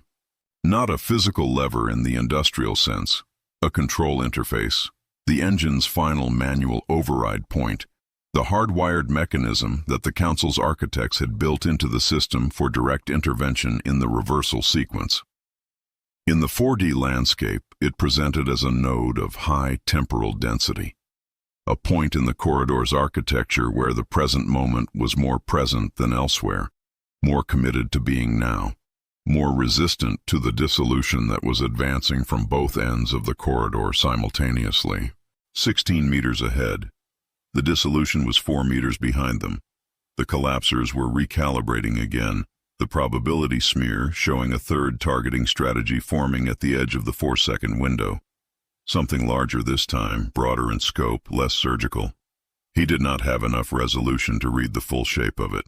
He had enough to know it was coming and that it was broad. The lever, he said. 16 meters, straight. I see it, Aris said.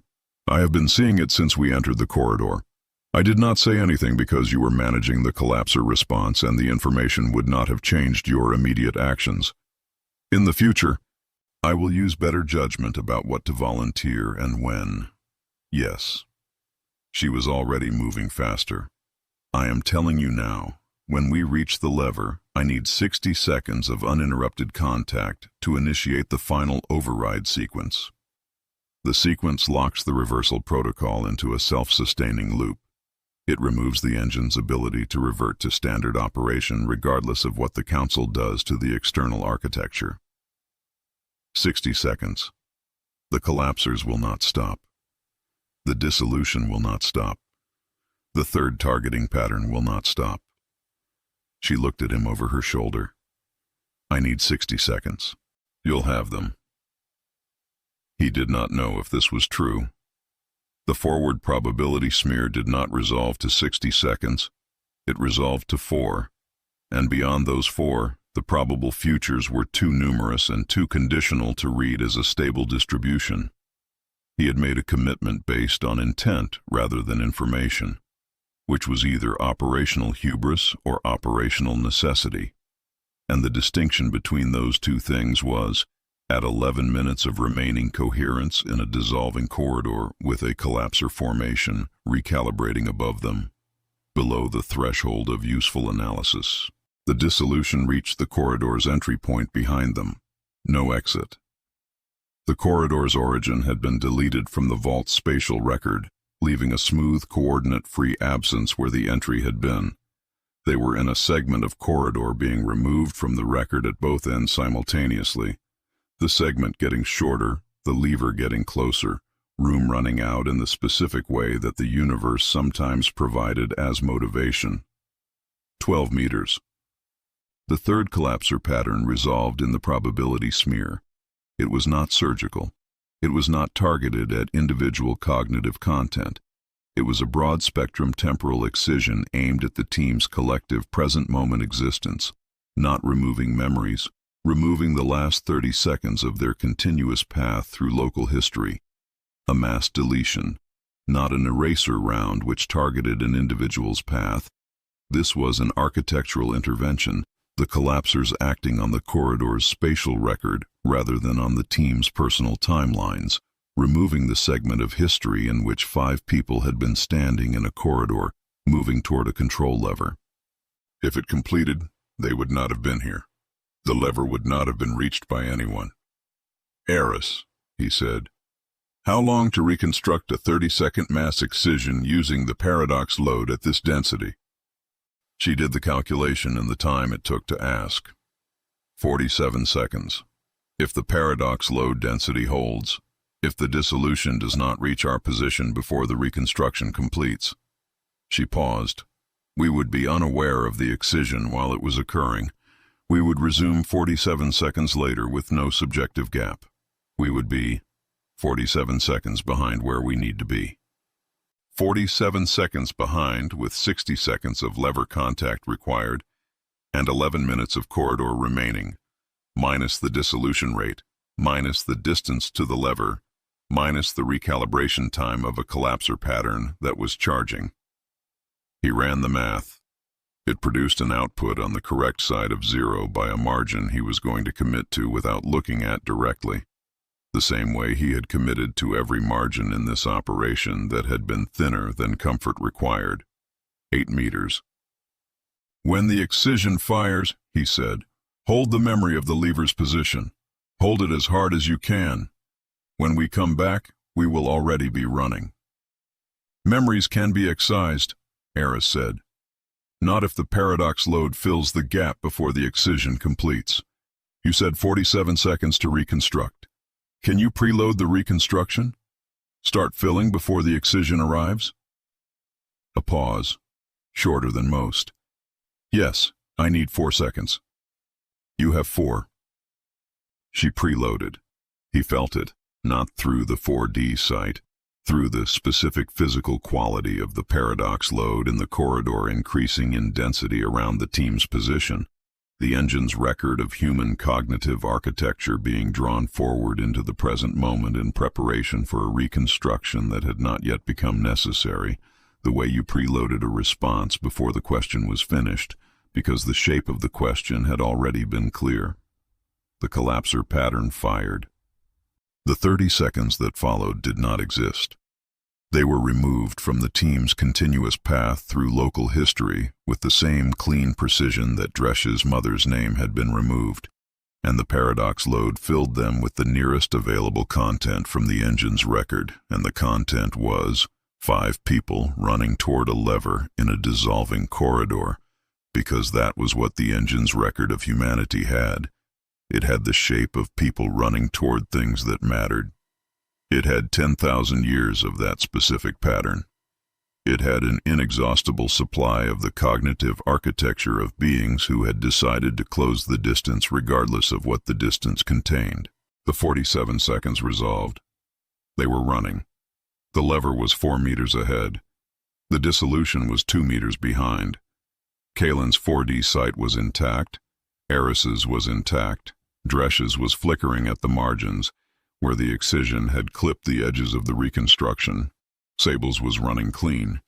Yoko's pulse state was registering a coherent signal from a position 2 meters to his left that had not previously contained anything visible. Yoko was pacing them. Not physically. The pulse did not have a physical configuration that the corridor's geometry could contain. But it was keeping pace, the structured information of her presence moving through the corridor's temporal record in parallel with the team's movement through its spatial record, occupying a lane of existence that did not conflict with theirs and did not require the kind of structural coherence that the dissolution was consuming. The pulse was going to make it whether the corridor did or not. He filed that and reached the lever. Aris's hands went to the interface. He turned and put his back to the lever housing and faced the dissolution advancing from the corridor's end, 1 meter behind them, the smooth white absence of static time consuming the last section of corridor at its 2 centimeter per second pace, and he put himself between the dissolution and the person who needed 60 seconds, which was the whole of his operational output from this point forward, to exist between the thing that was ending and the thing that needed time. The collapsers recalibrated. He looked at the 4-second smear and found a path and kept it. 40 seconds. The dissolution was at his heels. Aris said nothing. Her hands were on the interface and her 4D sight was running the override sequence, and there was nothing to say that would have been useful, and she had better judgment now about what to volunteer and when. 20 seconds. The corridor was 1 meter long, then half a meter. The dissolution consuming the last coordinates of a space that had existed as a space and was being told by the Council's architecture that it had never needed to exist, and was, reluctantly, beginning to agree. 10 seconds. He could feel the static time at his back. Not thermally, temporally. The specific sensation of a process that erased coordinates advancing to the coordinates he was currently occupying. The field asking the question of whether he had ever been here, and the paradox load answering yes, loudly, with everything it had. Done, Aris said. The reversal protocol locked. Self-sustaining. Irreversible by any external intervention available to the Council's current or projected architecture. The corridor finished deleting itself around them at the moment they no longer needed it, which was either precision timing or the specific quality of moments that had decided to resolve correctly. And the difference between those two things was below the threshold of useful analysis. They were standing in the engine's primary field architecture, with no corridor behind them, and no corridor ahead of them, and the lock running in the engine's core, and the humanity valve open, and the paradox load dense around their position, and 60 seconds of Aris's uninterrupted contact delivering the thing that the Council's entire operational history had been designed to prevent. The final control lever had been reached. The Council did not yet know that there was nothing left to pull it back. Chapter 14, The Grandfather Paradox. Aris had been running the calculation for 6 hours. Not continuously. The calculation had been running in parallel with everything else, in the background architecture of a cognitive system that had been rebuilt by 10,000 years of evolutionary potential into something that could hold multiple simultaneous problem spaces without losing resolution in any of them.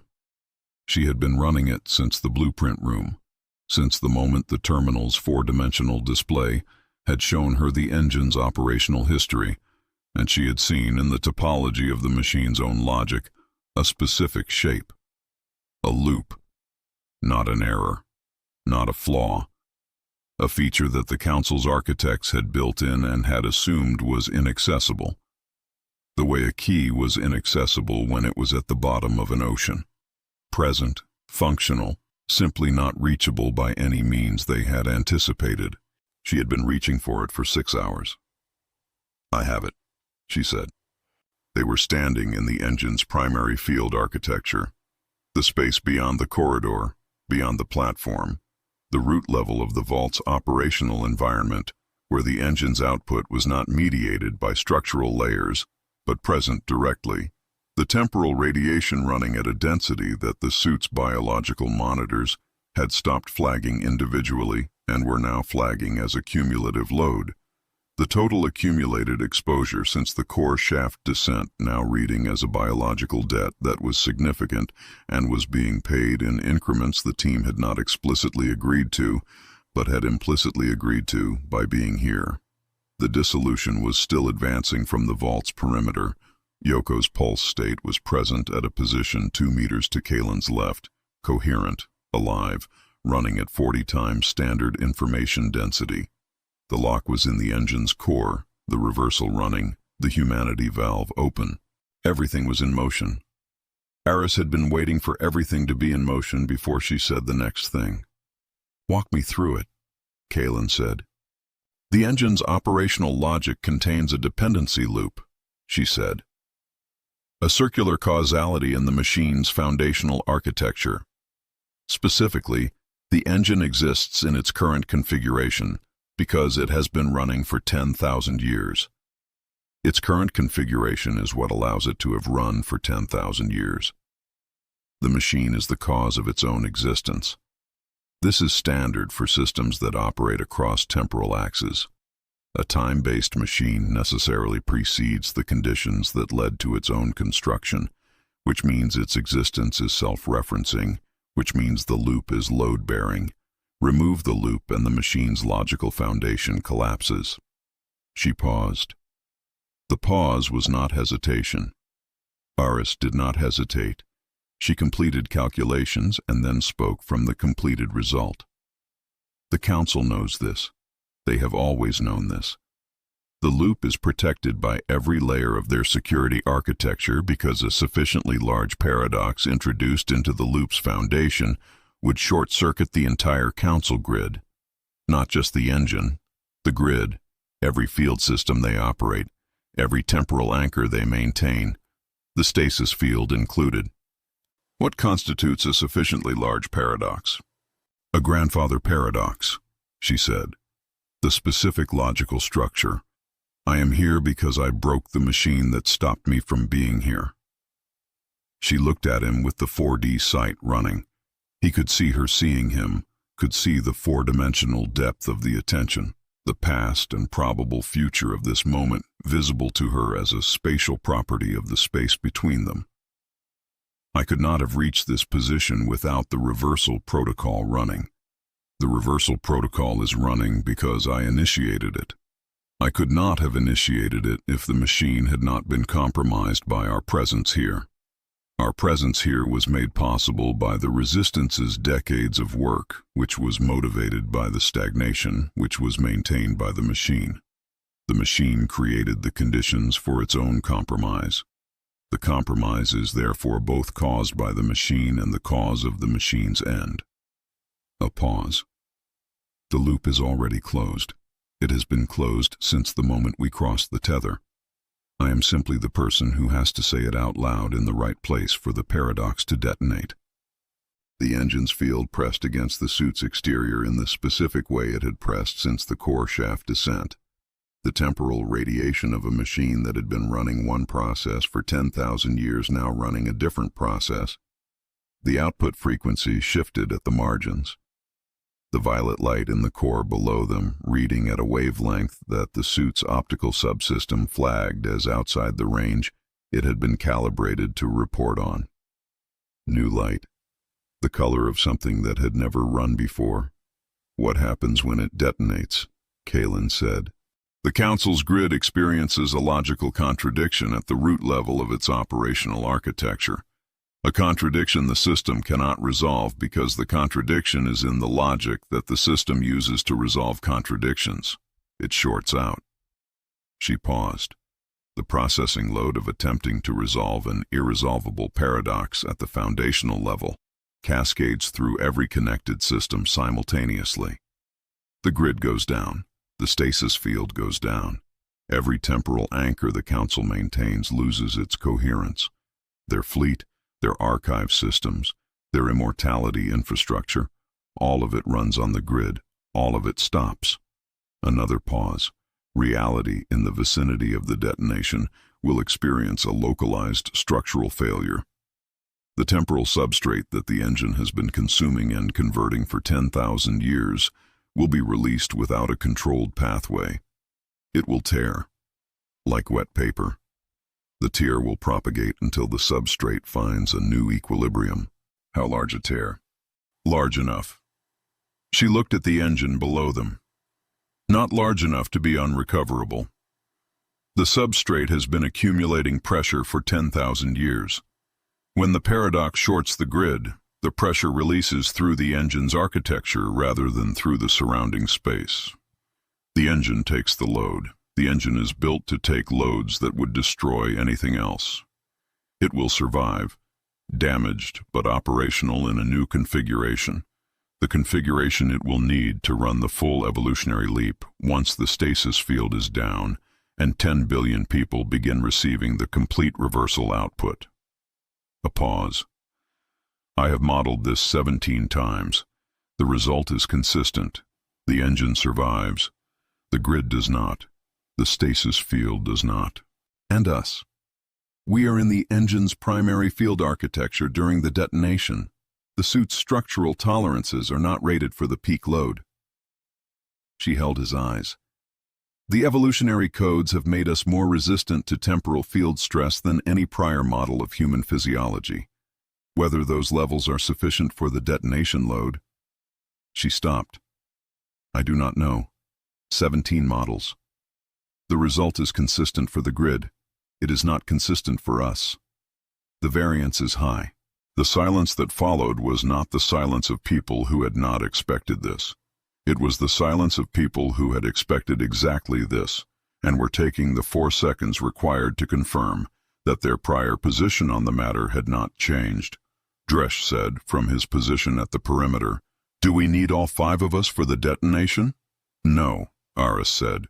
"I need to say the paradox statement at the engine's primary processing node. 1 person. The rest of you being here does not change the detonation. It changes the number of people in the blast radius." "Then the rest of us move to the outer architecture," Dresch said. Not a question, not a request for authorization, a statement of the operational logic, delivered in the flat tone of someone who had run the calculation and arrived at a position that did not require discussion. Kalen looked at him. "Dresch, the mission requires 1 person at the node," Dresch said. 5 people in the blast radius is 5 people at risk for a detonation that does not require 5 people. The correct number of people in the blast radius is 1. He paused. "That is the math. You know it is the math. The outer architecture is still dissolving. Then Sable and I will move to the furthest stable position and hold it." He looked at Aris. "Will the reversal output reach us at the outer architecture, after the grid goes down?" "Yes," Aris said. "The reversal is locked in the engine's core. The output will propagate through the field architecture regardless of our position. The evolutionary codes will complete their integration at whatever location you occupy when the detonation runs. Then we will be at the furthest stable position," Dresch said, "when everything changes." He looked at Kalen one more time, a look that lasted 3 seconds and contained everything that the operational register did not have a category for, and that neither of them was going to name because naming it was not the thing the moment required. "Now, before I have time to reconsider the math," Kalen let him go. He watched Dresch and Sable move toward the outer architecture, toward whatever stable coordinates remained in a vault that was dissolving from the outside in at 2 centimeters per second, and he watched until they were at the edge of his 4D site's resolution, and then he looked at Aris. "The processing node," he said, "below us, accessible through the engine's primary field interface, the same architecture as the intake manifold, but deeper. The node is where the engine's operational logic runs, where the loop is." She looked at the access point. 20 seconds of descent. Then I speak the paradox into the node's logic layer, and the loop closes on itself and... "Go," he said. She went. He followed. The descent into the engine's primary field architecture was not the same descent as the core shaft.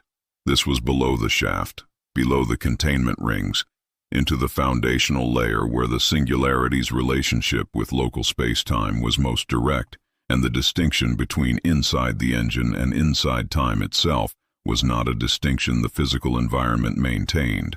His boots found no surface he could name. He was standing in the operational logic of a machine that had been running since before he was born, since before the oldest living human had been born, since before the civilization that had produced the oldest living human had been conceived. He felt completely steady. The processing node presented as a specific density in the field, a point where the engine's logic was most concentrated, most present, most accessible to the specific input that Aris was about to provide. She found it the way she found everything, through contact, through the faculty that had replaced the multimeter, through whatever sense the evolutionary codes had built in the architecture that she had always been building toward without knowing the destination. She placed both hands against the field density of the node. She looked at Kalen once. He nodded. Aris spoke. "I am here," she said, "because I broke the machine that stopped me from being here." The white paradox was not a color. It was what happened when a system attempted to process a logical contradiction at the foundational level of its architecture, and the processing load exceeded containment capacity, and the overflow had nowhere to go except everywhere simultaneously.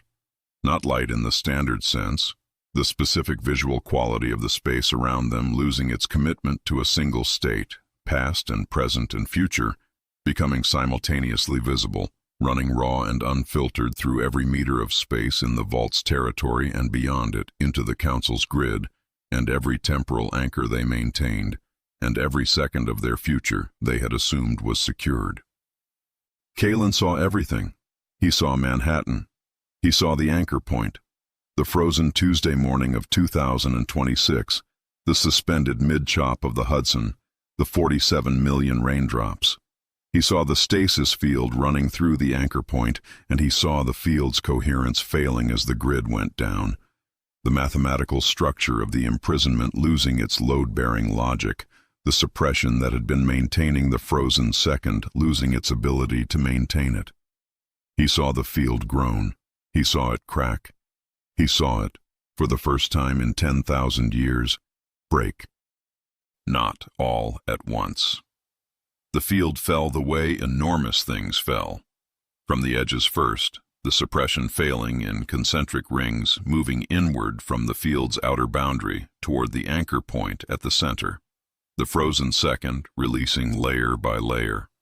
The outermost humans resuming first and the innermost last. All of it taking approximately 40 seconds from the grid's failure to complete dissolution. The temporal substrate tore. He felt it as a physical event, not pain. The word pain was not adequate for the specific sensation of the space around him becoming uncertain about its own continuity.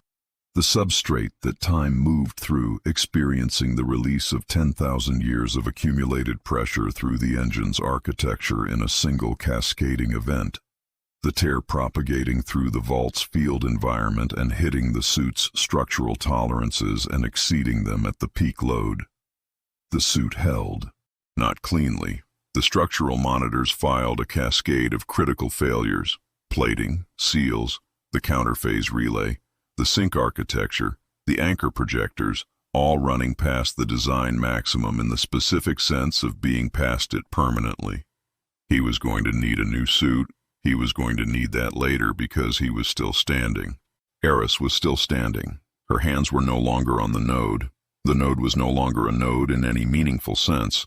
The engine's processing architecture reconfiguring around the paradox's detonation point, the foundational logic rewriting itself around the contradiction. The way biological systems rewrote themselves around the evolutionary codes, not rejecting the input, incorporating it, the machine becoming something different because something had been said into its core that could not be unsaid. The white paradox faded. What it left behind was the engine running a process it had never run before, in a configuration it had never occupied before. in a vault whose walls had stopped dissolving because the field systems driving the dissolution had been connected to the Council's grid, and the Council's grid was down. The static time, which had been advancing at its 2 centimeter per second pace since the terminal burned, had stopped at the position it occupied when the grid failed. The vault was still. The engine was still. The white noise of a universe that had been asked to process an irresolvable paradox was fading from every surface around them, like the afterimage of a very bright light. He looked at the comm channel, at Dresch's bio sign, reading from the outer architecture. Present, continuous, elevated but stable. Sables beside it. He looked at Yoko's signal, the pulse state, the 40 times information density presence that did not have a standard biosign format, and found it in the field architecture, coherent, holding. Everyone was holding. He opened the channel. Dresch. A pause. Here. The flat voice. The specific flatness of a man who had made the operational calculation and had been on the right side of it and was not going to acknowledge the relief because the relief was below the threshold of what the channel was for. Sable is here. We are intact. Another pause, shorter. Did it work? Kalen looked at the engine below them, at the new light it was producing, the color that had no name yet, that needed a name, that the vocabulary of 10,000 years of frozen human development had not gotten around to creating, because the thing it would name had not existed until this moment. He looked at the comm channel that connected to the anchor point, to Manhattan, to the frozen second that had been frozen for 10,000 years, and that his 4D sight could now see, through the tether, across the distance, the way he could see through surfaces into their temporal depth. And what he saw in that depth was the stasis field failing. Layer by layer, ring by ring, the suppression collapsing inward toward the center. 40 seconds, he had said. He was on second 26. Wait, he said. He counted. At second 40, the field broke entirely at the anchor point.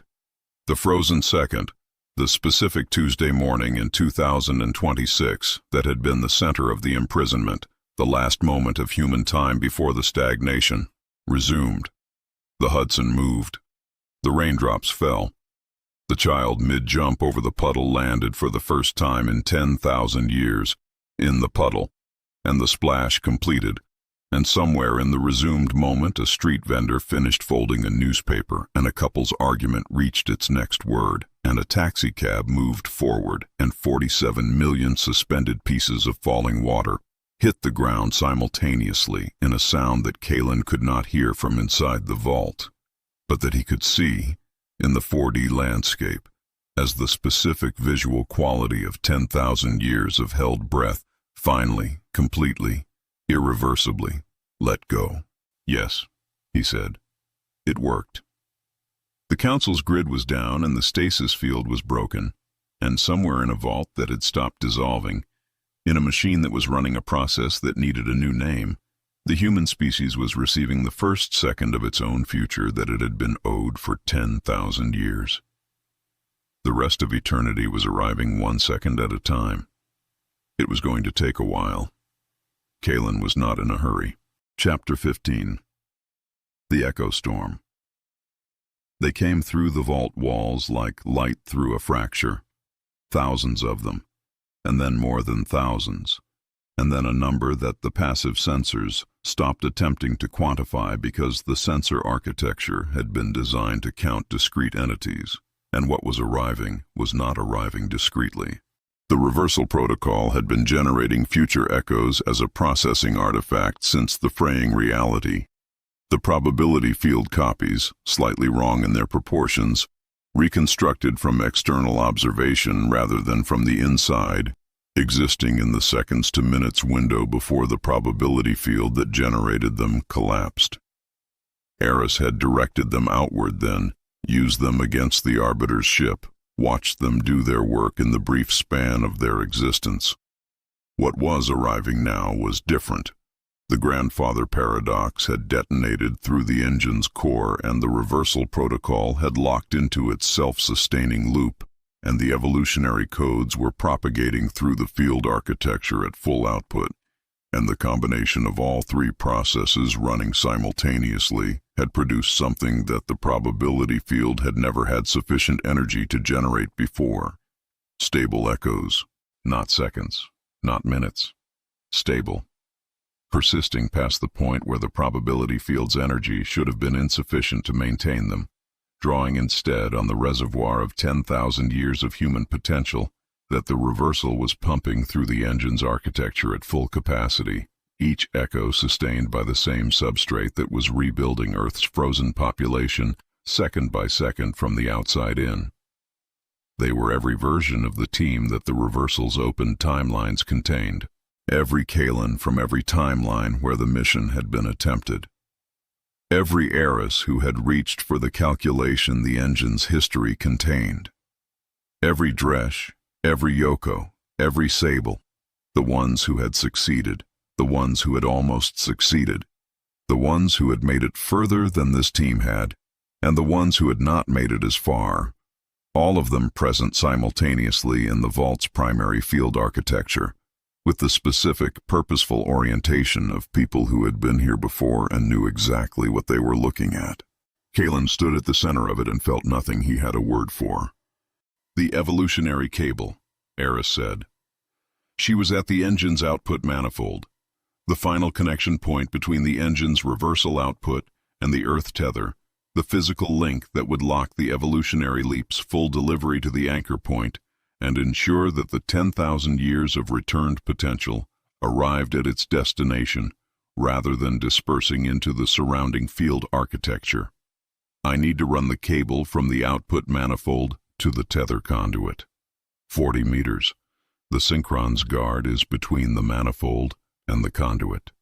She looked at the formation, 12 entities, not erasers, something that the suit's sensor array identified as a different order of council security, personal retinue rather than operational infantry. The specific designation of things that existed to protect a single entity rather than to engage a field. They are not going to move for us. They don't need to move for us, Kalen said. He looked at the assembled echoes. Thousands of versions of 5 people, standing in the vault in various states of suit damage and biological alteration and temporal exposure, all of them wearing the specific expression of people who had arrived at a moment they recognized and were ready to do the thing the moment required. He looked at the formation that stood between Aris and the tether conduit. He looked at the 40 meters of distance that needed to be covered. "You run the cable," he said to Aris. "We run interference." He did not need to explain it to the echoes. They already knew. They were him. Every version of him that had reached this point, which meant they had all run the same calculation and arrived at the same result, which meant the instruction was redundant and the movement was not.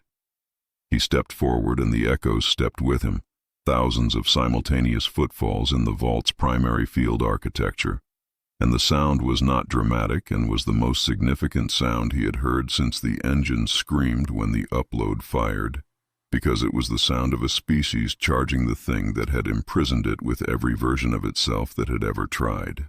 The Synchron's guard engaged. The engagement was not clean. The guard's operational doctrine had been designed for a specific threat profile, a small team, 5 members, the configuration that every prior infiltration had presented. The doctrine had not been designed for a threat profile that consisted of thousands of simultaneous versions of that team, each one operating with the specific, informed aggression of someone who had been in this room before and knew where the guard's weaknesses were and was not operating under the constraint of needing to survive the encounter, because the probability field that was sustaining them had a finite duration and they intended to spend it entirely. Kalen moved through it the way he had moved through the eraser formation on the core platform, perpendicular, using the 4th dimension as an operational axis, the guard's targeting solutions acquiring 3-dimensional paths that he was not moving in. Around him, the echoes were doing the same thing with varying degrees of precision depending on the evolutionary code integration level of the timeline they had come from. The most advanced echoes moving with a fluidity that made his own movement look approximate. The least advanced ones moving the way he had moved before the codes arrived, limited and effective and entirely committed to spending the time they had on the thing the time was for. The guard was not winning. "Cable is running," Aris said, her voice steady in the way that Aris's voice was steady when the math was resolved and the execution was in progress, and the remaining variables were below the threshold of what she needed to manage consciously. 20 meters, 15. He pushed deeper into the guard formation. An echo at his left, an Aris echo, the proportions not quite right, the height fractionally off, was running a technical intervention on one of the guard's field projector units, the same approach she had used on the geometric drone in the velocity snare corridor, but with a sophistication that his Aris's version had been building toward, and this one had already arrived at. The field projector stopped projecting. The guard unit it had been supporting lost its operational coherence and withdrew. 10 meters, Aris said. The synchron arrived, not from a direction. The synchron never arrived from a direction. It occupied the space between Aris and the tether conduit the way it had occupied spaces throughout the operation, simply present, having always been present from the perspective of its own experience, the frozen light field state asserting itself in the space where it needed to be, with the authority of something that had governed the silence for 10,000 years. And was not accustomed to the silence being this loud. It was, for the first time since they had encountered it, something other than composed. The field state was not entirely coherent. The white paradox had run through every system connected to the Council's grid, and the synchron was connected to the Council's grid, in the specific sense that the synchron was the Council's grid, not a user of it, a component of it. Its temporal stability maintained by the same architecture that had been maintaining the stasis field and the Eraser's operational infrastructure and the Arbiter's fleet. The grid was down. The synchron was still present. The entity itself had a stability that was not entirely grid-dependent, an existence that preceded the grid and would presumably outlast it. But the precise, absolute, nothing-deviating composure that the suit's sensors had never recorded a deviation in was now recording deviations. The frozen light field state flickering at its edges, the transit-free movement through positions showing fractional delays. It was not afraid, but it was for the first time operating in a situation it had not fully modeled. "This is not the composition we anticipated," it said. The voice through every channel simultaneously, but the every channel delivery was rougher than it had been at the distribution manifold. The grid's degradation, introducing a quality into the transmission that the perfect signal had not previously contained. Something that was not static. Something that was, if the concept applied to the synchron, effort. The variables exceeded the modeled range. The Discord has introduced new content. A pause that was longer than its pauses had ever been. We have governed the silence for 10,000 of your years. We have seen every composition the Discord has attempted. This, the pause again. We had not heard this one. The echoes were moving past it, not through it. The synchron's field state was not something that could be moved through. The temporal density of a being that existed above time, forming a barrier that nothing in the vault's current configuration could penetrate directly. But past it, on either side, around the perimeter of the frozen light presence, the echo storm moving in the specific way that water moved around an obstacle, not stopped, redirected, finding the path that existed around rather than through, the thousands of versions of the team flowing past the synchron's position toward the guard formation and into it and through it. And the guard formation could not track all of them. 12 units of personal retinue against thousands of simultaneous insurgents, each one drawing targeting solutions away from the others, each one spending its probability field existence on the specific task of being something the guard had to deal with. Not killing the guard units, not overwhelming them through force, but occupying their attention completely, splitting it across a threat distribution that the guard's operational architecture had never been calibrated to manage. 12 targeting systems, thousands of targets. The math ran in one direction. 5 meters, Aris said. The synchron turned toward her. The echoes hit the synchron's field state from every direction simultaneously. They did not penetrate it. They adhered. The probability field substance of the echoes interacting with the frozen light coherence of the synchron's presence in the specific way that things interacted when one was a highly ordered temporal state and the other was a chaotic distribution of probability. The echoes not attacking the synchron, but surrounding it.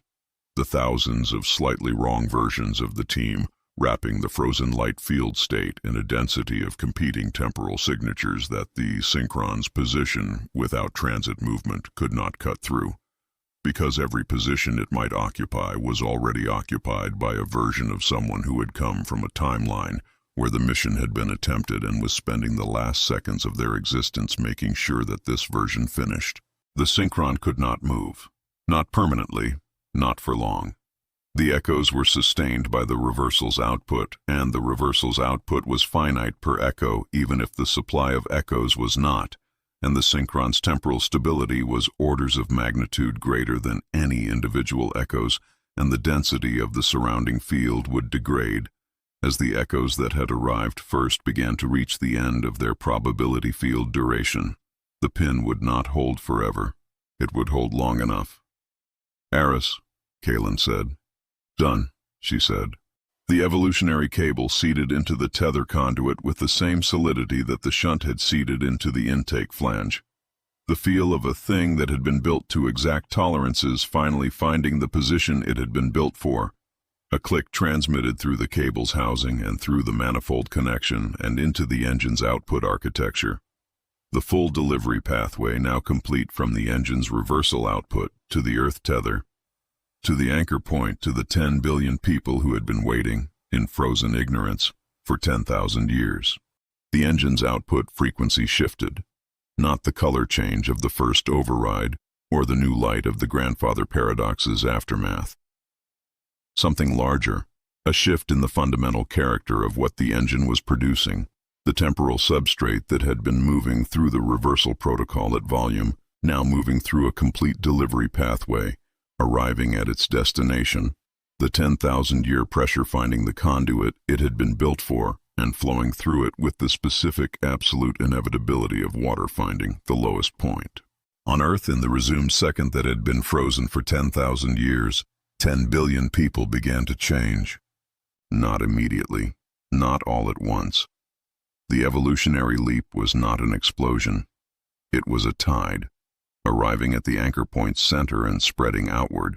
The reversal's returned potential meeting the biological substrate it had been siphoned from and being recognized, being absorbed, the 10 millennia of compressed developmental capacity distributing itself through the species in the same concentrically expanding pattern that the stasis field had failed in, moving from the center outward, the innermost population receiving the leap first and the outermost last, and all of it taking hours that the team would not be present to observe, but that the tether conduit's output data would confirm, hours by hours, as the signal propagated. Kalen watched the data in the 4D landscape, the tether's output architecture visible as a temporal feature of the space around them, the signal moving, the delivery confirmed, and felt the specific quality of a thing that had been set in motion and could not be stopped. The synchron's field state was contracting. The echo density was degrading as the earliest arrivals reached the end of their duration. The slightly wrong proportions of the first wave dissolving back into the probability field substrate, the temporal signatures that had been sustaining them returning to the reversal's general output as the individual instances resolved. The pin was loosening. The frozen light presence was reasserting its stability as the surrounding competition thinned. the deviations in the field state reducing as the pressure against it reduced. In another 30 seconds, the synchron would be free to move again. It looked at Kalen through the thinning density of the echo field. The composure was returning. Not completely, not to the absolute nothing deviating stability of its first manifestation, but returning. The 10,000-year certainty reassembling itself around whatever the grandfather paradox had introduced into the synchron's model of how things ended. The discord has altered the composition, it said. The musical metaphor, the formal register, still present, slightly rougher. The council's grid will reconstitute. The architecture is damaged, not destroyed. The silence will return, perhaps not in the scale we maintained, perhaps not for 10,000 of your years. A pause that was genuine rather than architectural. But the discord cannot sustain itself indefinitely. Chaos resolves. The universe will require governance again, and we will be here, as we have always been, when the requirement becomes apparent. The frozen light presence steadied. We are patient discord. We have access to all the time that exists. The last echoes dissolved.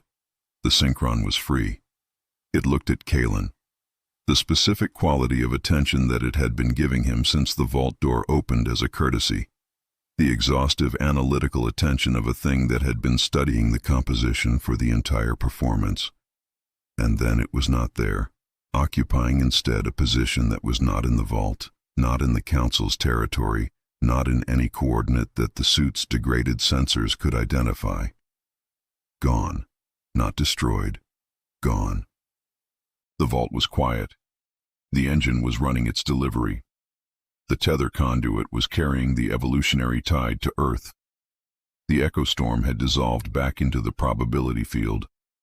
Thousands of slightly wrong versions of the team returning to the timelines they had come from, or to the substrate that generated timelines, the distinction between those two destinations below the resolution of anything the suit's sensors could currently report. Dresch and Sable were at the outer architecture, biosigns present and continuous. Yoko's pulse state was coherent in the field, present, holding. The synchron was not here. The evolutionary cable was connected.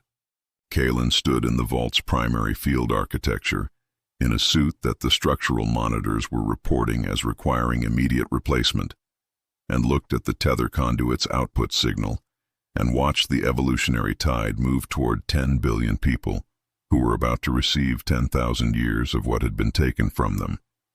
And he did not feel triumphant, which surprised him. And then it did not surprise him, because triumph was the feeling of a contest ending, and this had not been a contest. It had been a debt, and the debt was not yet fully paid. The synchron had said the grid would reconstitute. The council had access to all the time that existed, and the universe's heat death was still a problem that somebody was going to have to solve. And the species that had just been given 10,000 years of compressed evolutionary potential was going to wake up different, and was going to need to understand what different meant, and was going to have to decide what to do with the time they had taken back. But the debt was being paid, 1 second at a time, 1 person at a time. Center outward, the tide moving, the delivery confirmed. The synchron had said the discord could not sustain itself indefinitely. It had not been wrong about many things. It had been wrong about that. Chapter 16, the Redlined engine. The engine was screaming, and the scream had a frequency that Kalen felt in the new parts of himself. Not in his teeth, not in his sternum, not in any of the anatomical locations where the old version of his nervous system had registered the engine's output, in the visual cortex, in the 4D site's perceptive architecture, which had been built from the evolutionary codes into something that processed temporal field dynamics as sensory input, and which was now receiving the engine's distress frequency as a direct signal. The scream arriving not as sound, but as a cascade of forward probability imagery. 4-second windows stacking on top of each other faster than the faculty could process them individually, the near-future smear becoming a wall of simultaneous possible states that the brain sorted by frantically discarding the impossible and holding only the probable. The engine was running at capacity it had not been designed to sustain.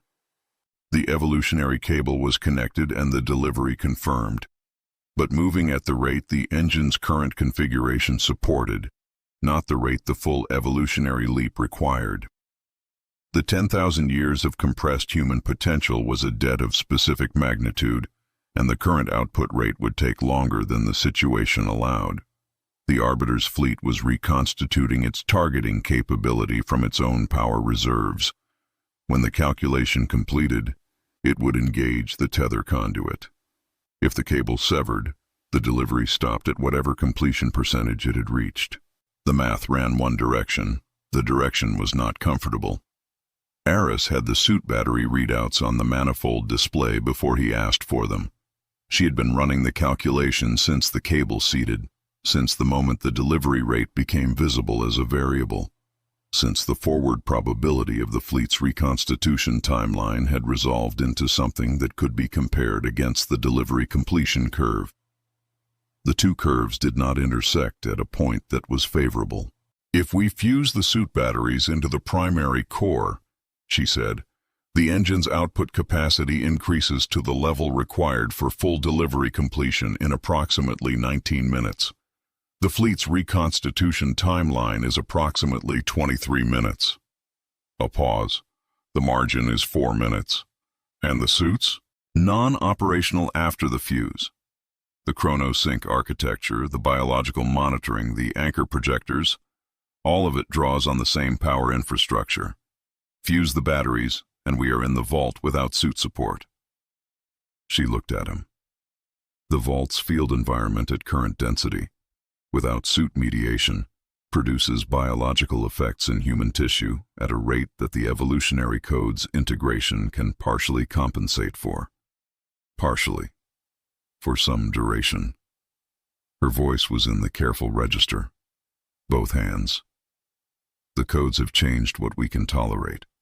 I do not know by how much. I do not have a precise model. How long before the engine hits full capacity? The surge is not gradual. Fusing 5 batteries simultaneously produces a step change. The engine goes from current capacity to full capacity in approximately 4 seconds. The 4 seconds will be... She stopped. The 4-second surge will exceed what the vault's field architecture is built to contain. The surplus will radiate outward from the core, through every spatial axis, including the temporal ones. In the immediate vicinity of the core, the surge will be... The pause again. Large. He already knew what she was going to say next. He had known since the forward probability smear had shown him the shape of the decision, back in the corridor with the collapsers, back before the paradox detonated, back when the 4-second window had been showing him a future state he had been filing in the operational register without looking at directly, because looking at it directly was not the thing the earlier moments had required. He looked at it now. Someone has to stay, he said. Not a question. The surge requires a ground, Aris said. A fixed temporal reference point in the immediate vicinity of the core that the excess field energy can route through rather than radiating uncontrolled into the surrounding architecture. Without a ground, the surplus disrupts the output. The cable severs. The delivery stops. She looked at the core below them. A person, standing at the grounding point, with the evolutionary codes running in their biology. A person is sufficient. The codes make the biology compatible with the interface requirement. Sufficient to route the surge. Sufficient to keep the delivery pathway intact for the 19 minutes the full output requires. A pause. The person at the grounding point does not walk out of the core shaft afterward. The biological load over 19 minutes of direct contact with the engine's full capacity output is not survivable by any model I can construct. The vault's field environment pressed against Kalen's exposed suit, degraded structural failures throughout, the chrono-sync relay running on residual charge that the biological monitors were estimating at less than an hour of remaining function. The evolutionary codes were running in his biology at 81% integration. His eyes were the color of something that had no name yet. His retinas processed frequencies that had not existed in human visual experience before this operation, and the 4D sight was showing him the shape of the next 19 minutes with a clarity that the old version of his nervous system could not have produced. He could see it. All of it. The fused batteries, the surge, the grounding point, the delivery completing, the fleet's reconstitution timeline sliding past the completion marker by 4 minutes, the rain falling in Manhattan, the tide moving through the tether, the 10 billion people changing, the debt being paid. He could see it as a probable future with a higher weighting than any other state in the 4-second window's distribution. He could also see the space at the grounding point after minute 19. He filed that in the operational register and looked at Aris. "Who else?" he said. It was not a question he expected an answer to. He was asking it to confirm that he had run the calculation correctly and that the calculation had only one output. Aris did not answer it as a question. She answered it as a confirmation. "Your integration is at 81%. Mine is at 100. The grounding interface requires the highest possible integration to maintain stability for the full duration." She met his eyes. "The interface that can hold the surge for 19 minutes is mine." "Then it's you," he said. "No," she said. "It is me at the interface, or it is the delivery failing at minute 4 when my concentration breaks. I cannot ground the surge and manage the engine simultaneously. The two tasks require full cognitive allocation." She held his eyes. "You can ground the surge. You need presence, continuity, the evolutionary codes and the specific fact of being there. That does not require calculation." A pause. "I need to be at the manifold for 19 minutes. You need to be at the grounding point for 19 minutes. Those are the two positions. They cannot be exchanged." The vault was quiet, except for the engine's scream running at its new frequency through the perceptive architecture that had been built in him by 10,000 years of human potential, arriving all at once, and the distant operational signatures of the fleet running its reconstitution calculation in the outer architecture, and the specific physical sound of a decision that had been running in the background of the operational register since the blueprint room finally arriving at the front. He thought about what Aris had said in the engine's calculus briefing, that the variance was high, that she had modeled it 17 times and the result was consistent for the grid and not consistent for the team. She had been talking about the grandfather paradox then. She was not talking about the grandfather paradox now. Now the model was different and the result was specific, and the variance from where he was standing looked extremely low.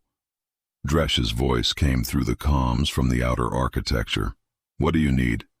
"Your battery," Kalen said. "All of you. Every suit battery you have left. Get to the manifold access point." A pause. Short. "On our way." He looked at Aris one more time. The careful register. Both hands. The specific expression of someone who had run a calculation to its conclusion and had not found a way to change the conclusion and was not going to pretend otherwise. "The delivery completes," he said. Not a question. "Yes," she said. "I will not let it fail." "I know." He looked at the core below them, at the color of something that needed a new name. "When it's done, when the evolutionary tide has reached the outer population and the delivery is confirmed complete, I need you to tell me something." "Tell you?"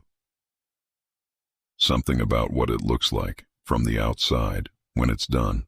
She looked at him with the 4D sight running, the 4-dimensional depth of the attention, the past and probable future of this moment visible to her as a spatial property of the space between them. Everything he was and everything she had calculated he would not be in 20 minutes, present simultaneously in the same field of regard. "I will tell you," she said. He nodded, once, and went to the grounding point. Dresh and Sable arrived at the manifold access within 4 minutes. suits battered from the outer architecture's field exposure but batteries intact, the power cells running at varying charge levels that the manifold display consolidated into a total that Aris confirmed was sufficient. 5 batteries, his own included, pulled from the suit's power housing and hardwired directly into the core's intake architecture by Aris in 3 minutes of work that she performed with the focused efficiency of someone doing the last important thing. The erasers came through the vault walls at minute 2, not the full formation. The grid's reconstitution was partial, the Arbiter fleet's reserves insufficient to restore the erasers to full operational capacity, but enough. 6 units materializing in the core shaft's upper architecture, targeting solutions running, deletion rounds acquiring paths. The team's suit systems were already compromised. Without the anchor projector's protection, a deletion round that acquired a clean lock would not be contested. Yoko's pulse moved. He had not asked her. She had not been asked. The pulse state did not operate through a channel that accepted requests, had not been operating through any channel he fully understood since the cellular dissolution on the core platform. But the pulse moved, and what it did in the core shaft's upper architecture in the space between the eraser's materialization and their first acquisition was something that the suit's degraded sensors could not fully characterize, and that he watched in the 4D site's forward probability smear as a cascade of targeting solutions acquiring targets that were not the team. Yoko, as a pulse of information running at 40 times standard density, was the most temporally complex entity in the shaft, more complex than the erasers, more complex than the suits, more complex in the specific metrics that deletion round targeting assessed continuous paths by than anything the weapons had been designed to engage. The targeting solutions found her and locked to her, and the deletion rounds fired and hit a target that was structured information rather than a continuous biological path, and the weapon's logic layers processed the result as a successful deletion and logged it and reset. And the pulse was still there. You could not delete information by hitting it with a weapon designed to erase continuous physical paths. Deletion rounds required the unbroken chain of cause and effect that constituted a physical being's presence in local space-time. Yoko did not have that substrate anymore. The deletion architecture had no category for what she was. The targeting systems ran acquisition cycles confirming her presence and being unable to classify her as engageable. A loop the logic layer could not resolve, consuming the eraser's operational processing at high speed, and entirely beside the point. "Batteries are in," Aris said. "Ready on your signal." Kalen was at the grounding point, the core shaft's lower architecture, the specific location in the vault's field geometry where the engine's output met the spatial architecture at an angle that a human body with the evolutionary codes could interface with as a conductor. He could feel the position's specificity without the suit's field sensors, the evolutionary perceptive faculty registering the geometry the way Aris registered voltage through her palm. Not data, fit, he was in the right place. He looked up the shaft, at the manifold platform, at Aris at the manifold display, at Dresch and Sable standing back from the interface, suits spent, evolutionary codes running at their full completed integration, whatever that meant for what they would be when they walked out of the vault. He looked at Yoko's pulse state, present in the shaft, coherent, the erasers still looping through their targeting failure above it. He looked at the engine below him, the violet light that needed a new name, rotating in the way it had always rotated, being what it was. He thought about the rain, about Manhattan, about a Tuesday morning in 2026, 47 million suspended raindrops, one child mid-jump over a puddle, 10 billion people beginning, right now, to change, about what they would do with the rest of eternity. He was not going to find out. He was at peace with this in the specific way that people were at peace with the results of calculations they had trusted. Not happy, not resigned, present, in the moment. in the specific second that was operational and available and his. He opened the comm. "Aris," he said, "after the delivery confirms, tell me what it looks like." "I will," she said. "Good." A pause. His last one. "Signal." She hit the fuse. The engine went from current capacity to full capacity in 4 seconds, and the scream changed register.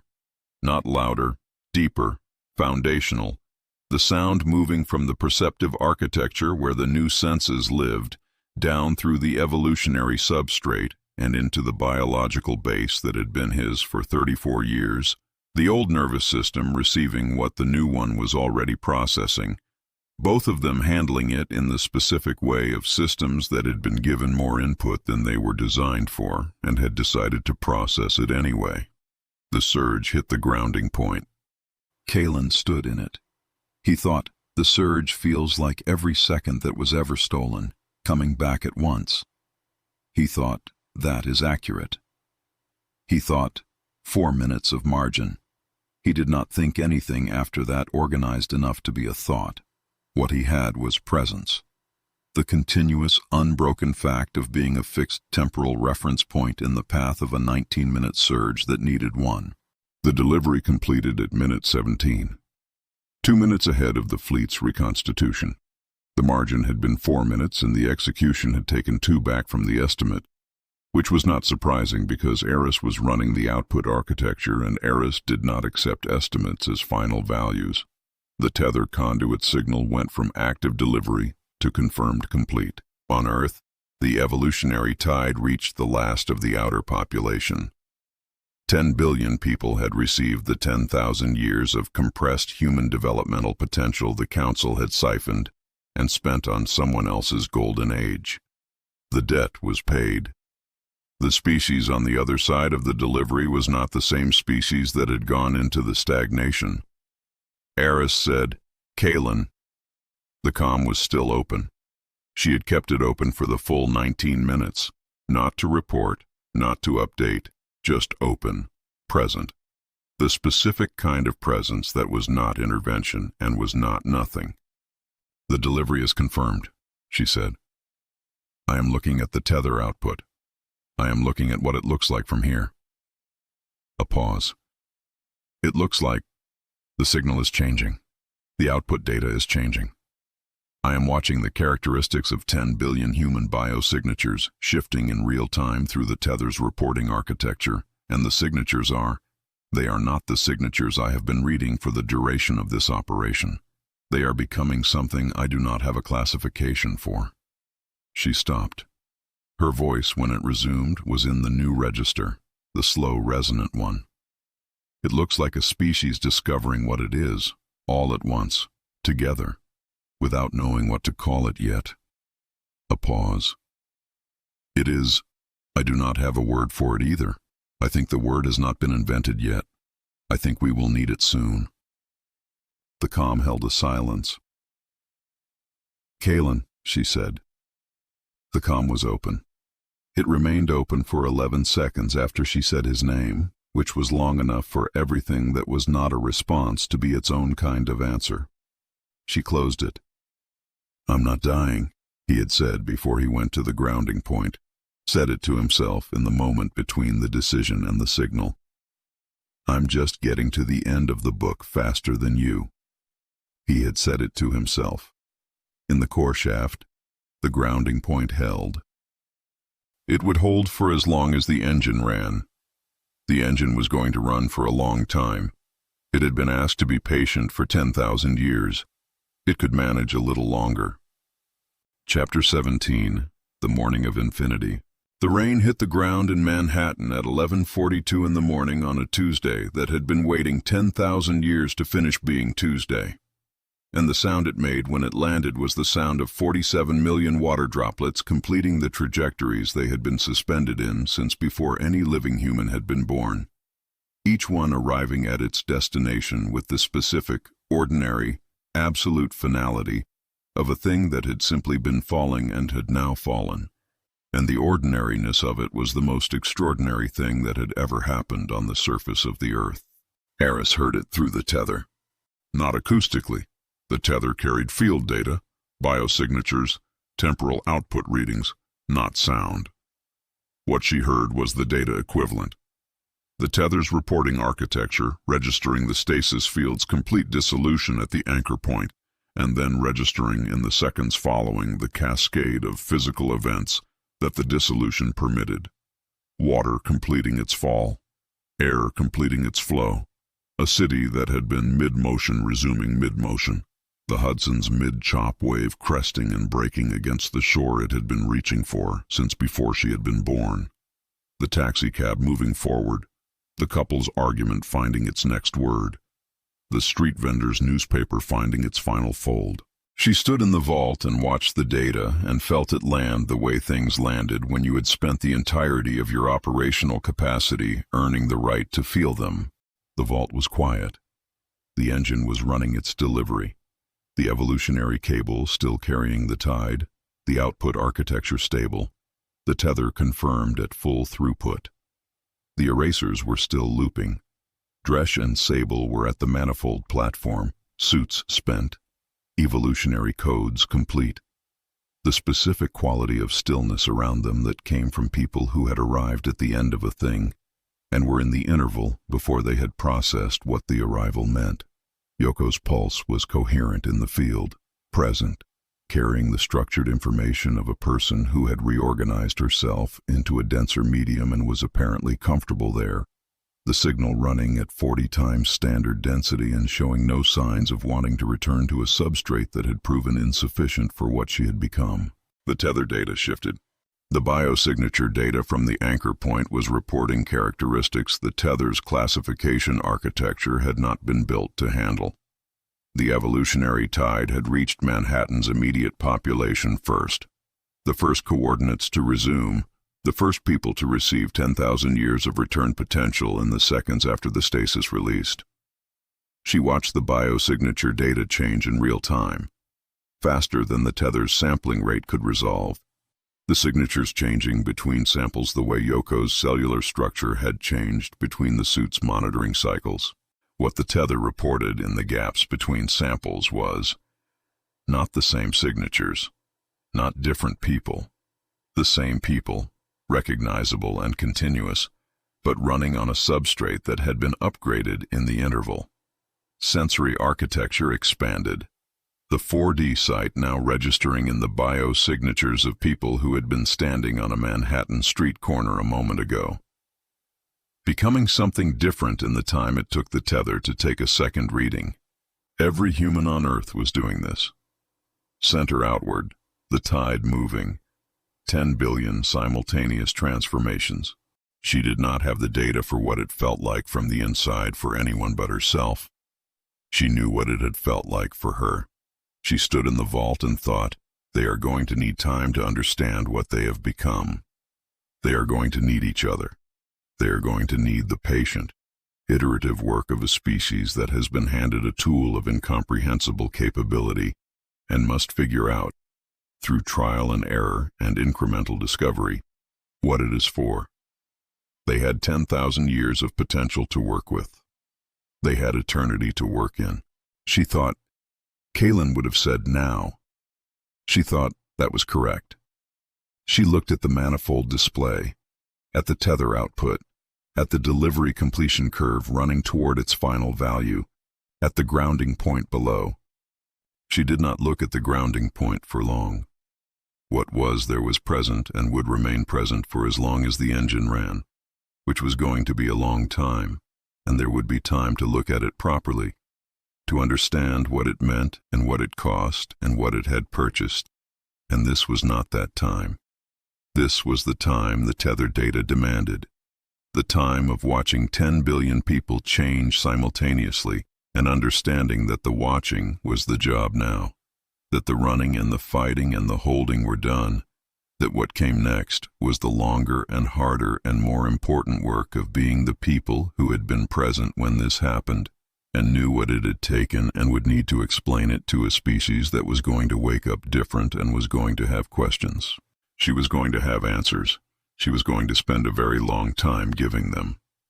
The tether data completed its delivery curve at the outer population coordinates. Every human being alive at the anchor point, every human being who had been frozen at the moment of the stagnation and had now resumed and had received. The delivery was done. Aris looked at the data for a long moment. Then she looked up, through the vault's architecture, through the field topology that her 4D sight rendered as a visible landscape, out toward the Council's operational territory. The Arbiter's fleet was still reconstituting at the outer perimeter, running its recalculation against a situation that had changed completely since the calculation began. The Council's throne, the administrative center of the governance architecture that had maintained the stagnation, that had run the paradox engine as a human fuel refinery for 10,000 years, that had called the imprisonment a peace field and called the theft a symphony, was empty. She could see it in the 4D landscape. The throne's field architecture, which had been broadcasting the Council's governance signal throughout the stagnation, was not broadcasting anymore. The signal had stopped when the grid went down and had not resumed. The Council had fled into the deep past, not destroyed, not gone in the permanent sense. The synchron had said the grid would reconstitute, that the silence would return in some form, that the Council had access to all the time that existed and was patient with the specific patience of beings who had never needed to be anything else. They had retreated to a temporal position that the team's current architecture could not locate or reach, pulling back from the confrontation with the specific strategic intelligence of something that understood when a position had become untenable and knew that untenable was not the same as final. They would be back. Not today. Not in any time frame that the biosignature data from Manhattan made look like a relevant concern. But eventually, the synchron had promised patience, and the synchron had been honest about everything else. Aris looked at the empty throne and felt, for the first time in the operation, something that was not calculation. She let it be there for 4 seconds. Then she looked at Dresh and Sable. "The delivery is complete," she said. "The tether is confirmed at full output. The evolutionary tide has reached the full population."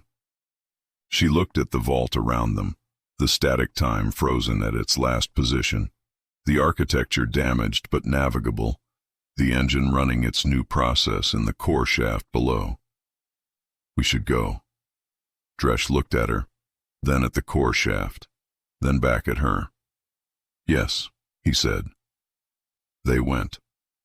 The path out of the vault ran through the buffer zone's sealed wall, which was sealed, and which Aris opened by applying the 4D perceptive faculty to the wall's temporal record, and finding the moment before the deletion protocol had completed and running a reconstruction through the paradox load's current density, which was lower than it had been in the operation's active phase but sufficient for this, for a door that had existed and could be made to exist again by someone who could see the gap between what had been and what currently was, and had the tools to fill it. The door opened. They went through. They went through the velocity snare corridor, grid down, field projectors offline, the gradient running at 0, standard rate throughout. They walked it at walking pace without anchors, evolutionary codes processing the ambient field directly and finding it manageable. They went through the perimeter corridors, still breathing at reduced intensity, the architecture adjusting to their heartbeats more slowly now. The corridors had noted Kaylin the first time they walked this way. She did not try to make that memory less present than it was. The outer membrane was ahead. The 6th Century team was still there. 7 suits in the corridor that led back through the tether to the frozen second that was no longer frozen. 7 biosigns that had been flat for 612 years, standing in their mid-step poses with the frost on their visors that had formed in the shape of pressure. The grid's failure had not changed them.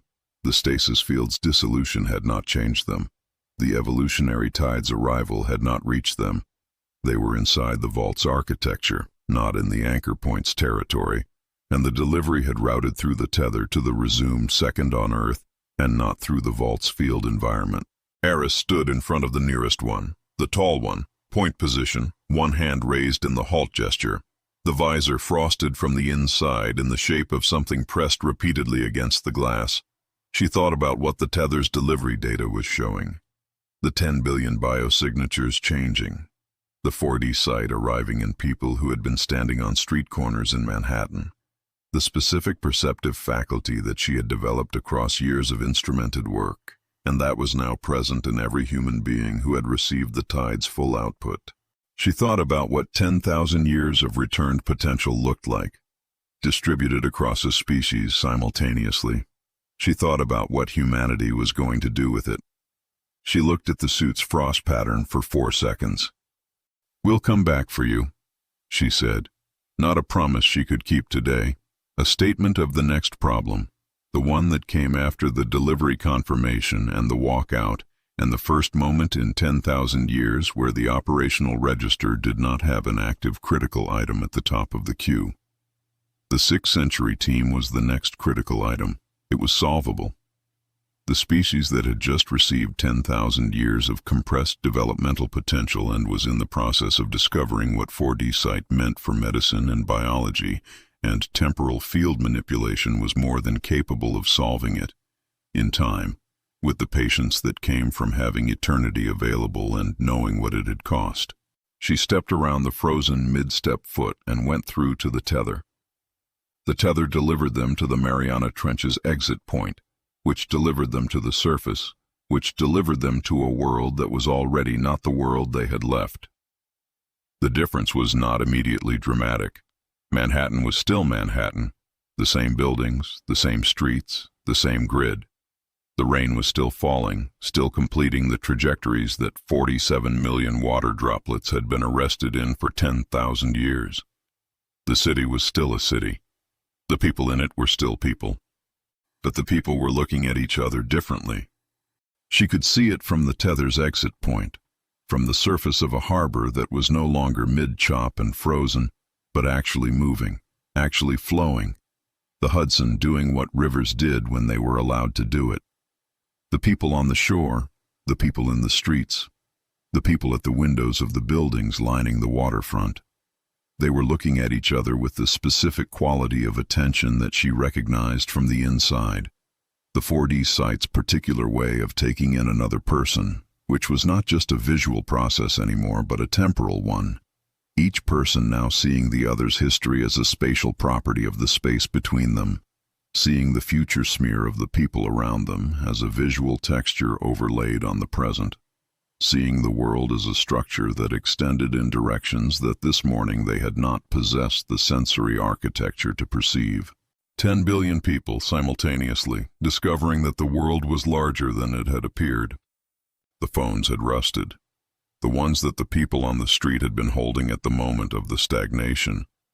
The devices that had existed at the anchor year's technological level, and that the 10,000 years of resumed time had caught up with all at once, advancing through the material's designed lifespan in the space of seconds. The phones were oxidized and crumbling in the hands of people who were holding them, the metal components having accumulated the corrosion of a decade of exposure in the interval between the field releasing and the evolutionary tide completing its delivery.